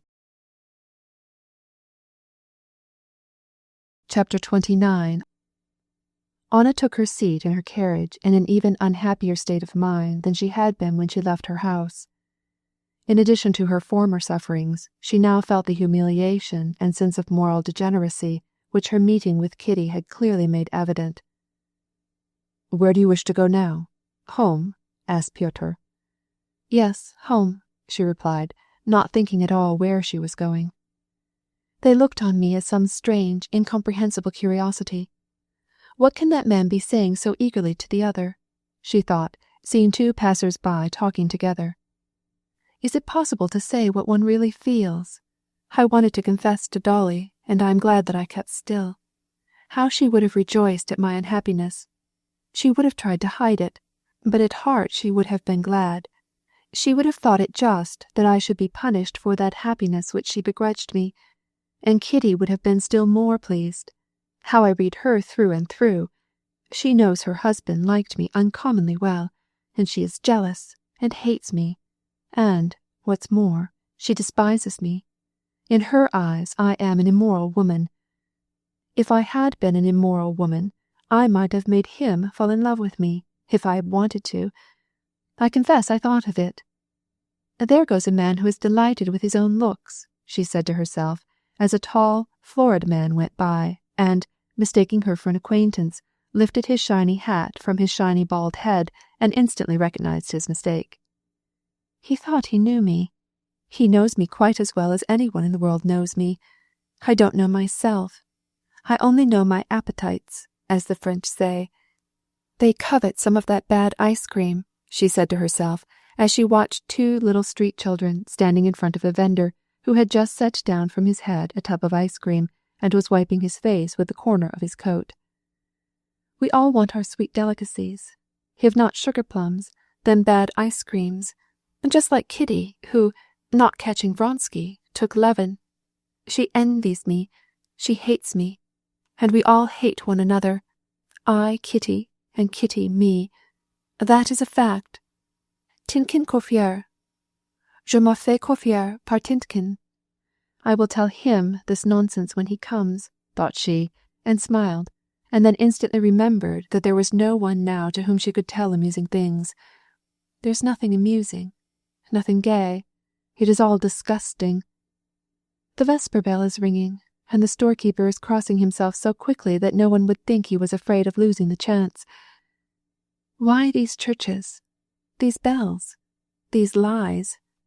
Just to hide the fact that we all hate one another, like those izvozchiks who are swearing at each other so angrily. Yashvin was right when he said, "He is after my shirt, and I am after his." That is a fact. She was so engrossed by these thoughts that she forgot her grief for a while, and was surprised when the carriage stopped in front of her house. The sight of the Swiss, coming to meet her, reminded her that she had sent a letter and a telegram. "Is there an answer yet?" "I will go and see," said the Swiss, and, looking on the secretary, he came back in a moment with a telegram in a thin, square envelope. Anna read, "I cannot be back before 10 o'clock. Vronsky." "And has the messenger come back?" "Not yet," replied the Swiss.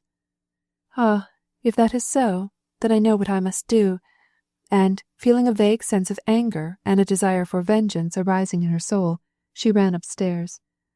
"I myself will go and find him," thought she.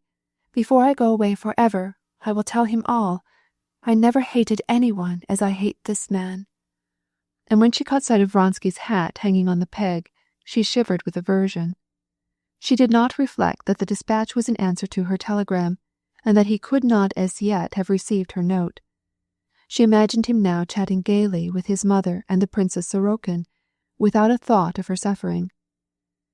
"Yes, I must go as quickly as possible," she said, not knowing at all whither she should go. She felt that she must fly from the thoughts that oppressed her in this terrible house.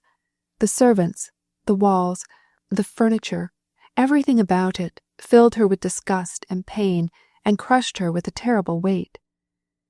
"Yes, I must go to the railway station, and if not there, then somewhere else, to punish him." She looked at the timetable in the newspaper. The evening train went at 8:02. "Yes, I shall have plenty of time." She ordered the 2 other horses to be harnessed, and she had transferred from her trunk to her travelling bag things enough to last for several days. She knew that she should never come back again.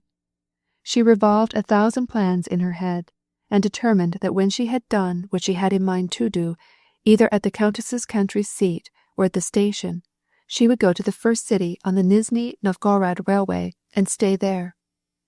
Dinner was on the table. She went to it, smelt the bread and cheese, and persuading herself that the odour of the victuals was repugnant to her, she ordered the carriage again and went out. The house was already casting a shadow across the wide street, but the sky was clear and it was warm in the sun. Anushka, who brought her things, and Pyotr, who carried them to the carriage, and the coachman, who was evidently angry, all were disagreeable to her, and vexed her with their words and motions. "I do not need you, Pyotr." "Who will get your ticket?" "Well, go if you wish. It makes no difference to me," she said pettishly. Pyotr nimbly mounted the box and, folding his arms, ordered the coachman to drive to the station. Chapter 30. "Now I am myself again. Now I remember it all," said Anna to herself, as soon as the calash started, and rocking a little, rattled along over the cobblestones of the pavement, and once more her impressions began to go whirling through her mind. Yes, what was that good thing that I was thinking about last? Tuitkin? The coiffure? Oh, no, not that.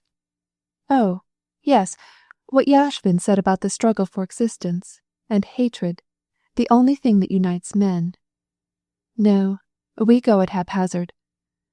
She saw in a carriage drawn by 4 horses a party of merrymakers who had evidently come to the city for a pleasure trip. "And the dog which you take with you does not help you at all. You can't get out of yourself." Glancing in the direction where Pyotr was turning, she saw a working man, almost dead drunk, who, with a flopping head, was being led by a policeman. She added, "That man's way is quicker.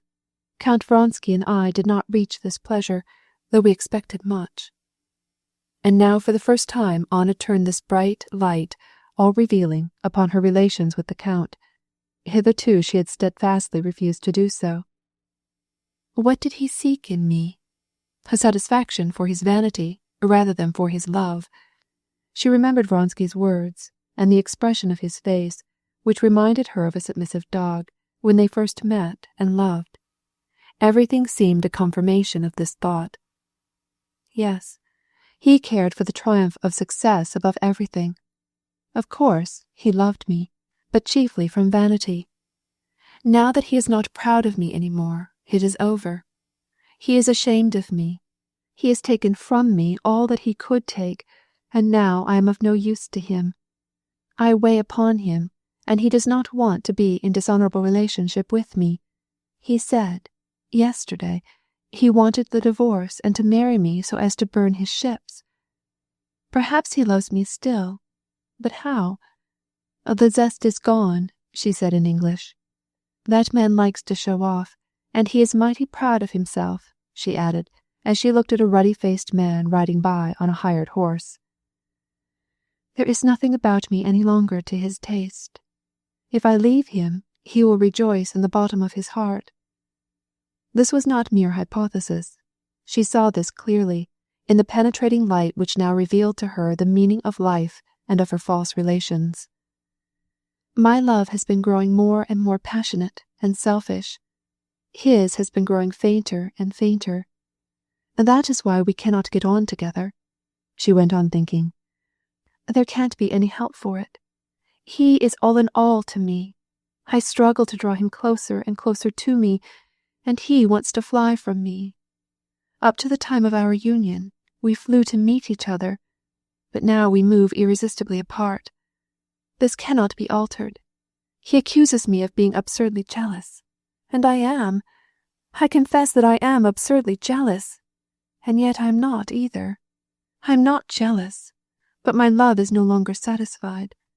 But she opened her mouth to speak, and, in the excitement caused by the stress of her thoughts, she changed her place in the carriage. If I could only be something else than a passionate mistress, but I cannot, and I do not wish to be, and by this very wish I awake his dislike of me, while he stirs up all my evil passions, and this cannot be otherwise. And don't I know that he would not deceive me, that he is no longer in love with Kitty, that he has no intention of marrying Sorokina? I know it well, but it is none the easier for me. If now that he no longer loves me, he is kind, affectionate to me, merely from a sense of duty, but cannot be what I must have, then what would be 1,000 times worse than to have him angry with me? That would be hell, and so it is. He has long ceased to love me. When love ceases, hate begins. I don't know these streets at all. What hosts of houses! In them, people, no end of them, and they all hate one another. Well, let me think what could happen to me now that would give me happiness again. Suppose that Alexei Alexandrovitch should consent to the divorce, and would give me back Serosa, and that I should marry Vronsky. And as she thought of Alexei Alexandrovitch, Anna could see him with extraordinary vividness before her, as if alive, with his dull, lifeless, faded eyes, his white, blue-veined hands, and his cracking joints, and the intonations of his voice, and, as she recalled their relation to each other, which had been called love, she shuddered with aversion. Well, suppose I got the divorce, and were married to Vronsky, would not Kitty still look at me as she looked at me today? She certainly would. Would not Serosa ask and wonder why I had 2 husbands? But between me and Vronsky, what new feeling could I imagine? Is it possible that our relations might be, if not pleasanter, at least not so tormenting as they are now? No, and no, she replied without the least hesitation. Impossible. We are growing apart, and I make him unhappy. He makes me unhappy, and I cannot change him. Every means has been tried. The screw has been turned for the last time. Now, there's a beggar with a child. She thinks she inspires pity. Were we not thrown into the world to hate one another, and to torment ourselves and everybody else? Here come the schoolboys out to play. Serosa? It reminded her of her son. I used to think that I loved him, and I was touched by his gentleness. I have lived without him. I have given him up for my love, and was not sorry for the change, as long as I was contented with him whom I loved. And she remembered with disgust what she called that love, and the clearness with which she now saw her own life, as well as the lives of others, delighted her. Thus am I, and Pyotr, and the coachman, Fyodor, and that merchant, and all people from here to the Volga. wherever these remarks are applicable. And everywhere and always, she thought, as the carriage stopped in front of the low-roofed station of the Nizhny Novgorod railway, and the porters came hurrying out to meet her. "Shall I book you for Obyralovka?" asked Pyotr. She had entirely forgotten why she had come, and only by a great effort could she understand what he meant. "Yes," said she, handing him her purse, and, taking her little red bag, she got out of the carriage. As she entered the waiting room for the first-class passengers with the throng, she reviewed all the details of her situation, and the plans between which she was halting. And again hope and despair in alteration irritated the wounds in her tortured, cruelly palpitating heart. As she sat on the stelliform divan waiting for the train, she looked with aversion on the people going and coming. They were all her enemies, and thought now of how, when she reached the station, she would write to him, and what she would write, and then how at this very moment he, not thinking of her suffering, was complaining to his mother of his position, and how she would go to his room, and what she would say to him. The thought that she might yet live happily crossed her brain, and how hard it was to love and hate him at the same time, and, above all, how frightfully her heart was beating. Chapter 31. A bell sounded, and some impudent young men, ugly and vulgar, and yet mindful of the impression that they produced, hurried before her. Then Pyotr, in his livery and top-boots, with his dull, good-natured face, crossed the waiting room, and came up to escort her to the carriage. The noisy men about the door stopped talking while she passed out on the platform. Then one of them whispered to his neighbour some remark which was apparently impudent. Anna mounted the high steps and sat down alone in the compartment on the dirty sofa, which had once been white, and laid her bag beside her on the springy seat. Pyotr, at the window, raised his gold-laced hat, with an inane smile, for farewell, and departed. The saucy conductor shut the door. A woman, deformed and ridiculously dressed up, followed by a little girl laughing affectedly, passed below the carriage window. Anna looked at her with disgust. "Katerina Andreevna has everything, ma tante," screamed the little girl. "That child, even she is grotesque, and makes grimaces," thought Anna, and she seated herself at the opposite window of the empty apartment, to avoid seeing the people. A dirty hunchbacked muzhik passed close to the window, and examined the car wheels. He wore a cap, from beneath which could be seen tufts of dishevelled hair. "There's something familiar about that humpbacked muzhik," thought Anna, and suddenly she remembered her nightmare, and drew back, trembling with fright, toward the carriage door, which the conductor was just opening to admit a lady and a gentleman. "Do you want to get out?" Anna did not answer, and under her veil the conductor and the passenger did not see the horror in her face. She returned to her corner and sat down again. The couple took seats opposite her, and cast stealthy but curious glances at her gown. The husband and wife were obnoxious to her. The husband asked her if she objected to smoking, evidently not for the sake of smoking, but as an excuse for entering into conversation with her. Having obtained her permission, he remarked to his wife in French that he felt even more inclined to talk than to smoke. They exchanged stupid remarks, with the hope of attracting Anna's attention. Anna clearly saw how they bored each other, how they hated each other. It was impossible not to hate such painful monstrosities. The second gong sounded, and was followed by the rumble of baggage, noise, shouts, laughter. Anna saw so clearly that there was nothing to rejoice at, that this laughter roused her indignation, and she longed to stop her ears so as not to hear it. At last the third signal was given. The locomotive whistled. There was a sound of escaping steam. The train started, and the gentleman crossed himself.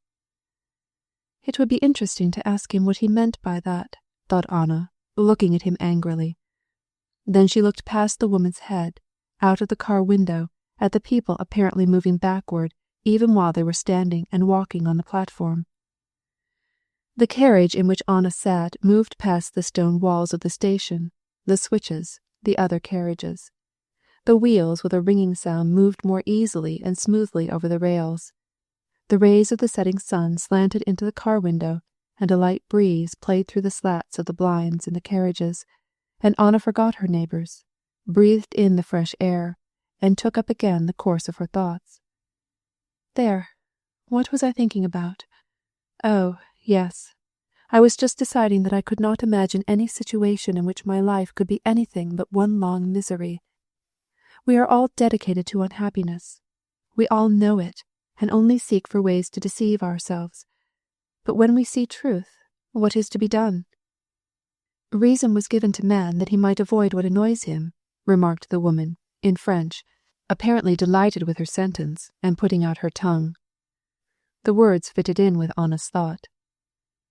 To avoid what annoys him, she repeated, and a glance at the red-faced man and his thin companion showed her that the woman looked on herself as a misunderstood creature, and that her stout husband did not contradict this opinion, and took advantage of it to deceive her. Anna, as it were, read their history, and looked into the most secret depths of their hearts, but it was not interesting, and she went on with her reflections. Yes, it annoys me very much, and reason was given to avoid it. Therefore it must be done. Why not extinguish the light when it shines on things disgusting to see? But how? Why does the conductor keep hurrying through the car? Why do the young people in this carriage scream so loud? Why do they speak? What are they laughing at? It is all false, all a lie, all deception, all vanity and vexation. When the train reached the station, Anna went out with the other passengers and, with the idea of avoiding too rude a contact with the bustling crowd, she hesitated on the platform, trying to recollect why she had come and what she meant to do. All that seemed to her possible before to do now seemed to her difficult to execute, especially amid this noisy crowd, which would not leave her in peace. Now the porters came to her to offer her their services. Now some young men, clattering with their heels up and down the platform and talking loud, observed her curiously, and now hurrying passengers pushed her aside. Finally, remembering that she was proposing to go farther if there was no answer from Vronsky, she stopped an official and asked him if a coachman had been there with a letter for Count Vronsky. Count Vronsky? Just now someone was here. Princess Sorokin and her daughter met him. What kind of a looking man is this coachman? Even while she was talking with the official, the coachman, Mikhail, rosy and gay in his elegant blue livery and watch chain, immensely proud that he had fulfilled his commission so well, came to her and handed her a note. Anna broke the seal, and her heart stood still, even before she had read the carelessly written lines. I am very sorry that your note did not find me in Moscow. I shall return at 10 o'clock. Yes, that is what I expected, she said to herself, with an angry grimace. Very good. You may go home, she said to Mikhail. She spoke the words slowly and gently, because the tumultuous beating of her heart almost prevented her from breathing. No, I will not let you make me suffer so, thought she, addressing, with a threat, neither Vronsky nor her own self, so much as the thought that was torturing her, and she moved along the platform, past the station. 2 chambermaids walking on the platform turned to look at her, and made audible remarks about her toilet. She has genuine lace, they said. The young men would not leave her in peace. They stared at her, and passed her again and again, joking and talking with loud voices. The station master came to her and asked if she was going to take the train. A lad selling kvass did not take his eyes from her. "Vous et moi, where shall I go?" she said to herself, as she walked farther and farther along the platform. When she reached the end of it, she stopped. Some women and children, who had come to the station to meet a man in spectacles, were talking and laughing. They too stopped talking, and turned to see Anna pass by. She hastened her steps, and reached the very limit of the platform. A freight train was coming. The platform shook, and made her feel as if she were on a moving train. Suddenly she remembered the man who was run over on the day when she met Vronsky for the first time. And she knew what was left for her to do. With light and swift steps, she descended the stairway which led from the water tank at the end of the platform down to the rails, and stood very near the train, which was slowly passing by. She looked under the cars, at the chains and the brake, and at the high iron wheels of the first car, and she tried to estimate with her eye the distance between the fore and the back wheels, and the moment when the middle would be in front of her. "There," she said, looking at the shadow of the car thrown up on the black coal dust which covered the sleepers. "There, in the center. He will be punished, and I shall be delivered from it all, and from myself." She was going to throw herself under the first car as its center came opposite where she stood. Her little red traveling bag caused her to lose the moment. She could not detach it from her arm. She awaited the second. A feeling like that she had experienced once, just before taking a dive in the river, came over her, and she made the sign of the cross. This familiar gesture called back to her soul a whole series of memories of her youth and childhood, and suddenly the darkness which hid everything from her was torn asunder. Life, with its elusive joys, glowed for an instant before her. But she did not take her eyes from the car, and when the center, between the two wheels, appeared, she threw away her red bag, drawing her head between her shoulders and, with outstretched hands, threw herself on her knees under the car. For a second she was horror-struck at what she was doing. "Where am I? What am I doing? Why?" She tried to get up, to draw back, but something monstrous, inflexible struck her head and threw her on her back. "Lord, forgive me all," she murmured, feeling the struggle to be in vain. A little music was working on the railroad, mumbling in his beard, and the candle by which she had read the book that was filled with fears, with deceptions, with anguish, and with evil, flared up with greater brightness than she had ever known, revealing to her all that was before in darkness, then flickered, grew faint, and went out forever. End of Part 7. Part 8, Chapter 1. Almost 2 months had passed by. Half the hot summer was gone, but Sergei Ivanovitch had only just made up his mind to leave Moscow. An important event for him had just occurred. The year before he had finished his book entitled An Essay on the Principles and Forms of Government in Europe and in Russia, the fruit of 6 years of labor. The introduction, as well as some fragments from the book, had already appeared in the reviews, and certain parts had been read by the author to the people of his circle, so that the ideas contained in this treatise could not be a perfect novelty for the public. But nevertheless Sergei Ivanovitch expected that the book on its appearance would attract serious attention, and produce, if not a revolution in science, at least a powerful sensation in the learned world. This book, after careful revision, had been published the year before, and distributed among the booksellers. Though Sergei Ivanovitch answered reluctantly and with pretended indifference the questions of his friends who asked how the book was going, and though he refrained from inquiring of the booksellers how it was selling, nevertheless he followed eagerly and with strained attention every sign of the impression which his book was producing on society and literature. But a week passed, a second, a third, and there was not a sign of any impression. His friends, specialists and savants, evidently out of politeness, spoke to him about it, but the rest of his acquaintances, not being interested in a book of scientific purport, did not speak about it at all. Society, also, which just at that time was preoccupied with entirely different matters, showed utter unconcern. In literary circles, also, during the lapse of a month, there was not a word about his book.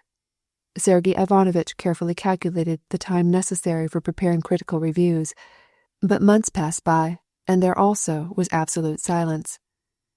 Only in the Northern Beetle, in a facetious feuilleton regarding the singer Drobanti, who had lost his voice, a few scornful words were said in regard to Kosnuishev's book, showing that it had already been criticized by all and was given over to universal ridicule.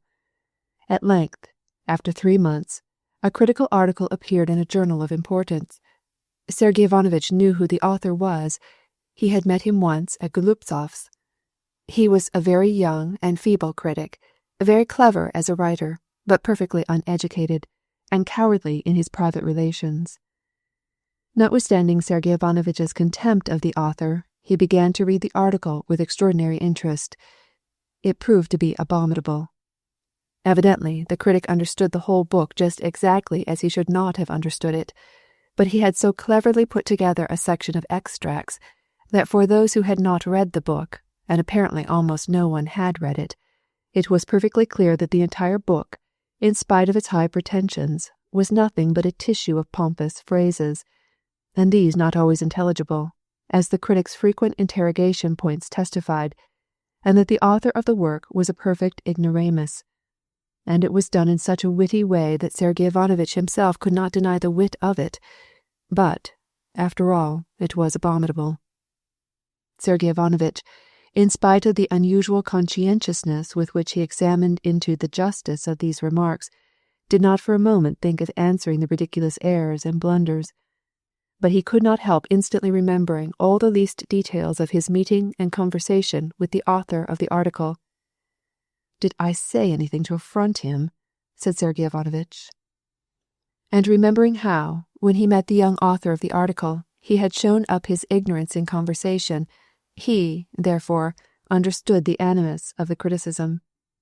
The appearance of this article was followed by a silence, unbroken by either voice or journal, and Sergei Ivanovitch saw that his 6 years' labour, into which he had put so much of his heart and soul, had been wasted. And his position was made all the more trying because, now that his book was off his hands, he had nothing especial to occupy the larger part of his time. He was bright, well-educated, in perfect health, and very active, and he did not know how to employ his industry. Conversations with callers, visits to the club, and the meetings of committees, where there was a chance for him to talk, took some of his time, but he, a man long wonted to life in the city, did not permit himself to talk with everyone, as his inexperienced brother did when he was in Moscow, so that he had much leisure and a superfluity of intellectual energy. To his joy, just at this time, which was so trying to him because of the failure of his book, and after his interest in dissenters, American subjects, the famine in Samara, expositions, spiritualism, was exhausted, the Slavic question began to engross public attention, and Sergei Ivanovitch, who had been one of its earliest advocates, gave himself up to it with enthusiasm. Among Sergei Ivanovitch's friends nothing else was thought about or talked about except the Serbian war. All the things that lazy people are accustomed to do was done for the help of these brother Slavs. Balls, concerts, dinners, matches, ladies' finery, beer, drinking saloons, everything bore witness of sympathy for the Slavs. With much that was said and written on this subject, Sergei Ivanovitch could not agree. He saw that the Slav question was one of those fashionable movements that always carry people to extremes. He saw that many people, with very petty personal ends in view, took part in it. He recognized that the newspapers made many useless and exaggerated statements in order to attract attention to themselves and belittle their rivals. He saw that in this common impulse of society, upstarts put themselves forward and outdid one another in making a noise. Commanders-in-chief without an army, ministers without a ministry, journalists without a journal, party leaders without partisans. He saw much that was childish and absurd, but he also saw and admired the enthusiasm which united all classes and which it was impossible not to share. The massacre of the Serbians, who professed the same faith and spoke almost the same language, aroused sympathy for their sufferings and indignation against their persecutors, and the heroism of the Serbs and Montenegrins, who were fighting for a great cause, aroused a universal desire to help their brethren, not only in word, but in deed. But there was another phenomenon which delighted Sergei Ivanovitch especially. This was the manifestation of public opinion. Society actually spoke out its desires. The national soul received expression, as Sergei Ivanovitch expressed it, and the more he studied this movement as a whole, the more evidently it seemed to him that it was destined to grow to enormous proportions and to constitute an epoch. He devoted himself to the service of this great cause and forgot to think about his book. All his time was now so occupied that he could scarcely reply to the letters and demands made upon him. He had worked all the spring and a part of the summer, and only in the month of July could he tear himself away to go to his brother in the country. He went for a fortnight's vacation, and rejoiced to find even in the depths of the country, in the very holy of holies of the peasantry, the same awakening of the national spirit in which he himself and all the inhabitants of the capital and the large cities of the empire firmly believed. Katavasov seized the opportunity to fulfill a promise he had made to visit Levin, and the two friends left town together. Chapter 2. Sergei Ivanovitch and Katavasov had just reached the station of the Kursk railway, which was especially crowded that day, and, leaving their carriage, they were looking at a lackey who had followed them laden with various articles, when 4 cabs filled with volunteers also drove up. Ladies carrying bouquets met them, and accompanied by a crowd, they entered the station. One of the ladies who had come to meet the volunteers came out of the waiting room and addressed Sergei Ivanovitch. "Did you also come to see them off?" she asked, speaking in French. "No, I am going myself, Princess, to have a little rest at my brother's. But are you still on escort duty?" he added, with a scarcely perceptible smile of amusement. "I have to be," replied the princess. "But tell me, is it true that we have sent off 800 already? Malvinsky told me so." "More than 800. We've sent off more than 1,000, if we could count those not immediately from Moscow," said Sergei Ivanovitch. "There, I said so," cried the lady, delighted. "And is it true that the subscriptions amount to nearly 1 million? "More than that, Princess." "Have you read the news? They have beaten the Turks again." "Yes, I read about it," replied Sergei Ivanovitch. She referred to a recent dispatch, which confirmed the report that 3 days before the Turks had been beaten at every point and had fled, and that the next day a decisive battle was expected. "Oh, by the way, do you know a splendid young fellow is petitioning to go? I don't see why they put obstacles in his way. I wanted to ask you to put your signature on his petition. I know him. He comes from the Countess Lydia Ivanovna." After asking some particulars in regard to the young man, Sergei Ivanovitch went into the waiting room, affixed his signature to the document, and handed it back to the princess. "Do you know, Count Vronsky, the famous, is going on this train?" said the princess, with a triumphant and significant smile, as he rejoined her and handed her the petition. "I heard that he was going, but I did not know when. On this train?" "I just saw him. He is here. His mother is the only one with him. All things considered, I do not think he could do any better." "Oh, yes, of course." During the conversation the crowd had rushed into the restaurant of the station, where a man with a glass in his hand was making an address to the volunteers. "For the service of our faith and humanity and our brethren," he said, raising his voice, "Matushka Moskva, Mother Moscow, gives you her blessing in this noble cause. May it prosper," he concluded, with tears in his eyes. The crowd responded with cheers, and a fresh throng poured into the waiting room, nearly overwhelming the princess. "Ah, princess, what do you say to this?" cried Stepan Arkadyevitch, who, with a radiant smile of joy, suddenly appeared in the midst of the throng. "Didn't he speak gloriously? Bravo! And here's Sergei Ivanovitch. You ought to speak just a few words, you know, of encouragement. You do it so well," added Oblonsky, touching Kozneushev's arm with an expression of suave, flattering deference. "Oh, no, I am leaving immediately." "Where?" "To the country, to my brother's," replied Sergei Ivanovitch. "Then you'll see my wife. I've written her, but you'll see her before she gets my letter. Please tell her that you met me, and that everything is all right. She will understand. And be so good as to tell her, too, that I got my place as a member of the Commission of... Well, she knows what that is. You know, les petites misères de la vie humaine," said he, turning to the princess, as if in apology.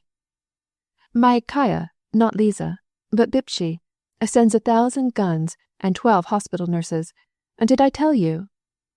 "Yes, I heard about it," answered Kozneushchev coldly.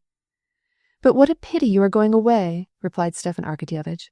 "We give a farewell dinner tomorrow to 2 volunteers, at Daimer's. Bartnietsky of Petersburg and our Veslovsky, Grisha. Both are going.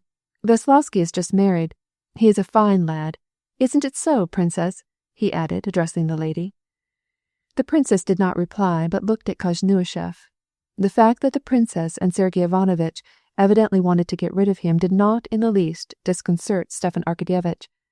Smiling, he glanced now at the princess's hat plume, now off to one side or the other, as if searching for a new subject, and, as he saw a lady going by with a subscription box, he beckoned to her and handed her a 5-ruble note.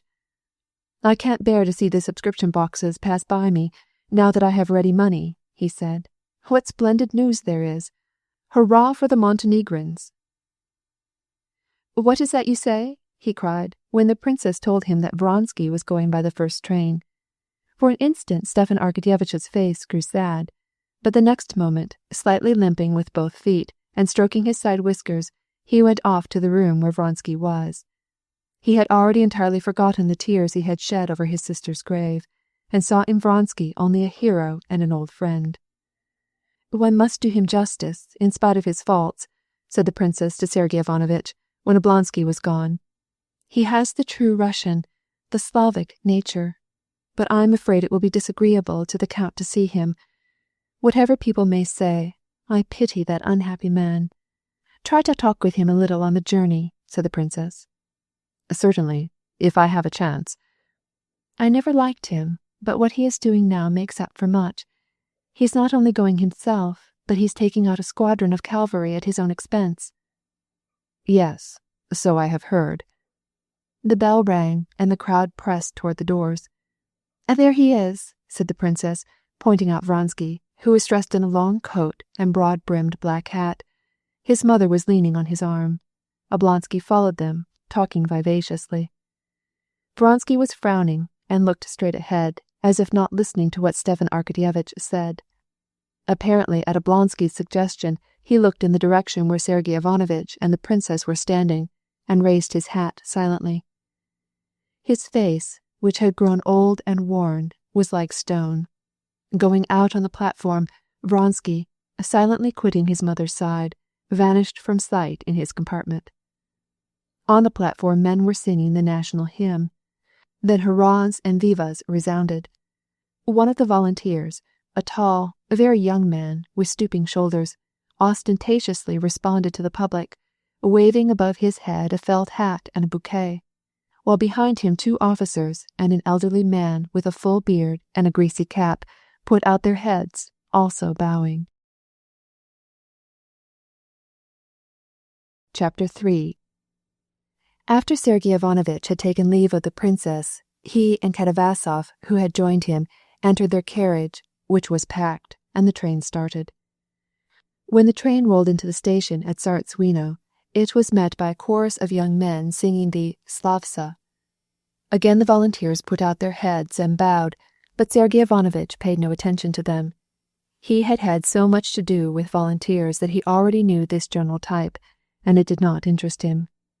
But Katavasov, who on account of his pedagogical occupations had not enjoyed any opportunity to observe the men who volunteered, was very much interested and asked his friend about them.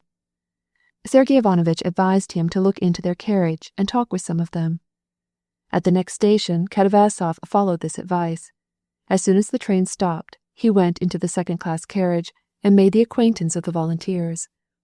Some of them were seated in a corner of the carriage, talking noisily, aware that they were attracting the attention of the other passengers and of Katavasov, whom they saw come in. The tall, sunken-chested young man was talking louder than the others. He was evidently tipsy, and was telling the story of something which had happened in their establishment. Opposite him sat an old officer in the Austrian military jacket of the guard uniform. He was listening with a smile to the narrator, and occasionally prompting him. A third volunteer, in an artillery uniform, was sitting on a box near them. A fourth was asleep. Katavasov entered into conversation with the youth, and learned that he had been a rich merchant in Moscow, who, before he was 22 years old, had succeeded in squandering a considerable fortune. Katavasov did not like him, because he was effeminate, conceited, and sickly. He evidently felt, especially now that he was drunk, that he was doing a heroic deed, and he boasted in the most disagreeable manner. The second, a retired officer, also impressed Katavasov unpleasantly. He was a man who had apparently tried his hand at everything. He had worked on a railway, and had been director of an estate, and had established a factory, and he talked of everything without any necessity of doing so, and often used words which showed his ignorance. The third, the artilleryman, on the contrary, pleased Katavasov very much. He was a modest gentleman. He was evidently disgusted by the affected knowledge of the retired officer and the young merchant's boasted heroism, and he would say nothing about himself.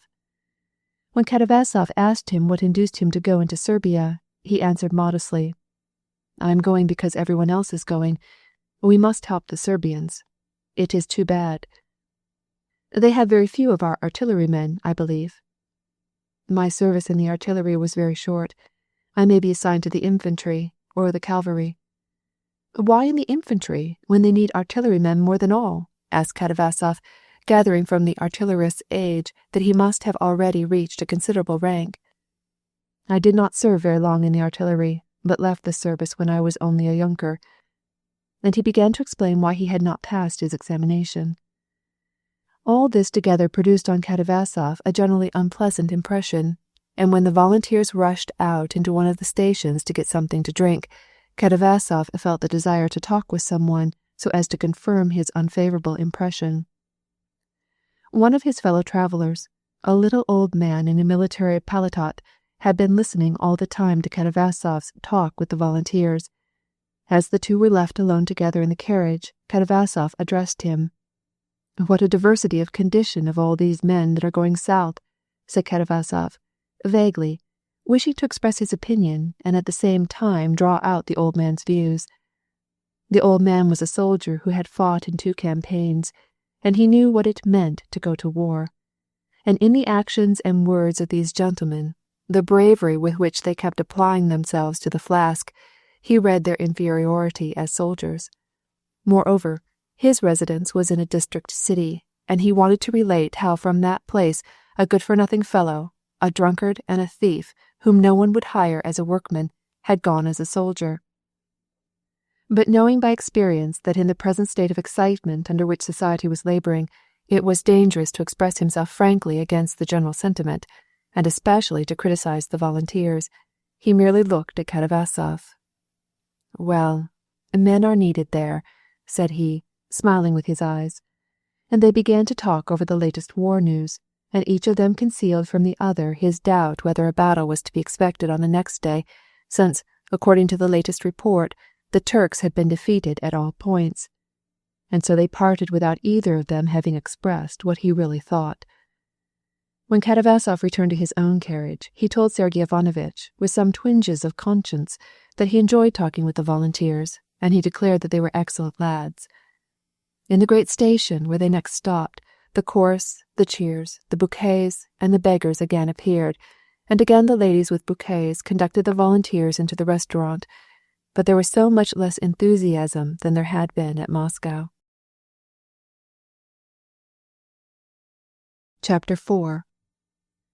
While the train stopped at a certain government capital, Sergei Ivanovitch did not go to the restaurant, but walked up and down the platform. The first time he passed Vronsky's compartment, he noticed that the window was shaded. But, when he passed the second time, he saw the old countess at the window. She called him to her. "You see, I'm going as far as Kursk with him." "Yes, I heard that he was going," answered Kosnuishev, stopping at the window and looking in.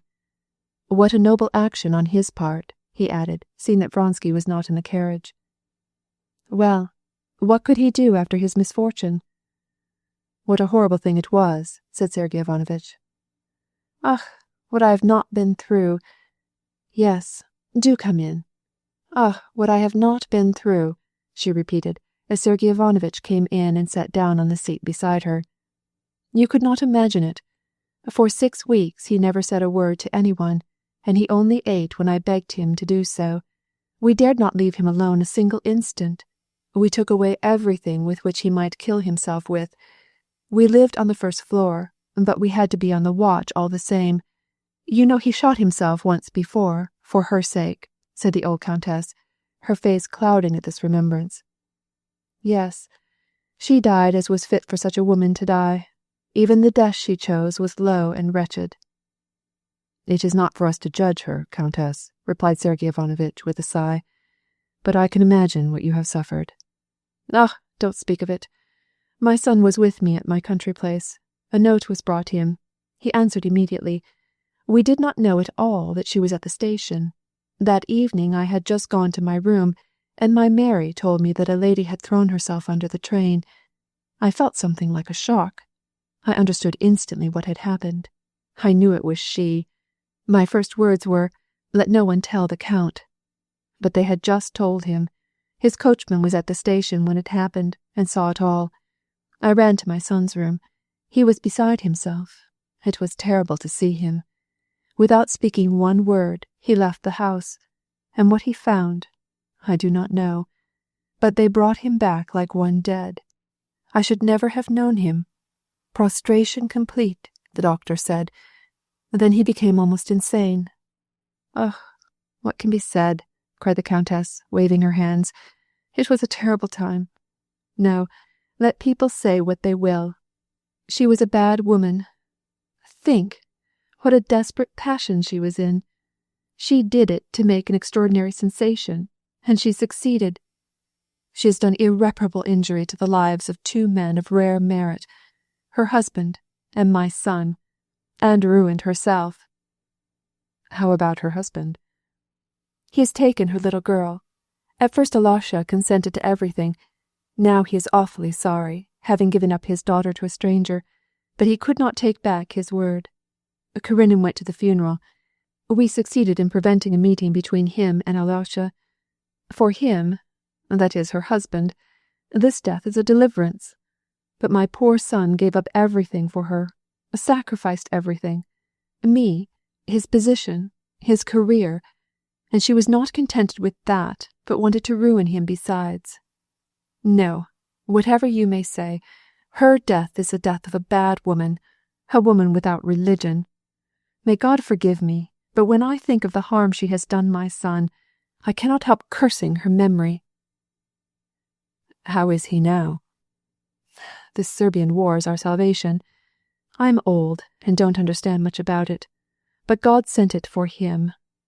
Of course, for me, as his mother, it is painful. And besides, they say, ce n'est pas très bien vu à Petersburg. But what can be done about it? This is the only thing that could save him. Yashvin, his friend, gambled away all he had and enlisted. He came to Alyosha and persuaded him to go to Serbia with him. Now this is occupying him. Do talk with him, I beg of you. He is so sad. And then, besides his other troubles, he has a toothache. But he will be glad to see you. Please talk with him. He is walking up and down on the other side of the track." Sergei Ivanovitch said that he would be very glad to talk with the Count, and went over to the side where Vronsky was. Chapter 5. In the oblique evening shadow cast by a heap of baggage piled on the platform, Vronsky, in his long paletot and slouch hat, with his hands in his pockets, was walking, like a wild beast in a cage, up and down a narrow space where he could not take more than a score of steps. It seemed to Sergei Ivanovitch as he drew near that Vronsky saw him but pretended not to recognize him. But to Sergei Ivanovitch this was all the same. He was above any petty susceptibility. At this moment, Vronsky, in his eyes, was an important actor in a grand event, and deserved to be sustained and encouraged. He approached the Count. Vronsky stopped, looked at him, recognized him, and taking a few steps to meet him, cordially held out his hand. "Perhaps you would prefer not to see me," said Sergei Ivanovitch, "but can I be of any service to you?" "No one could be less unpleasant for me to meet than you," answered Vronsky. "Pardon me. There is nothing pleasant for me in life." "I understand, and I want to offer you my services," said Kosnuyshev, struck by the deep suffering that was apparent in the Count's face. "Might not a letter to Restich or Milan be of some use to you?" "Oh, no," answered Vronsky, making an effort to understand. If it is all the same to you, we will walk a little. It is so stifling in the train. A letter? No, thank you. One needs no letter of introduction to get killed. In this case, one to the Turks, perhaps," added he, with a smile at the corners of his mouth. His eyes kept the same expression of bitter sadness. "Well, it would make it easier for you to come into relations with men prepared for action. Still, as you please. But I was very glad to learn of your decision. The very fact that a man of your standing has joined the volunteers will raise them above all cavil in the public estimation." "My sole merit," replied Vronsky, "is that life is of no value to me. As to physical energy, I know it will not be wanting for any purpose, and I am glad enough to give my life, which is not only useless to me, but disgusting, to be useful to somebody." And he made an impatient motion with his jaw, caused by his unceasing toothache, which prevented him from talking with the expression he desired.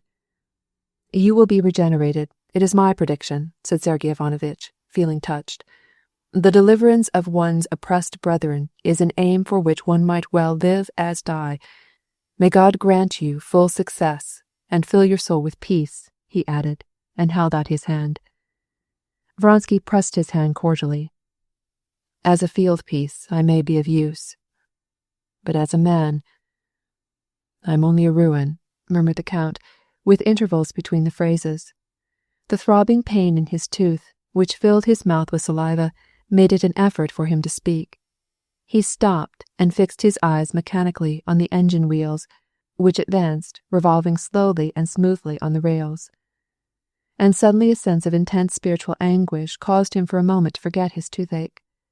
At the sight of the engine and the rails, through the influence of his talk with an acquaintance with whom he had not seen since his misfortune, she suddenly appeared to him, or, at least, that which remained of her, as, when he rushed like a madman into the barracks near the station where they had carried her, he saw, lying on a table, shamelessly exposed to the sight of all, her bleeding body, which had so lately been full of life. Her head was uninjured, with its heavy braids and its light curls clustering around the temples, was leaning back with the eyes half closed, and in the lovely face hovered still a strange, wild expression, while her rosy lips, slightly opened, seemed prepared to utter once again that terrible menace, to predict to him, as she had in their dispute, that he would repent. And he tried to remember how she looked when he first met her, also at a railroad station, with that mysterious, poetic, charming beauty, overflowing with life and gaiety, demanding and bestowing happiness, and not bitterly revengeful as he remembered her at their last interview. He tried to remember the happy moments he had spent with her, but these moments were forever spoiled for him. He remembered only her face, haughtily expressing her threat of unnecessary but implacable vengeance. He ceased to be conscious of his toothache, and sobs convulsed his face. After walking up and down by the baggage once or twice, the Count controlled himself and spoke calmly with Sergei Ivanovitch. "Have you seen the latest telegrams?" "Yes, they have fought 3 times, and another battle is expected tomorrow." And, after a few words about King Milan's proclamation, and the immense effect which it might have, the 2 men separated at the ringing of the second bell, and went to their respective compartments. Chapter 6. As Sergei Ivanovitch had not known just when it would be possible for him to leave Moscow, he did not telegraph his brother to send for him.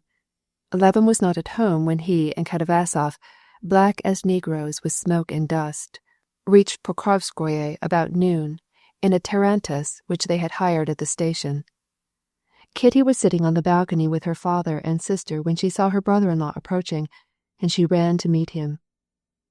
"Your conscience ought to prick you for not letting us know," said she, shaking hands with Sergei Ivanovitch and offering her brow to be kissed. "We got on splendidly, and we did not have to bother you. I am so dusty that I fear to touch you. I was so busy that I did not know when I could leave, and you look the same as ever," said he, smiling, "enjoying the gentle current of your softly flowing happiness. And here is our friend, Fyodor Vasilievich, who has come at last." But I am not a Negro. When I have washed, I shall look like a human being," said Katavasov, with his usual pleasantry, offering his hand and laughing, so that his white teeth gleamed out from his dusty face. "Kostya will be very glad. He is out on the farm, but he ought to be back by this time." "Always occupied with his estate," said Katavasov. "The rest of us can think of nothing but the Serbian war. How does my friend regard this subject? He is sure not to think as other people do." "Yes, he does, but perhaps not like everybody," said Kitty, a little confused, looking at Sergey Ivanovitch. "I will send someone to find him. We have Papa with us just now. He has recently come back from abroad."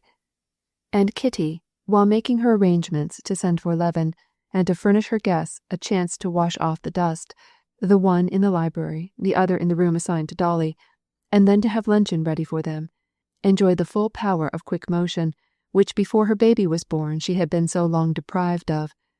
Then she went to the balcony where her father was. "It's Sergey Ivanovitch and Professor Katavasov."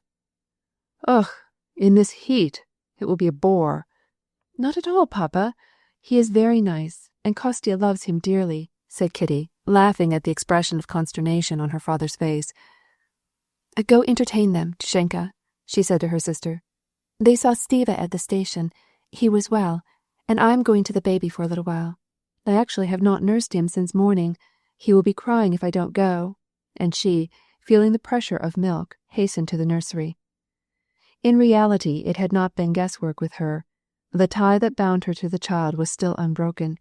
She actually knew by the flow of milk that he needed something to eat. Even before she reached the nursery, she knew that he would be crying, and indeed he was. She heard his voice and quickened her steps. But the more she hurried, the louder he cried.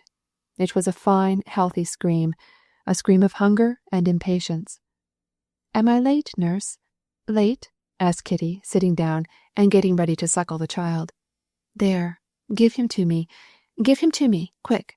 "Ugh, nurse, how stupid! Take off his cap afterward," said she, quite as impatient as her baby. The baby screamed as if it were famished. Now, it can't be helped, little mother," said Agafya Mikhailovna, who could not keep out of the nursery. "You must do things in order." "Agu, agu," she chuckled to the infant, not heeding Kitty's impatience. The nurse gave the child to his mother. Agafya Mikhailovna followed the child, her face all aglow with tenderness. "He knows me. He knows me. God is my witness. He knew me, Matushka Katerina Alexandrovna," she cried. But Kitty did not hear what she said. Her impatience was as great as the baby's. It hindered the very thing that they both desired. The baby, in his haste to suckle, could not manage to take hold, and was vexed. At last, after one final shriek of despair, the arrangements were perfected, and mother and child, simultaneously breathing a sigh of content, became calm. "The poor little thing is all in a perspiration," whispered Kitty. "Do you really think he knew you?" she added, looking down into the child's eyes, which seemed to her to peep out roguishly from under his cap, as his little cheeks sucked in and out, while his little hand, with rosy palm, flourished around his head. "It cannot be, for, if he knew you, he would surely know me," continued Kitty, with a smile, when Agafya Mikhailovna persisted in her belief that he knew her. She smiled because she said that he could not recognize her, yet she knew in her heart that he not only recognized Agafya Mikhailovna, but that he knew and understood all things, and knew and understood what no one else understood, and things which she, his mother, was now beginning to understand only through his teaching. For Agafya Mikhailovna, for the nurse, for his grandfather, even for his father, Mitya was just a little human being who needed nothing but physical care. For his mother, he was a being endowed with moral faculties, who already had a whole history of spiritual relationships. "You will see if he doesn't when he wakes up. When I do this way, his face will light up, the little dove. It will light up like a bright day," said Agafya Mikhailovna. "There, very well, we shall see," whispered Kitty. "Now go away, he is going to sleep." Chapter 7. Agafya Mikhailovna went away on tiptoe. The nurse closed the blinds, chased away the flies which were hidden under the muslin curtain of the cradle. Then she sat down and began to wave a little withered branch over the mother and child. "It is hot, hot. Pray God, he may send me a little shower," she said. "Da, da," was the mother's reply, as she rocked gently to and fro and pressed Mitya to her breast. His eyelids now opened and now closed, and he languidly moved his chubby arm. This little arm disturbed Kitty. She felt a strong inclination to kiss it, but she feared to do so lest she should wake him. At last the arm began to droop, and the eyes closed more and more. Only rarely now would he raise his long lashes and gaze at his mother with his dark, dewy eyes. The nurse began to nod and dropped off into a nap. Overhead she could hear the old prince's voice and Katavasov's sonorous laugh. "Evidently they don't need me to help in the conversation," thought Kitty. "But it's too bad that Kostya is not there. He must have gone to his bees. Sometimes it disturbs me to have him spend so much time over them. But then, on the whole, I am glad. It diverts him, and he is certainly more cheerful than he was in the spring. Then he was so gloomy and so unhappy. What a strange man he is." Kitty knew what caused her husband's disquiet. It was his doubting spirit, and although, if she had been asked if she believed that, in the world to come, he would fail of salvation owing to his want of faith, she would have been compelled to say yes, yet his skepticism did not make her unhappy, and she, who believed that there was no salvation for the unbelieving, and loved more than all else in the world her husband's soul, smiled as she thought of his skepticism, and called him a strange man. Why does he spend all his time reading those philosophical books? If all this is written in those books, then he can understand them. But if it is not true, why does he read them? He himself says that he longs for faith. Why doesn't he believe? And probably he thinks too much, and he thinks too much because he is lonely. He is always alone. He can't speak out all his thoughts to us. I think he will be glad that these guests have come, especially Katavasov. He likes to discuss with him. And immediately Kitty's thoughts were diverted by the question where it would be best for Katavasov to sleep.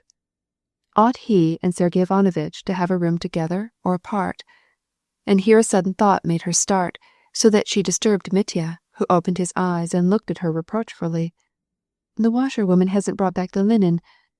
I hope Agafya Mikhailovna hasn't given out all we had," and the color rushed to Kitty's forehead. "There, I must find out myself," thought she, and reverting to her former thoughts, she remembered that she had not finished the important train of spiritual thoughts which she had begun, and she once more repeated, "Yes, Kostya is an unbeliever," and, as she did so, she smiled. "Yes, he is an unbeliever, but I'd far liefer he should be one than a person like Madame Stahl, or as I wanted to be when I was abroad. At any rate, he will never be hypocritical." And a recent example of his goodness recurred vividly to her memory. Several weeks before, Stepan Arkadyevitch had written to Dolly a letter of repentance.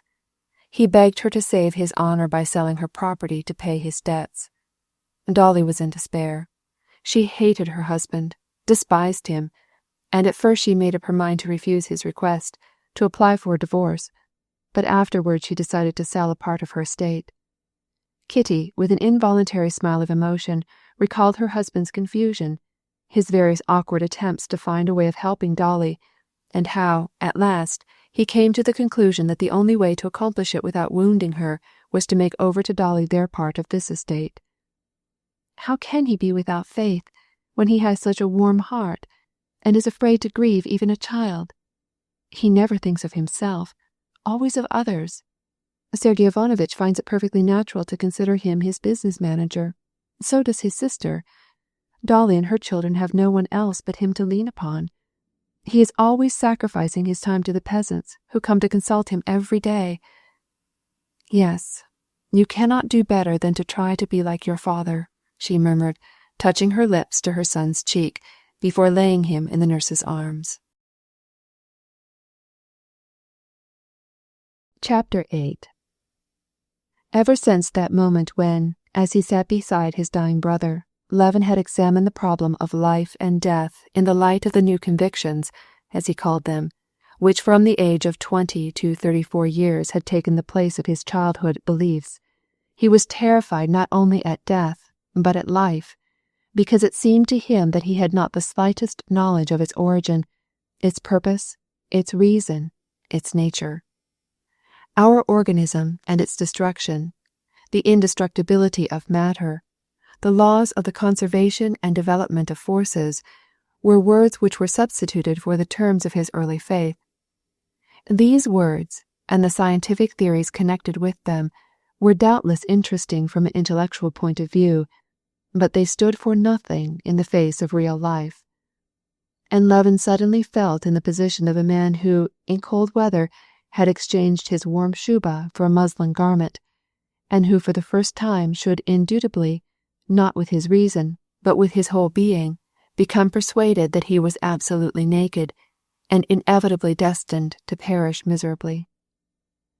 From that time, without the least changing his outward life, and though he did not like to confess it, even to himself, Levin never ceased to feel a terror of his ignorance. Moreover, he vaguely felt that what he called his convictions not only came from his ignorance, but were idle for helping him to a clearer knowledge of what he needed.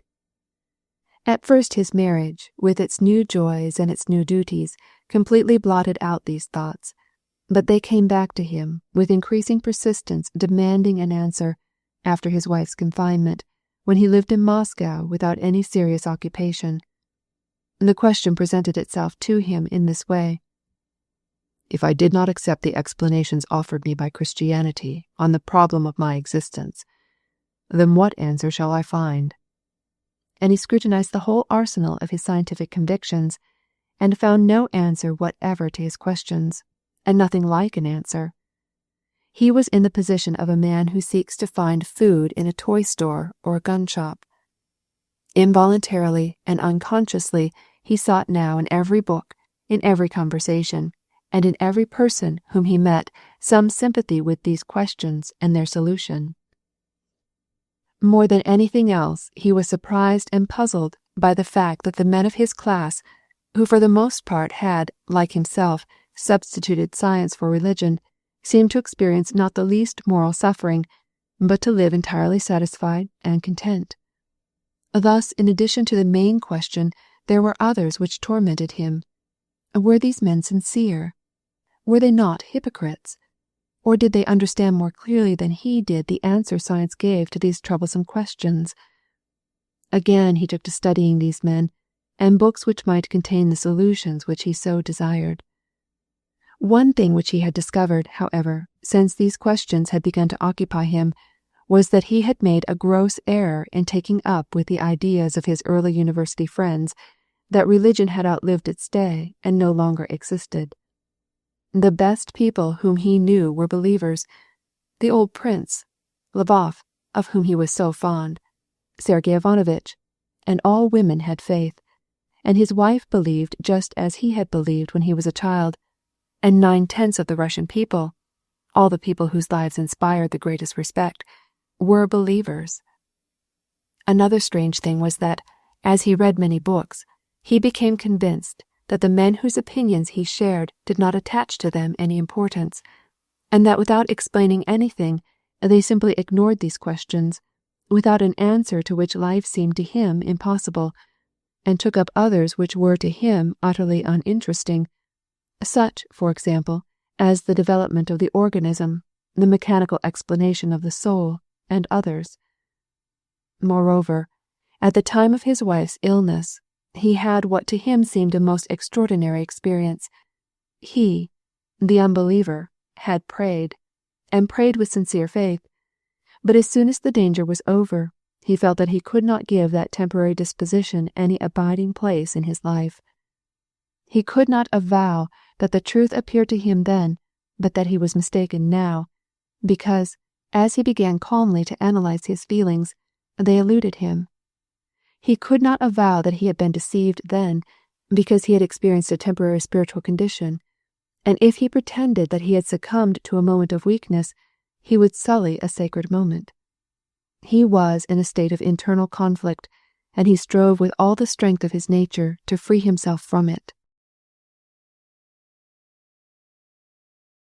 Chapter 9. These thoughts tormented him with varying intensity, but he could not free himself from them. He read and meditated, but the more he read and meditated, the end desired seemed to grow more and more remote. During the latter part of his stay in Moscow, and after he reached the country, he became convinced of the uselessness of seeking in materialism an answer to his doubts, and he read over the philosophers whose explanations of life were post-materialism, Plato and Spinoza, and Kant and Schelling, and Hegel and Schopenhauer. These thoughts seemed to him fruitful while he was reading, or was contrasting their doctrines with those of others, especially with those of a materialistic tendency. But just as soon as he attempted, independently, to apply these guides to some doubtful point, he fell back into the same perplexities as before. The terms mind, will, freedom, essence, had a certain meaning to his intellect as long as he followed the clue established by the deductions of these philosophers, and allowed himself to be caught in the snare of their subtle distinctions.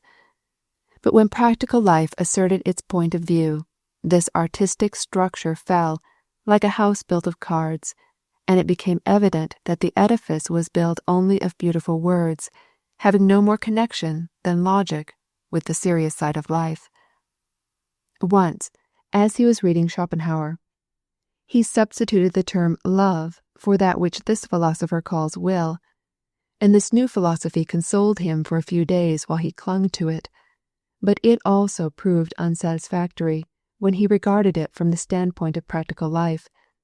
Then it seemed to be the thin muslin without warmth as a dress. Sergei Ivanovitch advised him to read Khomyakov's theological writings, and though he was at first repelled by the excessive affectation of the author's style and his strong polemic tendency, he was struck by their teachings regarding the Church. He was struck also by the development of the following thought: man, when alone, cannot attain the knowledge of theological truths. The true light is kept for a communion of souls who are filled with the same love, that is, for the Church. He was delighted with the thought. How much easier it is to accept the Church, which united with it all believing people and was endowed with holiness and infallibility, since it had God for its head, to accept its teaching as to creation, the fall, and redemption, and through it to reach God, than to begin with God, a far-off, mysterious God, the creation, and the rest of it. But, as he read, after Khomyakov, a history of the Church by a Catholic writer, and the history of the Church by an Orthodox writer, and perceived that the Orthodox Greek Church and the Roman Catholic Church, both of them in their very essence infallible, were antagonistic, he saw that he had been deluded by Khomyakov's church teachings, and this edifice also fell into dust, like the constructions of philosophy. During this whole spring he was not himself, and passed hours of misery. I cannot live without knowing what I am, and why I exist. Since I cannot reach this knowledge, life is impossible, said Levin to himself. In the infinitude of time, in the infinitude of matter, in the infinitude of space, an organic cell is formed, exists for a moment, and bursts. That cell is I. This was a cruel lie, but it was the soul, the supreme result of the labor of the human mind for centuries. It was the final creed on which were founded the latest researches of the scientific spirit. It was the dominant conviction, and Levin, without knowing exactly why, simply because this theory seemed to him the clearest, was involuntarily held by it. But this conclusion was not merely a lie, it was the cruel jest of some evil spirit, cruel, inimical, to which it was impossible to submit. To get away from it was a duty. Deliverance from it was in the power of everyone, and the one means of deliverance was death. And Levin, the happy father of a family, a man in perfect health, was sometimes so tempted to commit suicide that he hid ropes from sight lest he should hang himself, and feared to go out with his gun lest he should shoot himself. But Levin did not hang himself or shoot himself, but lived and struggled on. Chapter 10. When Levin puzzled over what he was and why he was born, he found no answer and fell into despair. But when he ceased to ask himself these questions, he seemed to know what he was and why he was alive, for the very reason that he resolutely and definitely lived and worked. Even during the more recent months he had lived far more strenuously and resolutely than ever before. Toward the end of June he returned to the country and resumed his ordinary work in Pokrovskoye. The superintendence of the estates of his brother and sister, his relations with his neighbors and his muzhiks, his family cares, his new enterprise in bee culture, which he had taken up this year, occupied all his time.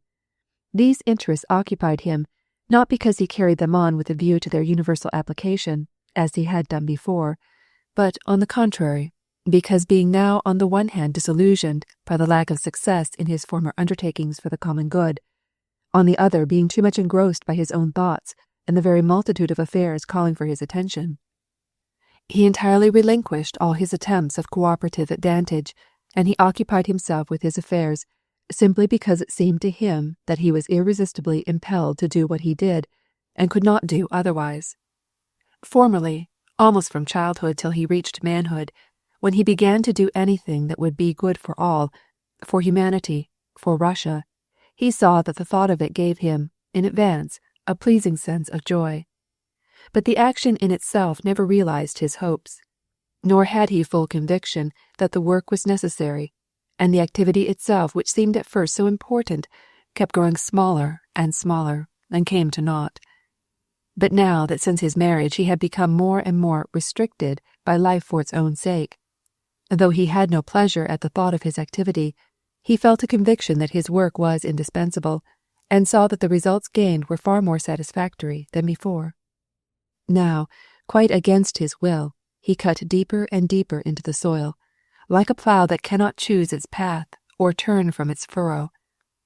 To live as his fathers and grandfathers had lived, to carry out their work so as to hand it on in turn to his children, seemed to him a plain duty. It was as necessary as the duty of eating when hungry, and he knew that, to reach this end, he was under obligation so to conduct the machinery of the estate at Pokrovskoye that there might be profit in it. As indubitably as a debt required to be paid, so it was incumbent on him to preserve his paternal estate in such a condition that his son, receiving it in turn, might say, "Thank you, my father," just as Levin himself was grateful to his ancestors for what they had cleared and tilled.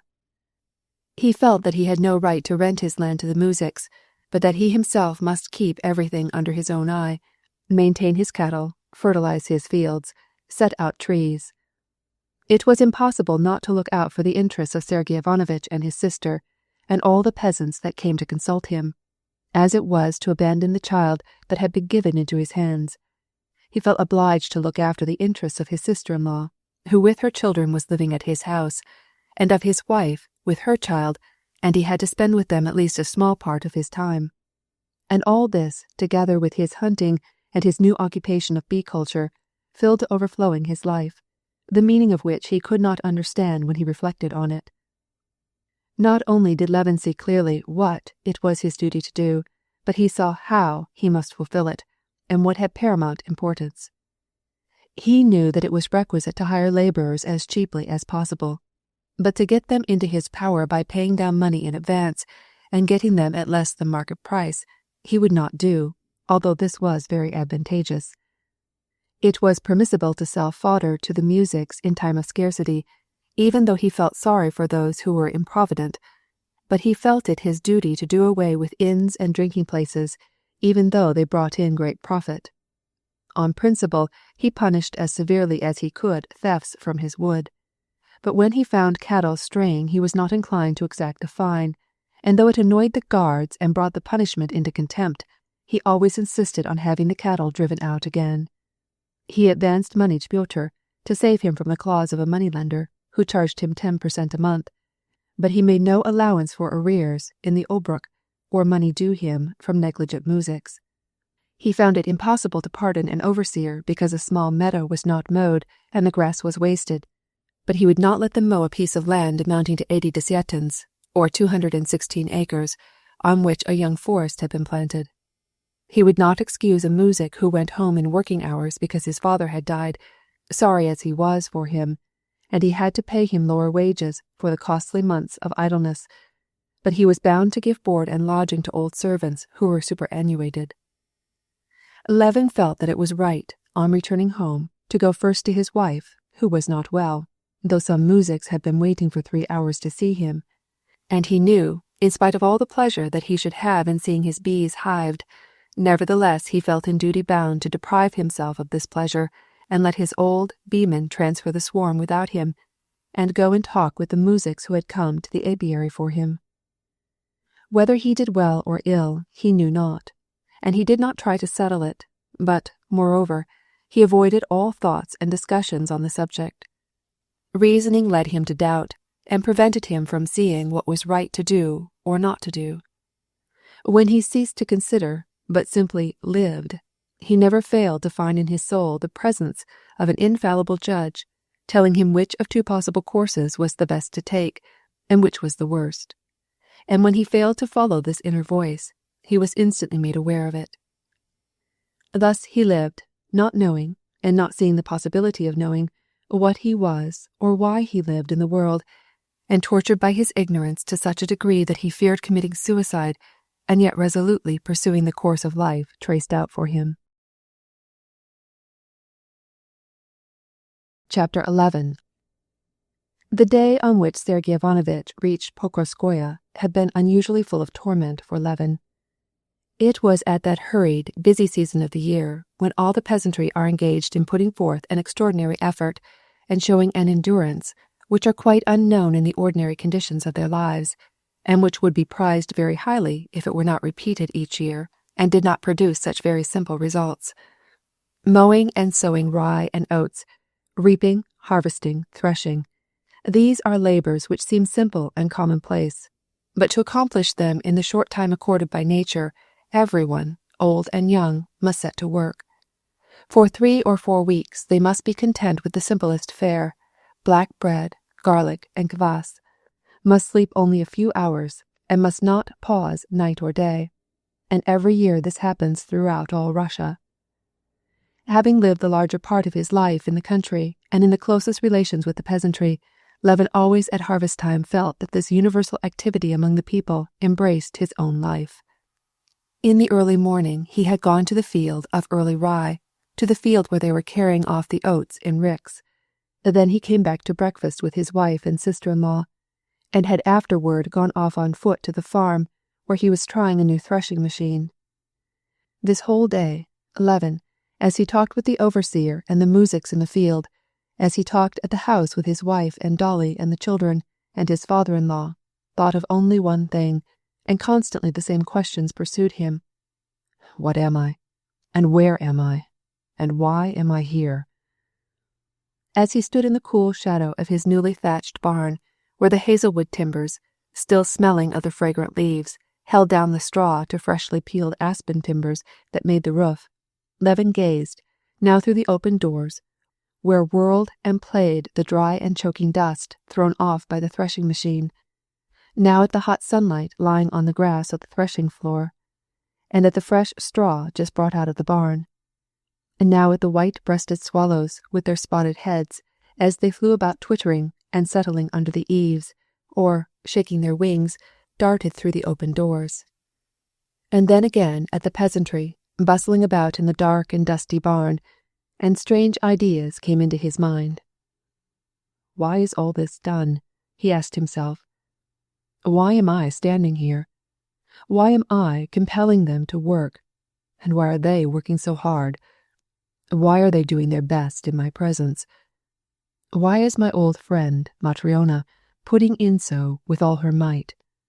I cured her when a beam fell on her at the fire, he said to himself, as he looked at a hideous old baba, who was walking with bare, sunburned feet across the hard, uneven soil, and was plying the rake vigorously. She got well then, but if not today or tomorrow, then in 10 years she must be borne to her grave, and there will be nothing left of her, nor of that pretty girl in red who is husking corn with such graceful, swift motions. They will bury her, and that dappled gelding will soon die, he thought, as he looked at the horse, breathing painfully with distended nostrils and heavily sagging belly, as it struggled up the ever-descending treadmill. They will carry him off, and Fyodor, the machine tender, with his curling beard full of chaff, and his white shoulder showing through a tear in his shirt. They will carry him off too, but now he gathers up the sheaves and gives his commands, and shouts to the women, and, with quick motions, arranges the belt on the machine. And it will be the same with me. They will carry me away, and nothing of me will be left.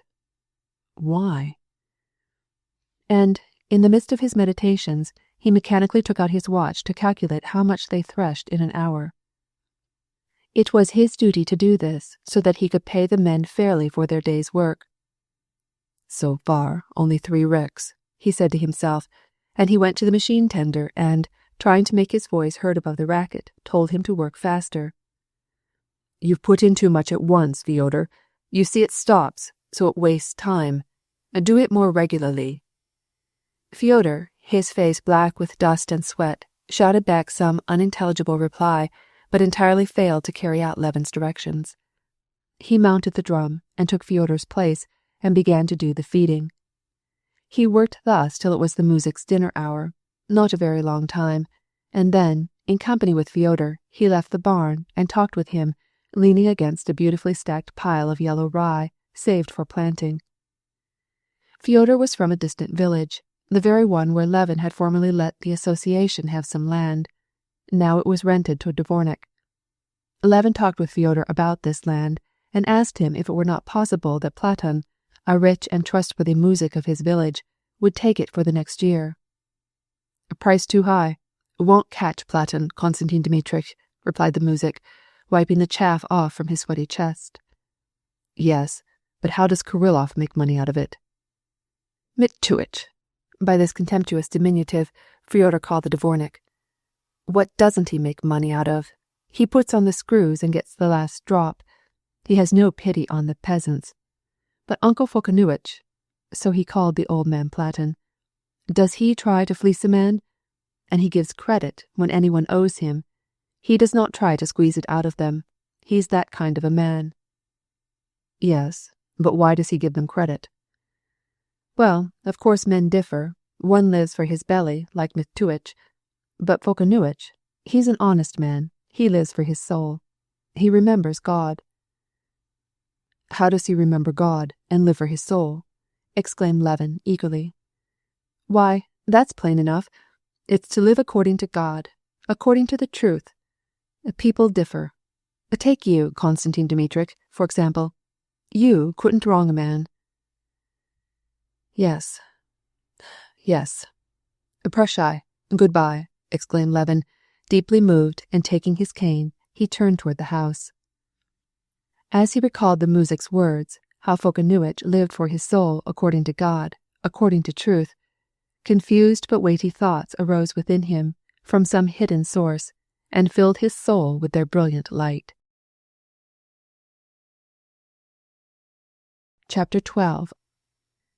Levin, with long steps, strode along the highway, filled not so much with his thoughts, he could not as yet get rid of them, as with a spiritual impulse, such as he had never known before. The peasant's words had had in his soul the effect of an electric spark, suddenly condensing the cloud of dim, incoherent thoughts which had not ceased to fill his mind, even while he was talking about the letting of his field. He felt that some new impulse, inexplicable as yet, filled his heart with joy. Not to live for oneself, but for God. What God? Could he have said anything more meaningless than what he said? He said that we must live, not for ourselves, that is, for what interests and pleases us, but for something incomprehensible, for God, whom no one knows or can define. Still, call it nonsense. Did I understand Fyodor? Didn't I also feel convinced of its truth? And did I find it either false or absurd?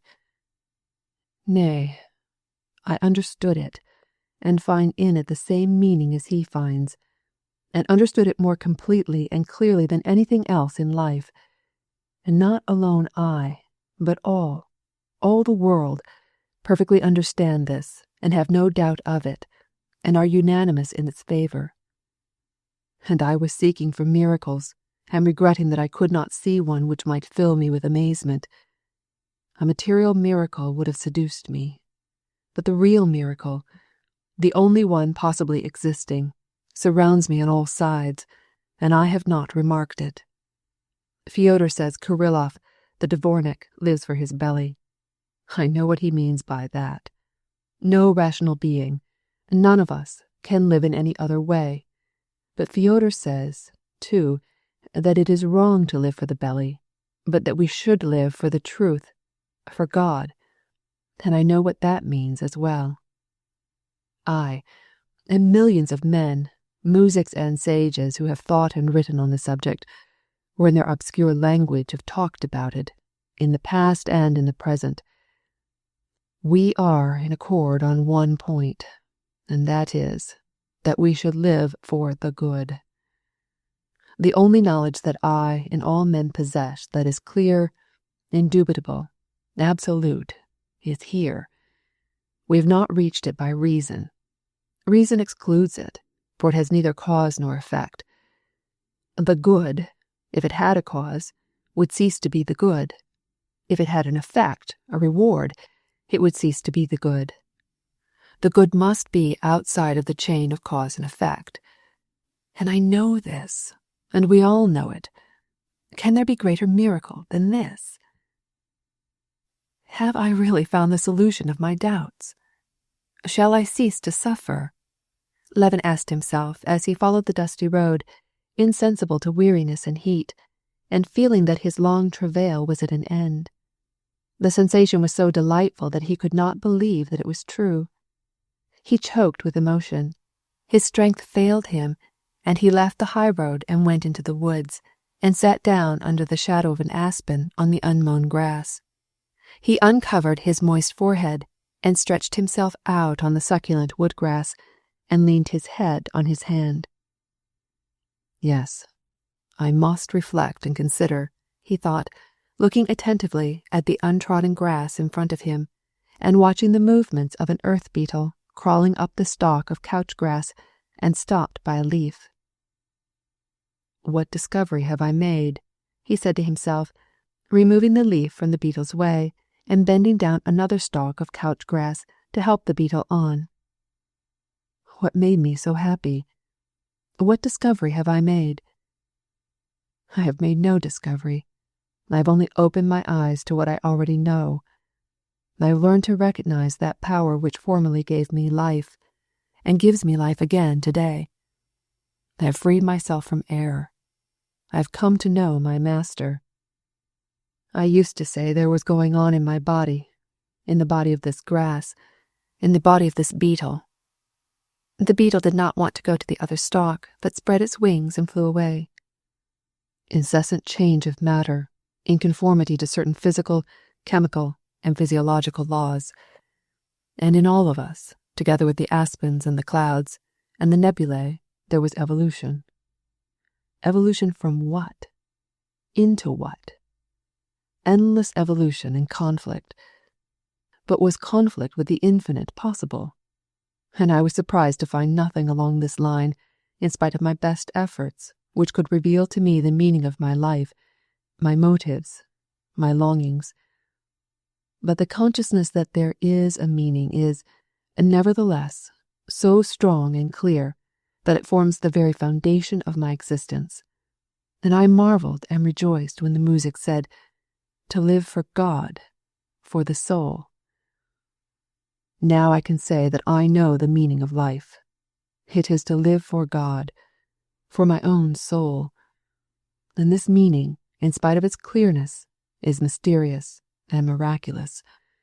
and such is the meaning of all existence.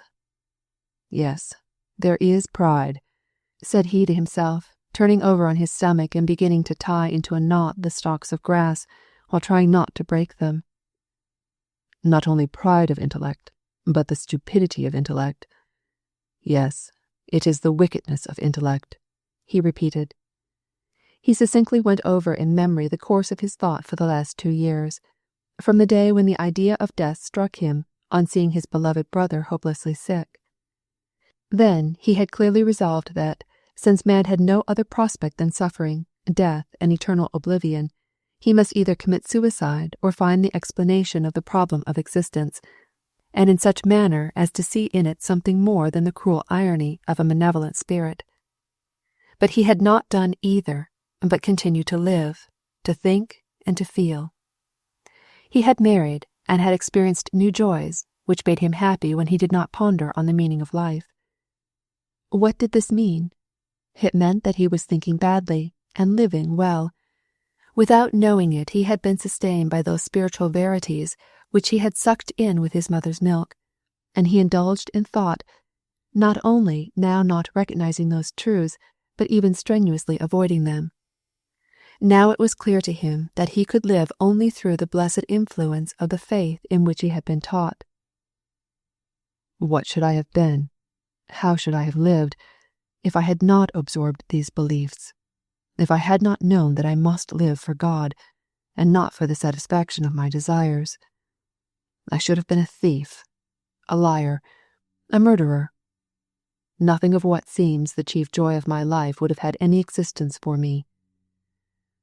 And, though he made the most strenuous efforts of his imagination, he could not picture to himself what kind of a wild creature he might have been if he had not really known the aim of his existence.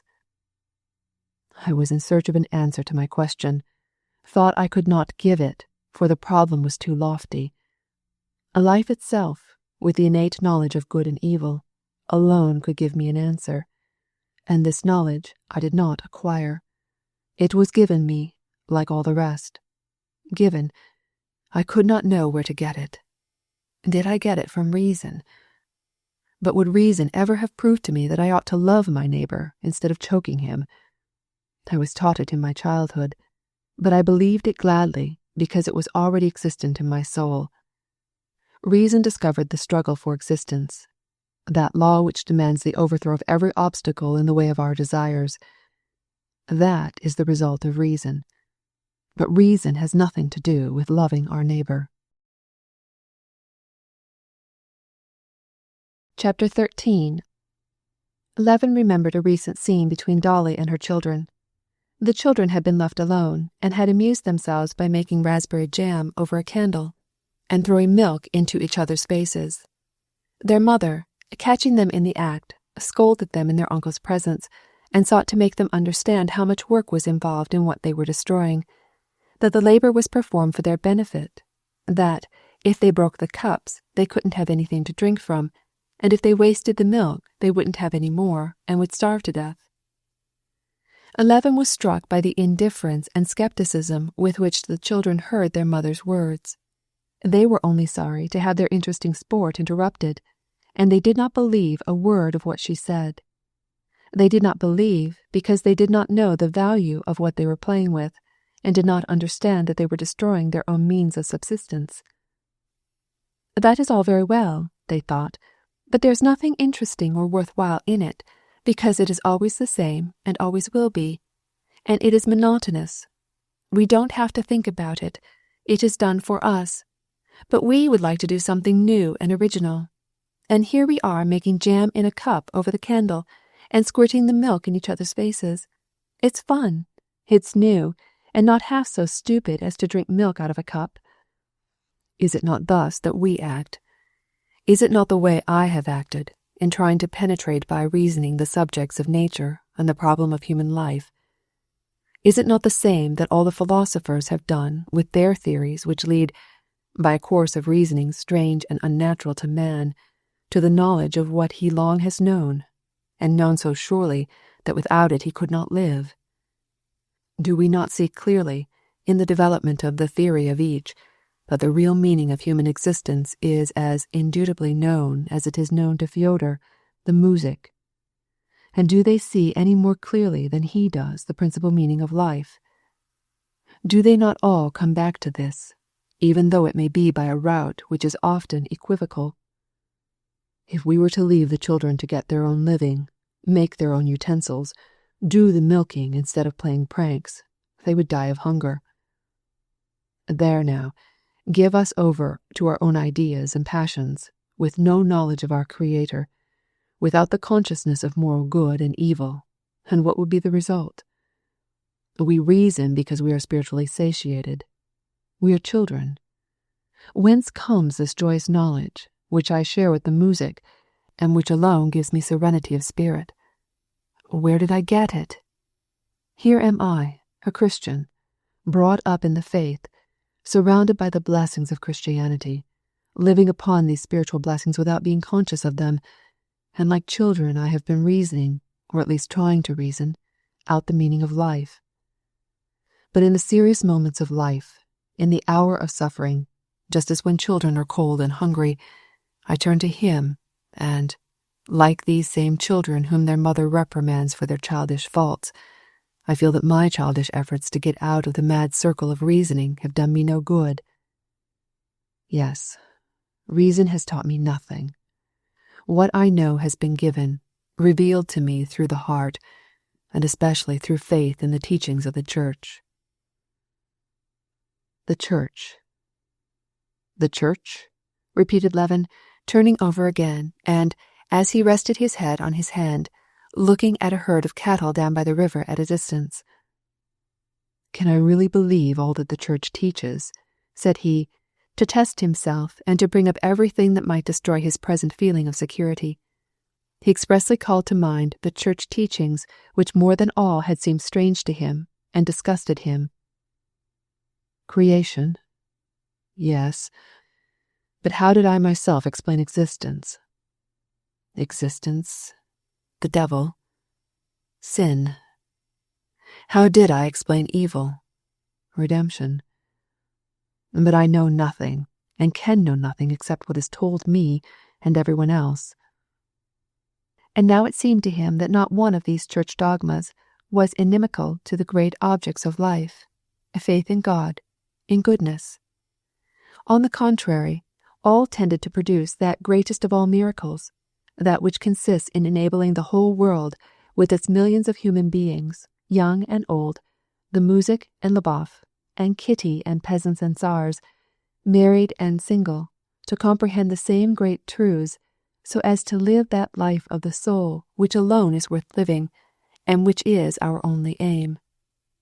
Lying on his back, he looked up into the high, cloudless sky. Do I not know, thought he, that that is infinity of space, and not a vault of blue stretching above me? But, however I strain my sight, I can see only a vaulted dome. And, in spite of my knowledge of infinite space, I have more satisfaction in looking at it as a blue vaulted dome than when I try to look beyond. Levin stopped thinking. He listened to the mysterious voices which seemed to wake joyfully in him. Is it really faith? He sought, fearing to believe in his happiness. My God, I thank Thee, he cried, and he swallowed down the sobs that arose, and brushed away with both hands the tears that filled his eyes. Chapter 14. Levin looked away and saw the herd, and his one-horse Teljega and his coachman, who approached the herd of cattle and began talking to the herdsman. Then he heard the sound of wheels and the neighing of the horse, but he was so occupied with his thoughts that he did not think why it was that his coachman was coming for him. He only realized it when the coachman, while still some distance off, cried, "The mistress sent for you. Your brother and another baron have come." Levin got in at once and took the reins. As if awakened from sleep, it was long before he could collect his thoughts. He looked at the well-fed horse and at the spot on his neck where the harness rubbed, and he looked at Ivan, the coachman, sitting beside him, and he thought of how he had been expecting his brother, and that his wife was probably troubled because he was gone so long, and he tried to guess who the unknown guest who had come with his brother might be. And his brother and his wife and the unknown guest now seemed to him different from what they had been before. He felt that henceforth all his relations with these friends would be more pleasant than they had been. Now there will be no more of that coldness, such as there used to be, between my brother and me. No more disputes. Nor will Kitty and I quarrel any more. And whoever my guest is, I shall be polite to him, and kind to the servants, and to Ivan. All will be different.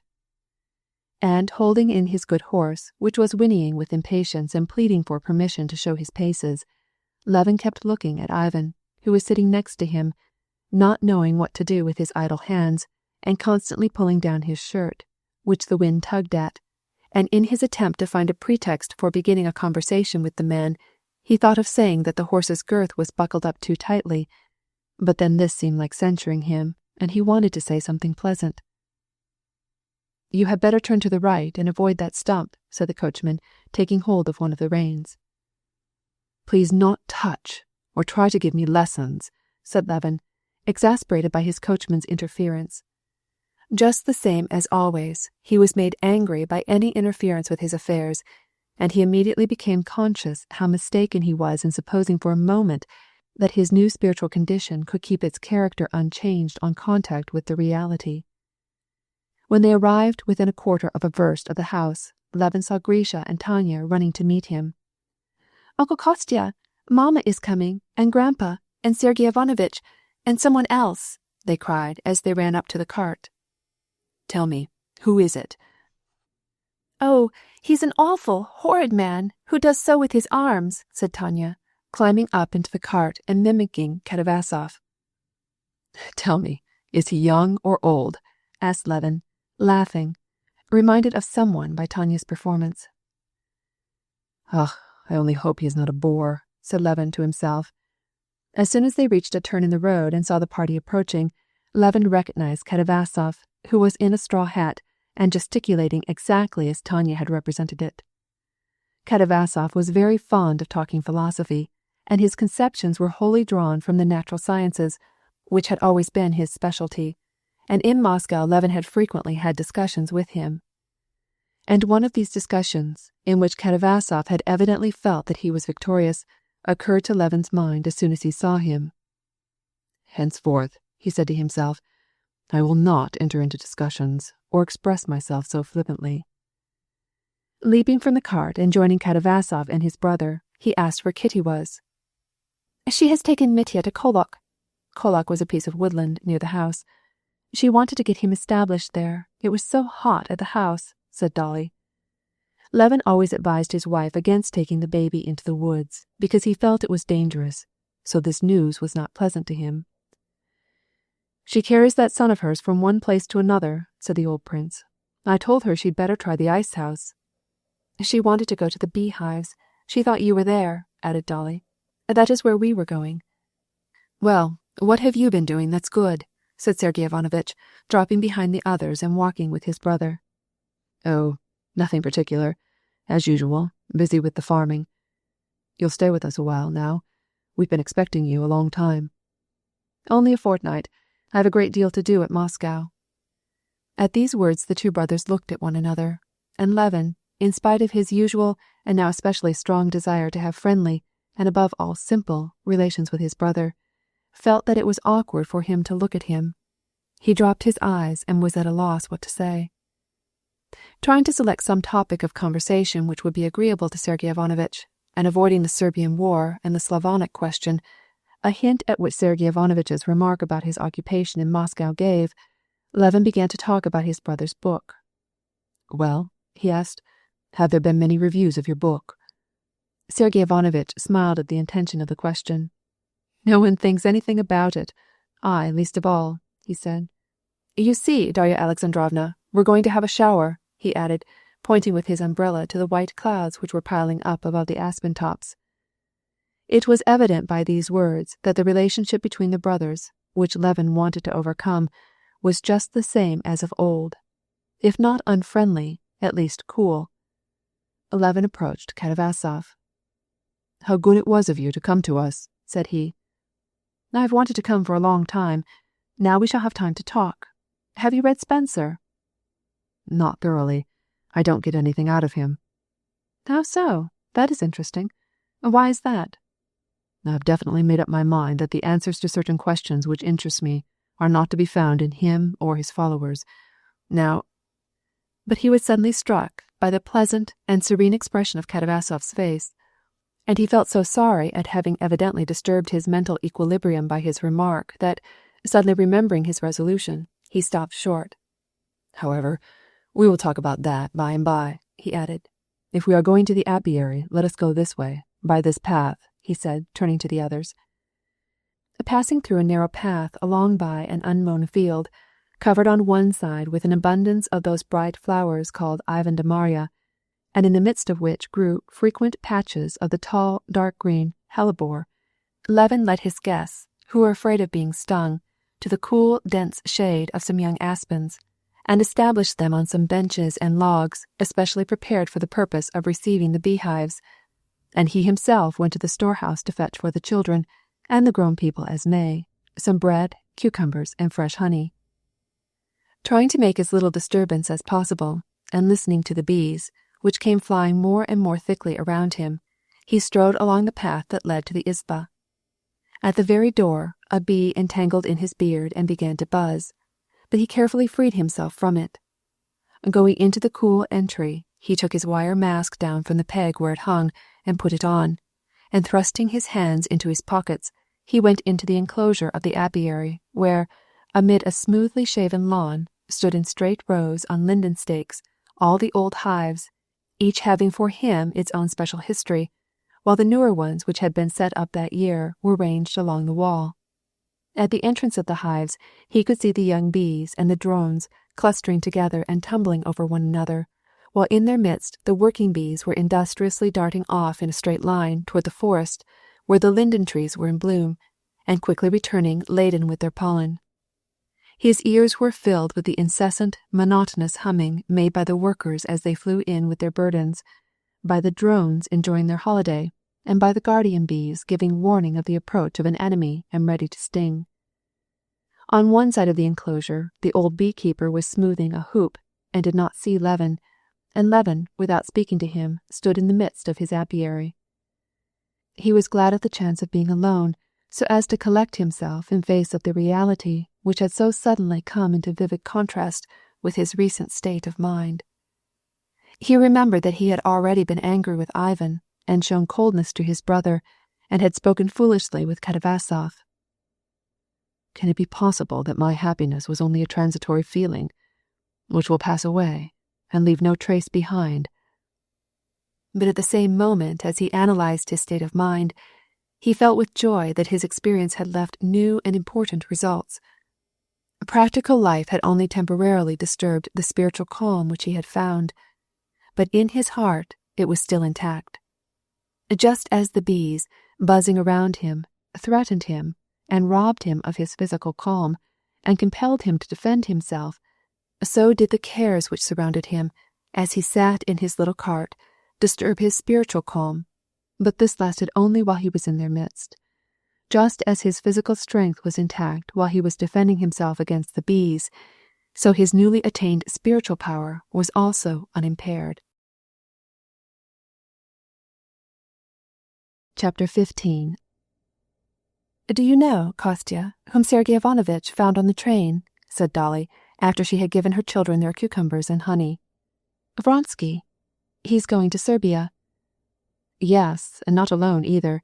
He's taking out a squadron of cavalry at his own expense," said Katavasov. "That's like him," answered Levin. "But are volunteers still going off?" he added, looking at Sergei Ivanovitch.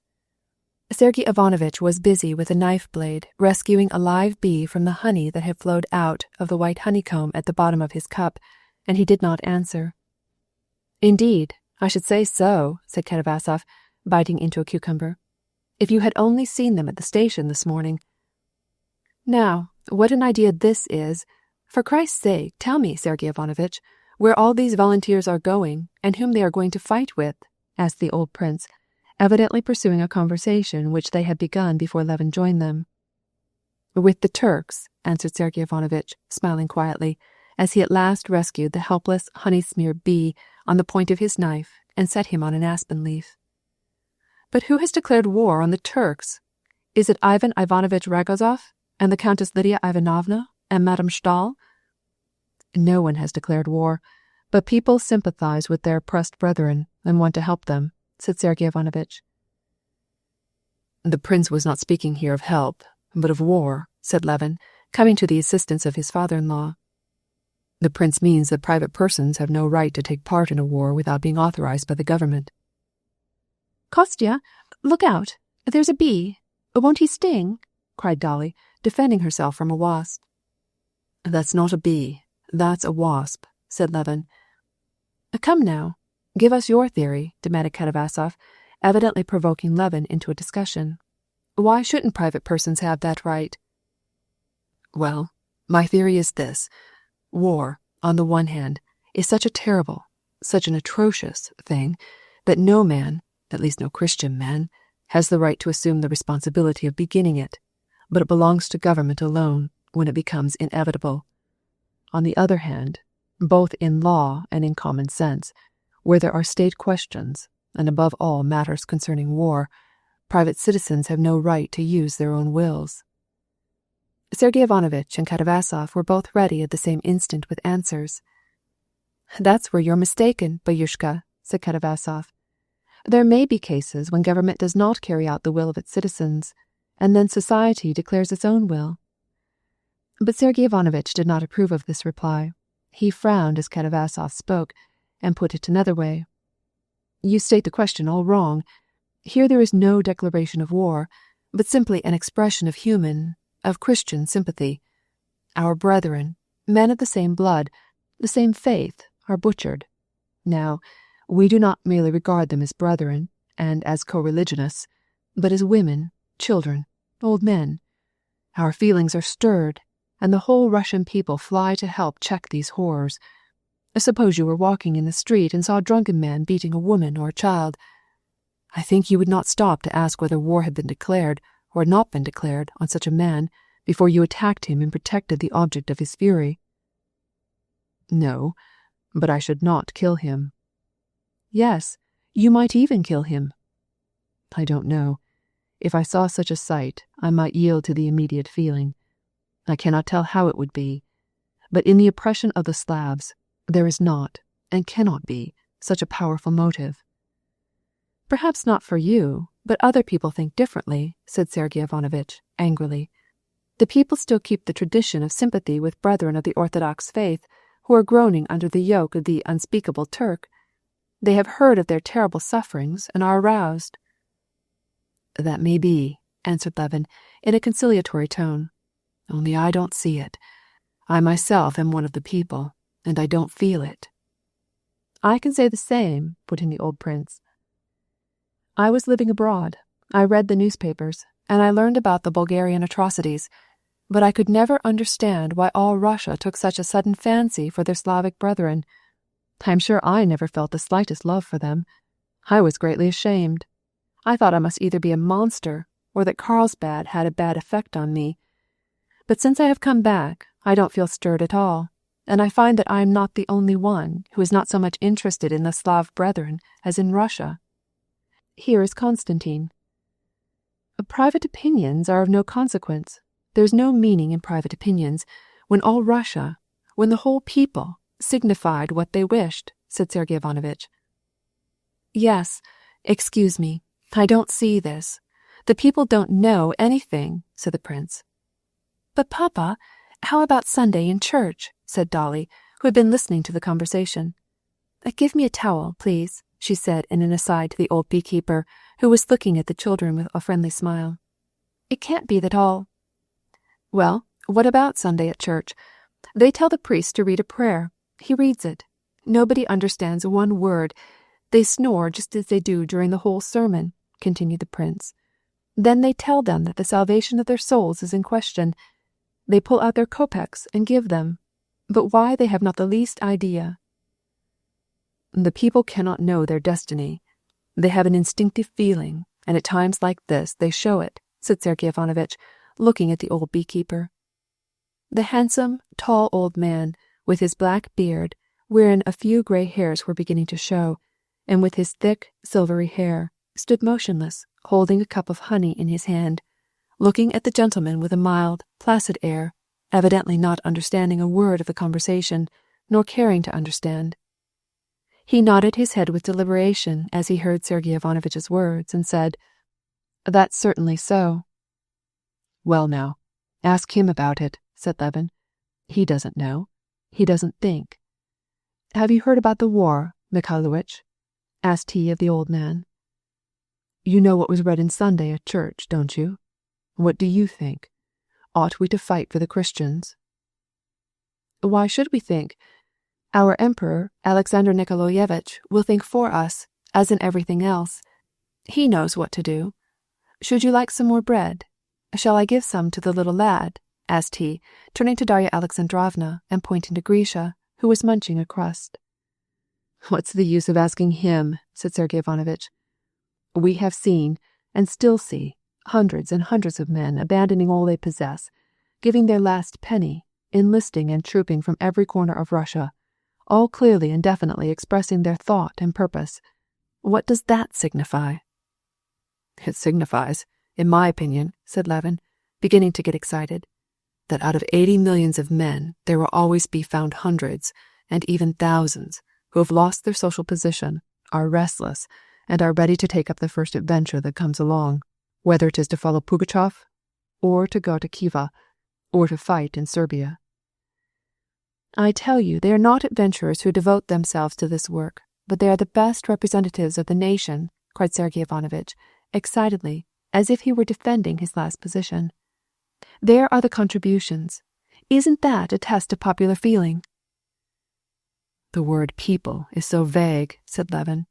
"Long-haired scribblers, professors, and perhaps 1 in 1,000 among the peasants understand what it is all about.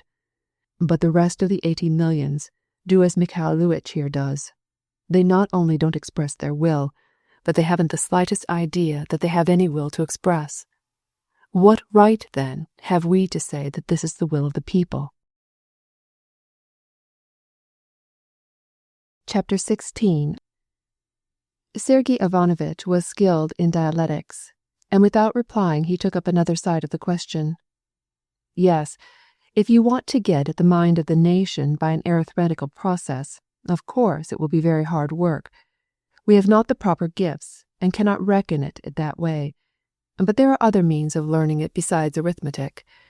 It is felt in the air, it is felt in the heart, not to speak of those submarine currents which flow through the stagnant ocean of the people and which are evident to every unprejudiced person. Take society in a narrower sense. Take the intelligent classes, and see how on this point even the most hostile parties combine. There is no longer a difference of opinions.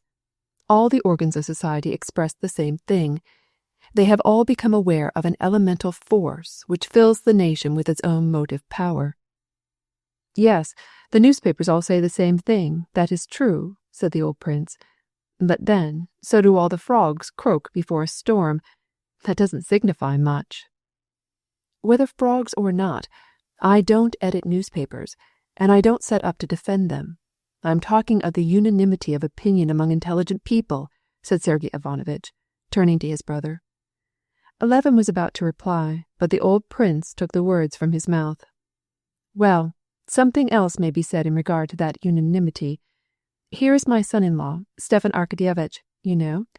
He has just been appointed a member of some commission or other, I don't know what, with a salary of 8,000 a year, and nothing to do.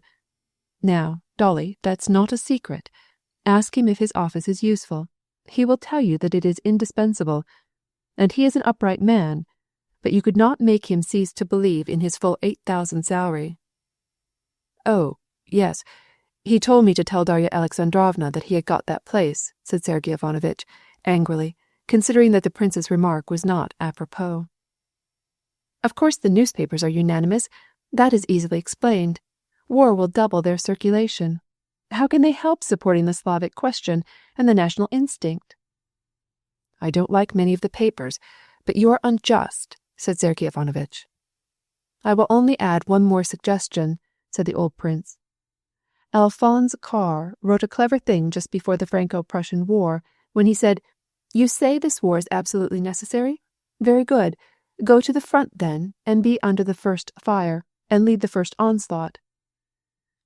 "Good editors would be glad to do that," said Katavasov, with a loud laugh, and trying to imagine certain editorial friends of his in this chosen legion. "Yes, but when they ran away," said Dolly, "they'd bother the others."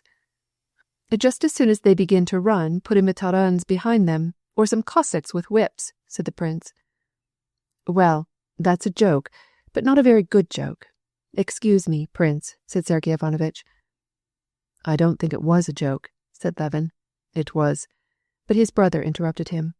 "Every member of society is called upon to do his duty," said he, "and thoughtful men perform theirs by giving expression to public opinion, and the unanimous and full expression of public opinion is creditable to the press, and at the same time a good symptom. 20 years ago we should have kept quiet. Today we hear the voice of the Russian people, which is ready to rise like one man, and ready to sacrifice itself for its oppressed brethren. It is a great step taken, a proof of power." "Yes, not only to avenge their brethren, but to kill the Turks," said Levin timidly. "The people will sacrifice itself, and be ready to sacrifice itself for the salvation of their souls, but not for murder," he added, involuntarily connecting this conversation with the thoughts of the morning. "What do you mean by soul? That, to a naturalist, you must remember, is a very puzzling expression. What is the soul?" demanded Katavasov with a smile. "Oh, you know." "'Pon my word, I haven't the least idea." And the professor broke into a burst of laughter. "Christ said, 'I am not come to bring peace, but a sword,'" remarked Sergei Ivanovitch, quoting as simply as if it were something comprehensible a passage from the Gospel which had always troubled Levin. "That's just so," replied the old beekeeper, who had been standing near them, in response to a chance look directed to him. "Come, Batyushka, you're beaten! You're beaten! Wholly beaten!" cried Katavasov gaily. Levin reddened with vexation, not because he was beaten, but because he had been drawn into discussion again. "No, it is impossible for me to dispute with them," he thought. "Their armor is impenetrable, and I am defenseless." He saw that he could not defeat his brother and Katavasov, and it was equally impossible to agree with them. Their arguments were the fruit of that same pride of the intellect which had almost ruined him. He could not admit that a handful of men, his brother among them, had the right, on the ground of what was told them by a few hundred eloquent volunteers who came to the capital, to claim that they and the newspapers expressed the will and sentiment of the people, especially when this sentiment expressed itself in vengeance and butchery.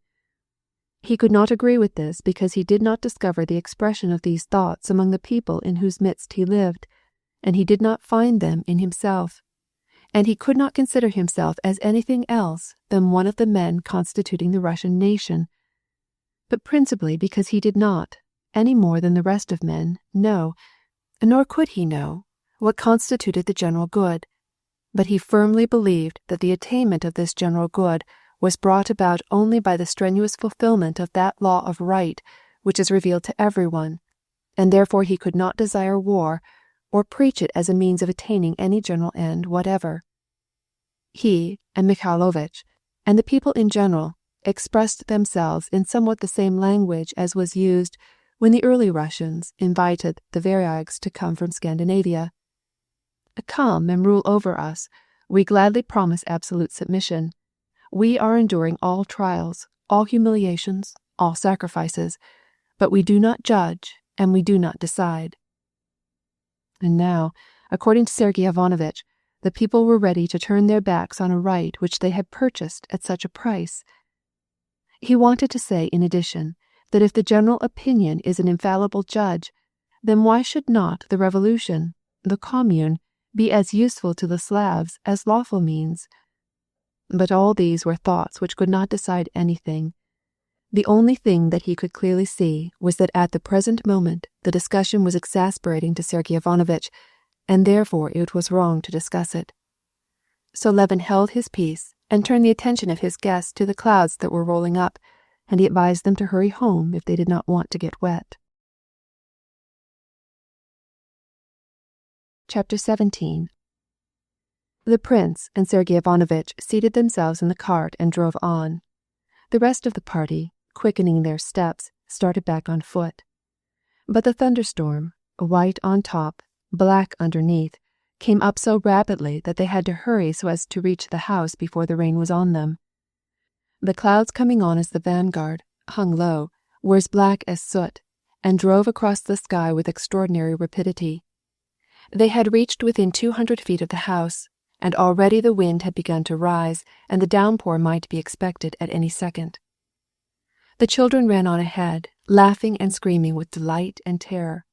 Darya Alexandrovna, struggling with her skirts, which the wind blew round her legs, no longer walked, but ran, not letting the children out of her sight. The gentlemen, holding on their hats with difficulty, walked with long strides. They had just reached the porch when the great drops began to strike and splash against the edge of the iron gutter. The children, and just behind them their elders, with gay exclamations, ran under the shelter of the porch. "Where's Katerina Alexandrovna?" asked Levin of Agafya Mikhailovna, who was coming out of the door, loaded with shawls and plaids. "We suppose she was with you." "And Mitya?" "He must be in the Kolak woods with his nurse." Levin seized the plaids and started for Kolak. In the few minutes that had elapsed, the storm had reached beyond the sun, and it was as dark as if there was an eclipse. The wind blew obstinately, as if insisting on its own way, tried to stop Levin, and, tearing off the leaves and flowers from the lindens, and rudely and strangely bearing the white branches of the birches, bent everything to one side: acacias, flowers, burdocks, the grass, and the treetops. The girls working in the garden ran squealing under the shelter of the servants' quarters. The white screen of the pouring rain had already cut off the distant forest and half of the adjacent field, and was rapidly advancing on Kolak. The dampness of the shower was felt in the atmosphere like fine drops. Bending his head and fighting vigorously against the gale, which tugged at his shawls, Levin was already on his way to Kolak. He thought he already saw white forms behind a well-known oak, when suddenly a glare of light seemed to burst from the ground before him, and the vault of the sky above him fall with a crash. When he opened his dazzled eyes, he looked through the thick curtain formed by the rain, which cut him off from the Kolak woods, and saw, to his horror, that the green top of a well-known oak which stood in the forest had strangely changed its position.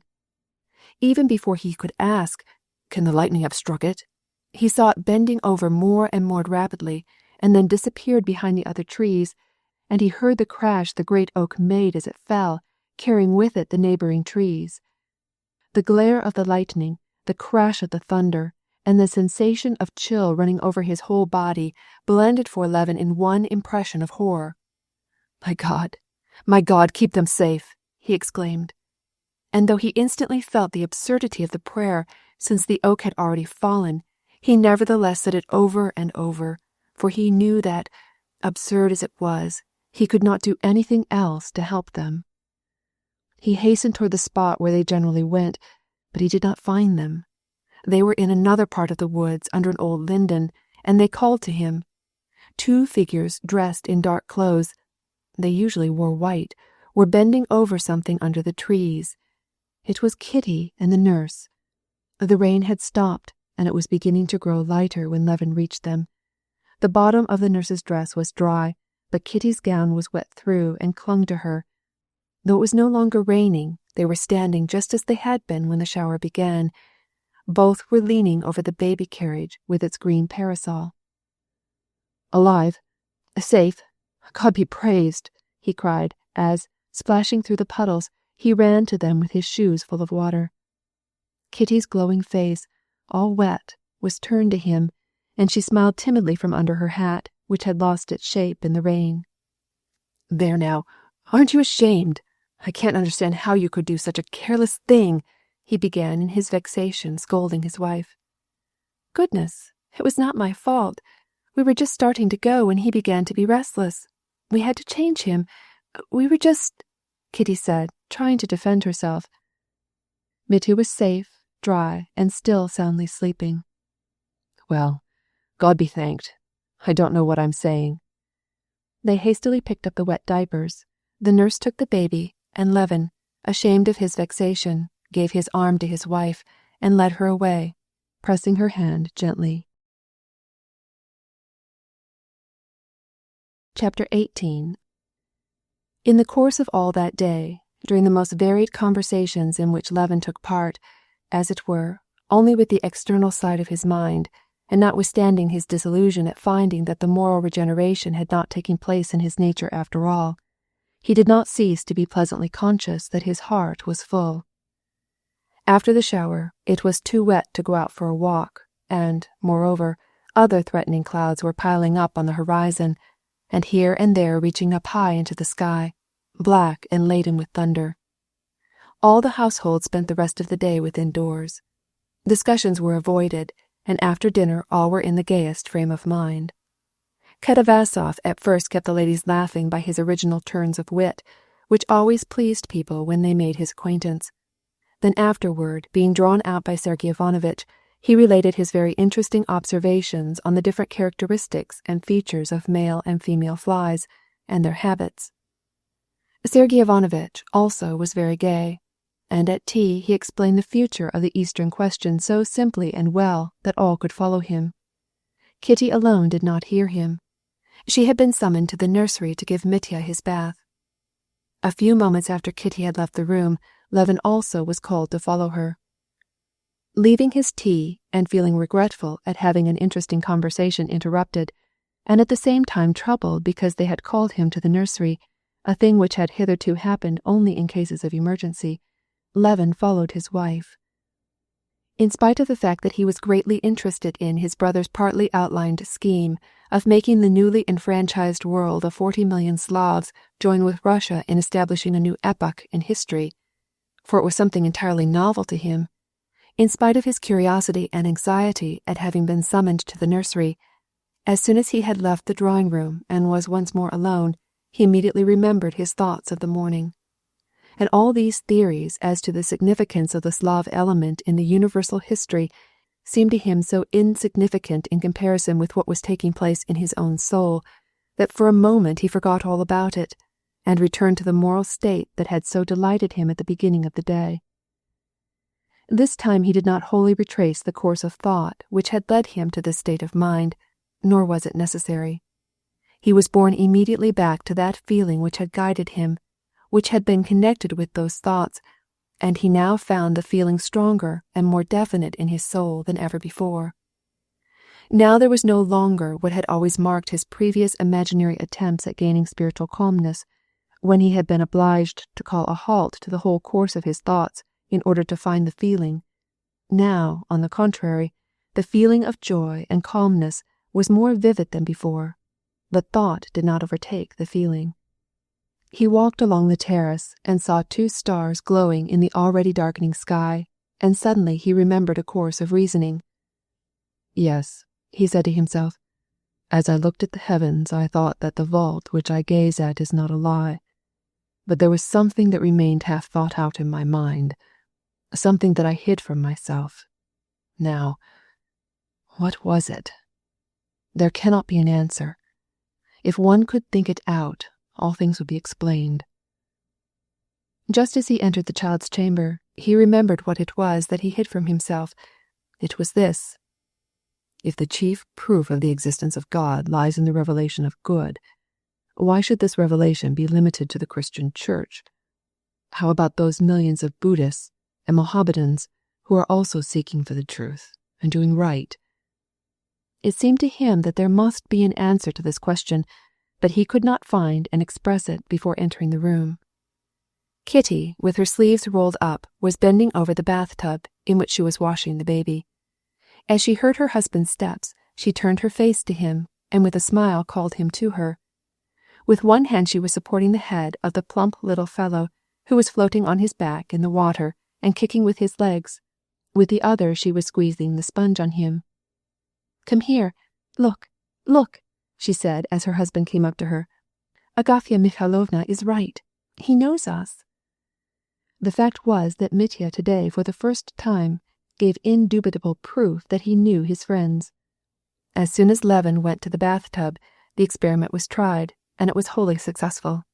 A cook, who was called for the purpose, bent over the tub. The baby frowned and shook his head. Kitty bent over him, and he smiled radiantly and clung with his little hands to the sponge and sucked with his lips, producing such a strange and contented sound that not only the mother and nurse, but Levin himself, were enchanted. They took the baby from the water, wiped him, and after he had expressed his disapprobation with a piercing scream, they gave him to his mother. "Well, I am very glad to see that you begin to love him," said Kitty, as she sat down in a comfortable seat with the child at her breast. "I am very glad. It really troubled me when you said you hadn't any feelings for him." "No. Did I say that I had no feeling for him? I only said that I was disappointed." "How are you disappointed?"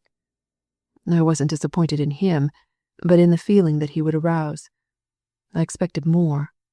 I expected as a surprise some new and pleasant feeling, and instead of that it was pity, disgust." She listened to him as she put on her slender fingers the rings which she had taken off while bathing the baby. "And more of fear and pity than of satisfaction. I never knew until today, after the storm, how much I loved him." Kitty smiled with radiant joy. "Were you very much afraid?" she asked. "And so was I, but it seems more terrible to me now when the danger is all past. I shall go and look at the oak tomorrow. How nice Katavasov is. Well, the whole day has been so pleasant. You are so delightful with your brother when you want to be. Well, go to them. It is always hot and stifling in here after the bath." Chapter 19. Levin, on leaving the nursery and finding himself alone, began to follow out his line of thought, in which there had been something obscure. Instead of going back to the drawing-room, where he heard the sound of voices, he remained on the terrace, and, leaning over the balustrade of the terrace, he looked at the sky. It had grown very dark, and there was not a cloud in the south where he was looking. The clouds were all in the opposite quarter. From time to time it would lighten, and the distant thunder would be heard. Levin listened to the drops of rain falling rhythmically from the lindens, and looked at the stars and then at the Milky Way. Whenever the lightning flashed, then not only the Milky Way but also the bright stars would disappear from his vision, but by the time the thunder sounded, they would reappear in their places, as if a careful hand had readjusted them in the firmament. "Well, now what is it that troubles me?" Levin asked himself, already beginning to feel that a resolution of his doubts, though it had not yet become a matter of knowledge, was ready in his soul. "Yes, there is one evident, indubitable manifestation of the divinity, and that is the laws of right which are made known to the world through revelation, and of which I am conscious as existing in myself, and in the recognition of them I am, in spite of myself, willingly or unwillingly, united with other men into one brotherhood of believers, which is called the Church." "Yes, but are Hebrews, Confucians, Mohammedans, Buddhists in the same relation?" he asked himself, recurring to the dilemma which had seemed so portentous to him. "Can these hundreds of millions of men be deprived of the greatest of blessings, of that which alone gives a meaning to life?" He paused, but immediately recovered his train of thought. "What am I asking myself? I am questioning the revelation of the various forms of human belief to divinity. I am questioning the revelation of God to the whole universe with all its nebulae. But what am I doing? And at the moment when knowledge, sure though inaccessible to reason, is revealed to me, shall I still persist in dragging in logic? Do I not know that the stars do not move?" said he, noticing the change that had taken place in the position of the brilliant planet which he had seen rising over the birches. "But seeing the stars change place, and not being able to imagine the revolution of the earth, then I should be right in saying that they moved. Could the astronomers have made any calculations and gained any knowledge if they had taken into consideration the varied and complicated motions of the earth? Have not their marvelous conclusions as to the distances, the weight, the motions, and revolutions of the celestial bodies all been based on the apparent movements of the stars around a motionless earth? These very movements which I now witness, as millions of men for centuries have witnessed them, and which can always be verified. And just as the conclusion of the astronomers would have been inaccurate and false if they had not been based on their observations of the heavens, such as they appeared relatively to a single meridian and a single horizon, so all my conclusions as to the knowledge of good and evil would be inaccurate and false if they were not founded on that comprehension of good and evil which for all men always has been and always will be one and the same, and which Christianity has revealed to me and which my soul can always verify. The relations of human belief to God must, for me, remain unfathomable. To search them out belongs not to me. "Haven't you gone in yet?" said Kitty's voice suddenly. She was on her way to the drawing-room, by the way of the terrace. "There's nothing that troubles you, is there?" she asked, looking wistfully up into her husband's face and trying to study its expression by the starlight. By the light of a flash of lightning on the horizon, she saw that he was calm and happy, and she smiled. She understands me, thought he. She knows what I am thinking. Shall I tell her, or not? Yes, I will tell her. But just as he was about to speak, Kitty broke in. "Kostya," said she, "do be so kind and go to the corner room and see how they have arranged for Sergei Ivanovitch." "I don't like to. See if they put in the new washstand properly." "Certainly. I'll go," answered Levin, rising and kissing her. "No, better be silent," thought he as she went past. "This secret has no importance save for me alone, and words could not explain it. This new feeling has neither changed me, nor suddenly enlightened me, nor made me happy, as I imagined it would. It is just like my feeling for my son. There is no element of surprise in it. But it is faith. No, not faith. I know not what it is. But the feeling stole into my soul through suffering, and there it is firmly established. I shall continue to be vexed with Ivan the coachman, and get into useless discussions, and express my thoughts blunderingly. I shall always be blaming my wife for what annoys me, and repenting at once. I shall always find a certain barrier between the holy of holies of my inmost soul and the souls of others, even my wife's. I shall continue to pray without being able to explain to myself why. But my whole life, every moment of my life, independently of whatever may happen to me, will be, not meaningless as before, but full of the deep meaning which I shall have the power to impress upon it. End of Anna Karenina by Leo Tolstoy.